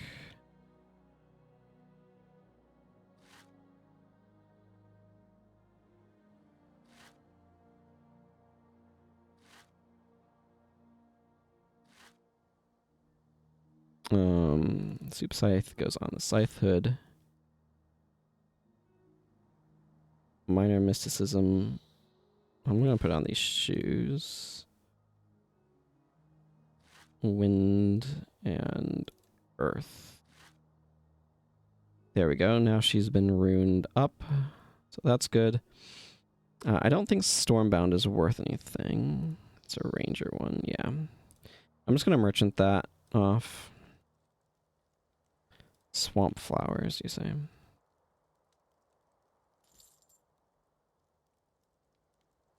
Okay. Let's do consulate docks. But let's upgrade these guys a little bit first. We'll go with that. And Coro's looking fine. She's doing fine. He is an absolute freaking mess. What is this? Air magic? You're not air magic. You're fire magic.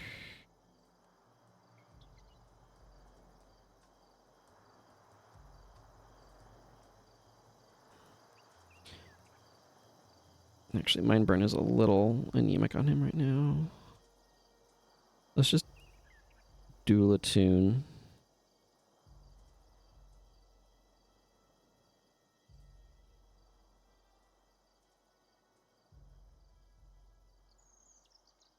That has a bigger area of effect. She's Skullcrack. I'm okay with her running that. That's fine. You're okay being air, but what is this? Travesty?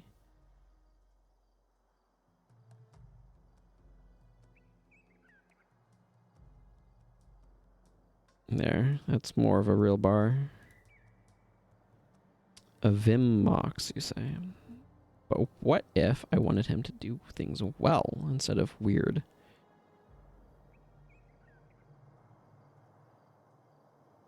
Let's drop the tactics.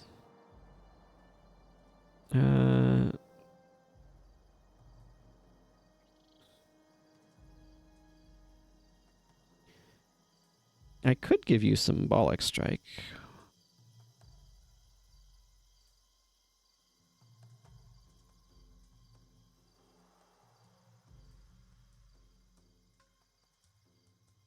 Two Signets, that's not terrible.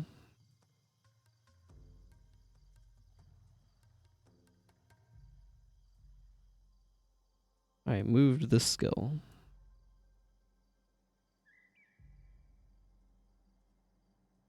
Let's put on Ermites there, like that. Actually, let's put Wild Blow on. I'd rather use Irresistible, but I don't have that yet, so...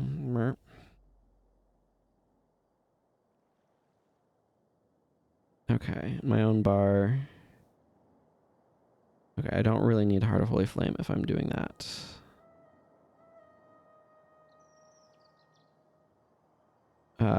We'll just go with Ermites myself.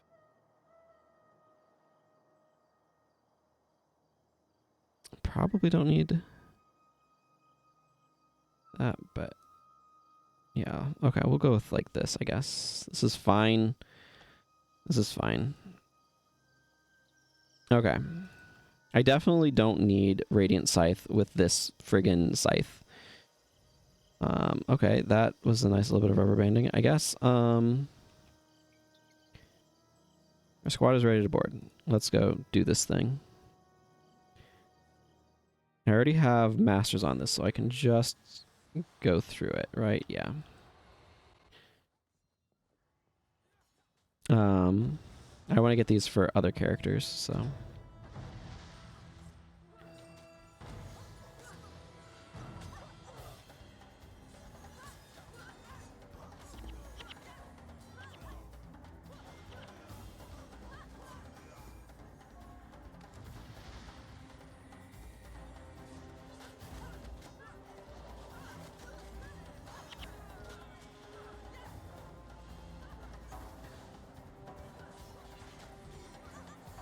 You know, this team would benefit from barbs. We have so much physical damage.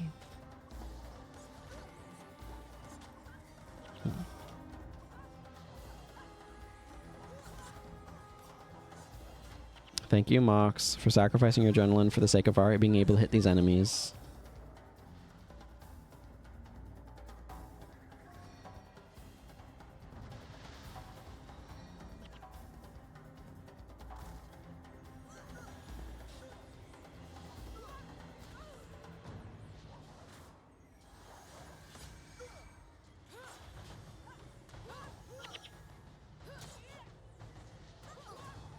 If you take Lamonda out, it stops additional spawns, so that's why it's kind of prioritizing Lamonda there. At least that's my understanding of how it works.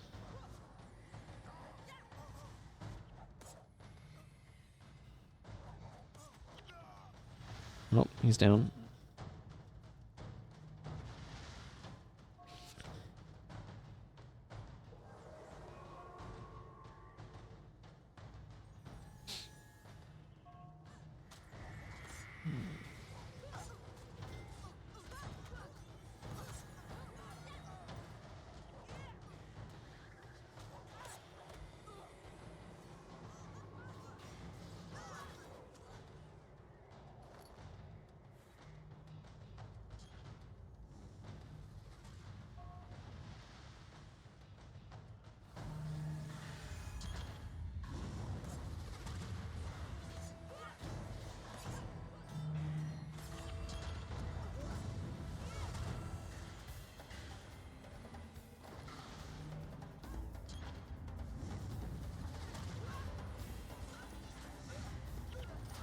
kind of focus on what I'm doing here.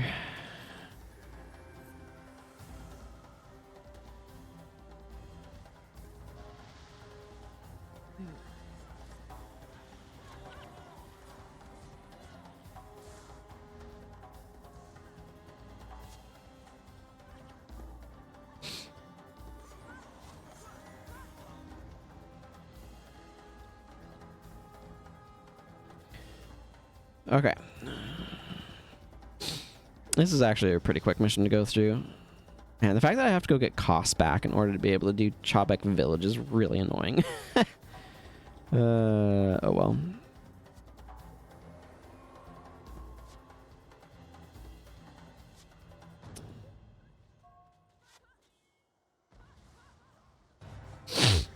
I may go do that anyway, just because having costs, like being able to Chobek Village would be so nice.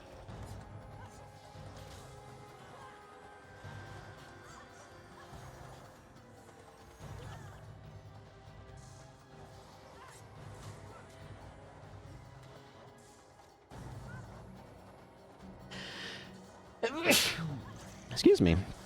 I developed a sneeze in there.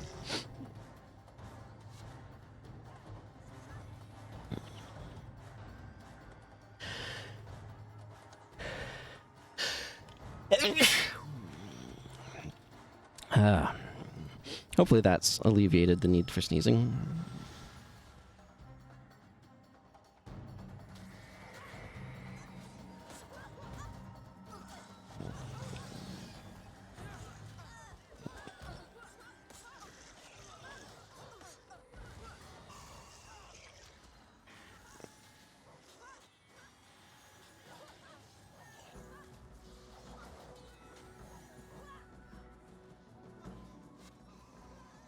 Nice pile of cloth.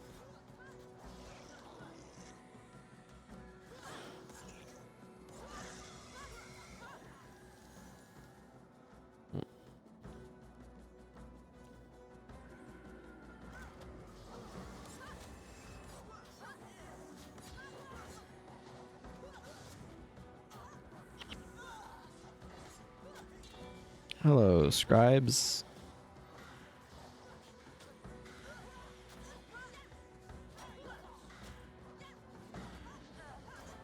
Guess you're not a scribe, you're a phalanx.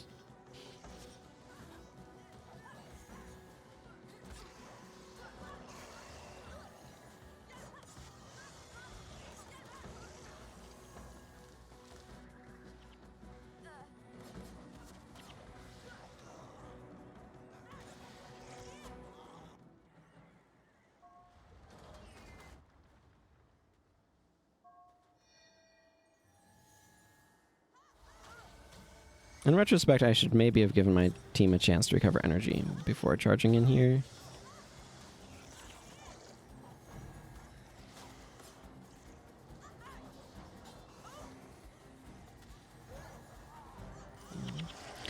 Kind of forgot that I'm on like crazy broken energy gain. Okay, I'm gonna wait a moment here for my team to actually recover their energy a little bit. My monks in particular being a bit low is not ideal. Not ideal at all.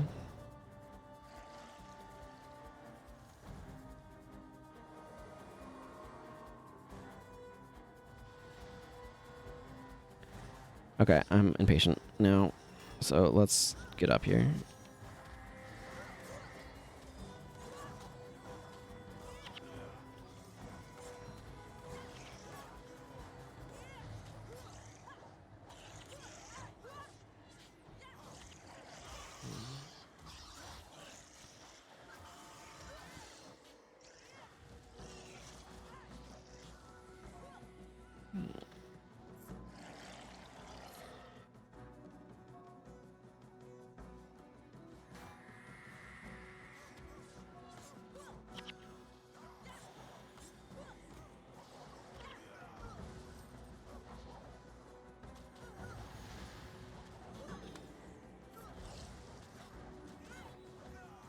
They're just talking about it being a trap, and why are you walking into the trap, and it's like somebody has to spring the trap. Which, I mean, I guess. There's a certain logic to that.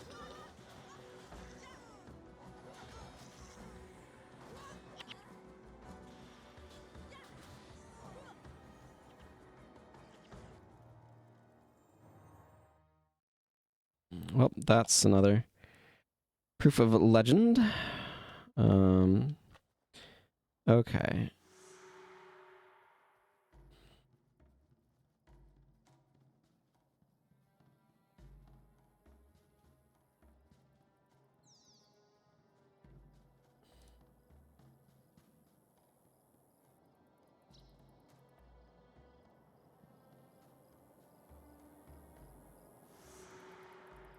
All right. Talk to him.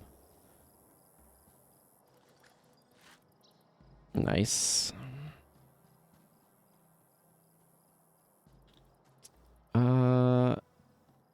Might be prudent to grab a... Nah. This character's Slash Paragon, but I'm not necessarily invested in getting a bunch of spear stuff for her so much as doing it for my warrior. So there is an elite spear attack that you can get during getting the sanctuary area, but I'm not going to worry about that too much.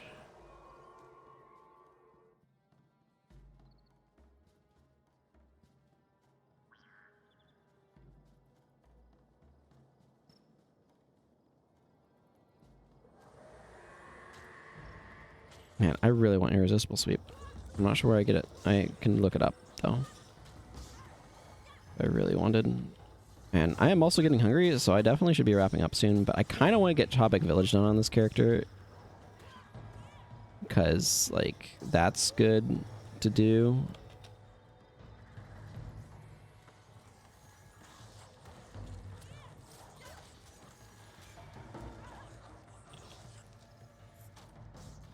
Because that's an easy proof.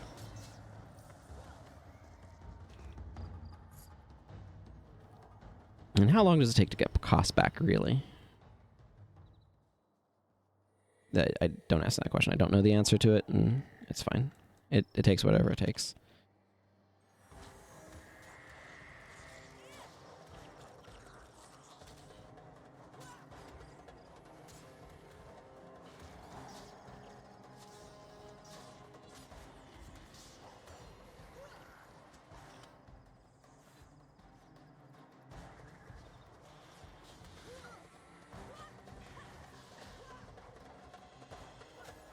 I can get Grunt's thingy here, but I have to figure out how to get a Cold Scythe.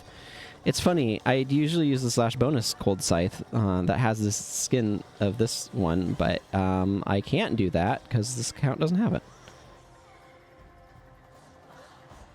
Same with the Cold Sword, honestly.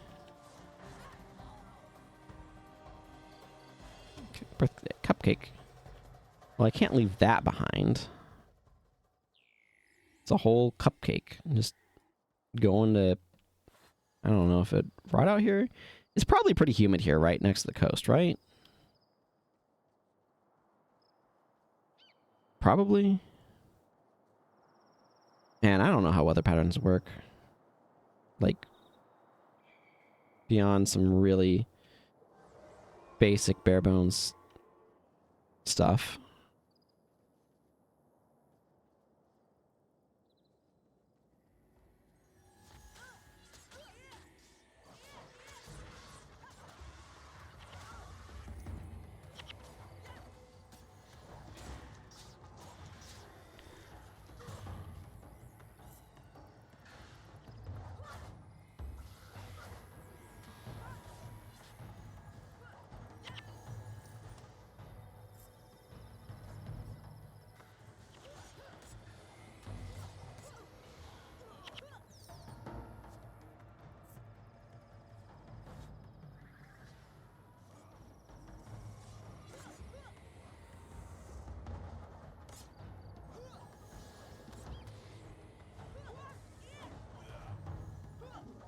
Man, these, like, trails on the scythe are really pretty.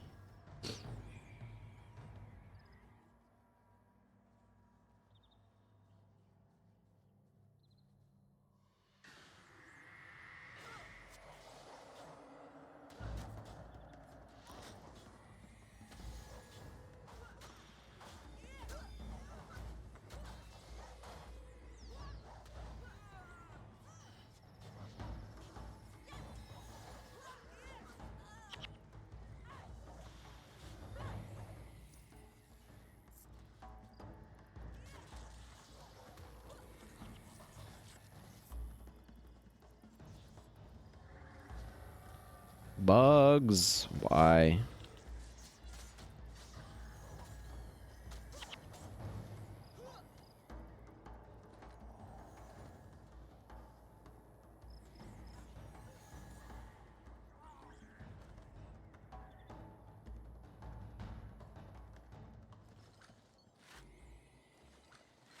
What's the difference between a granite hammer and a stonehead hammer? Apparently one contains iron ore and the other does not. Apparently.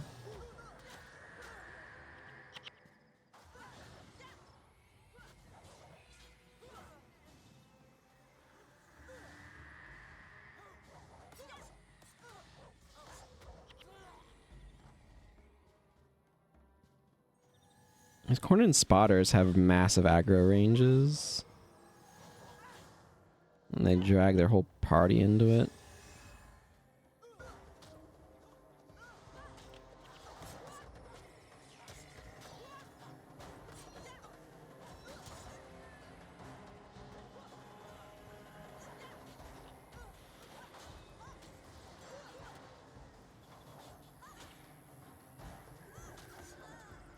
Yeah, part of what made my warrior do so much damage with stuff was having 14 strength and therefore 14% armor penetration.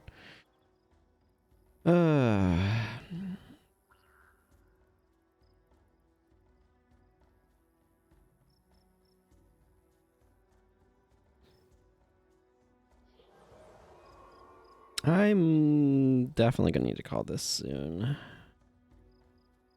I'll probably just finish this quest getting Sunspear Sanctuary and then call it there.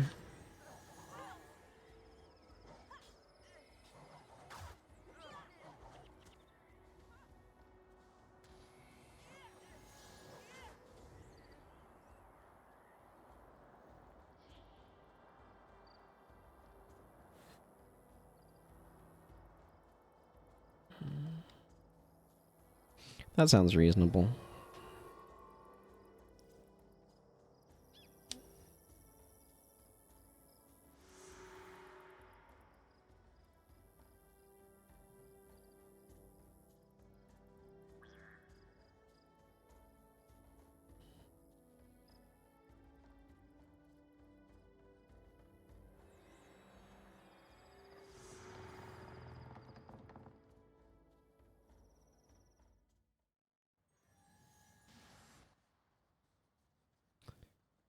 Yeah.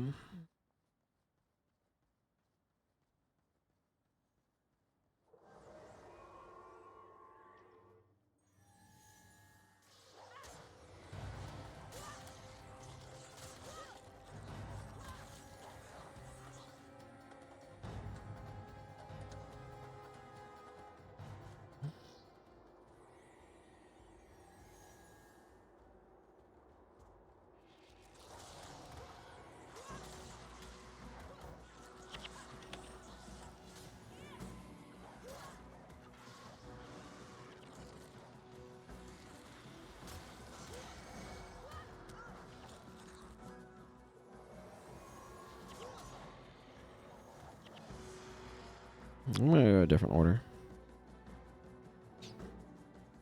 This, by the way, over here is the boss.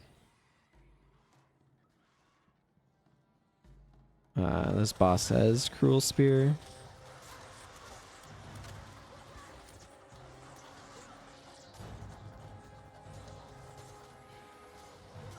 This is a place you can capture it. There's other places, obviously.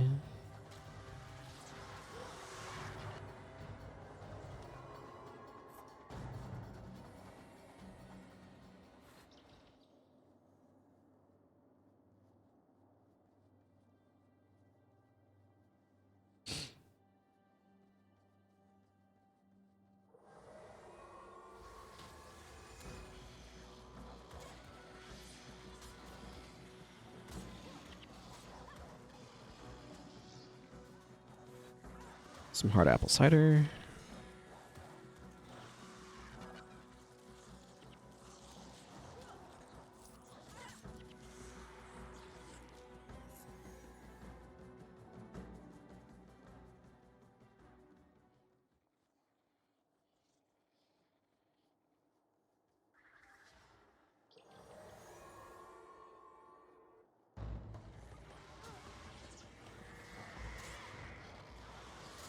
Let's get these guys taken care of.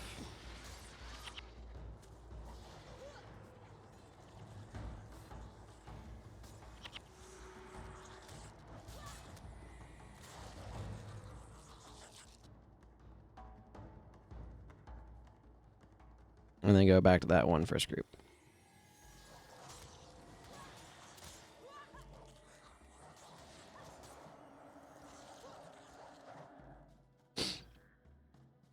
I don't think it'll be any trouble at all to get all of the things that I want to get.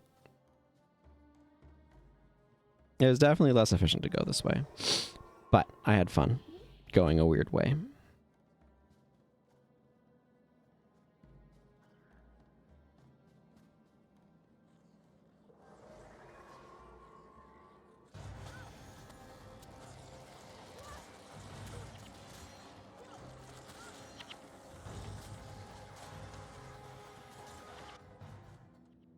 And here we are.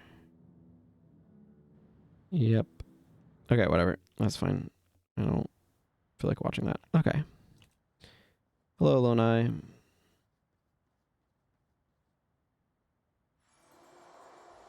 Okay.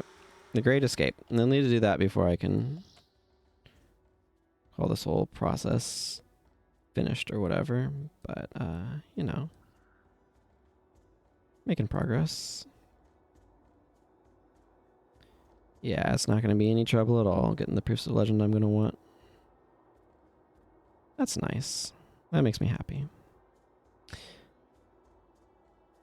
Wow, that's a lot of random loot.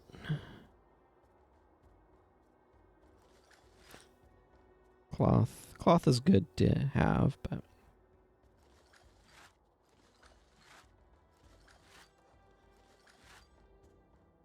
Ah, yeah, it makes sense. Ivory hammers.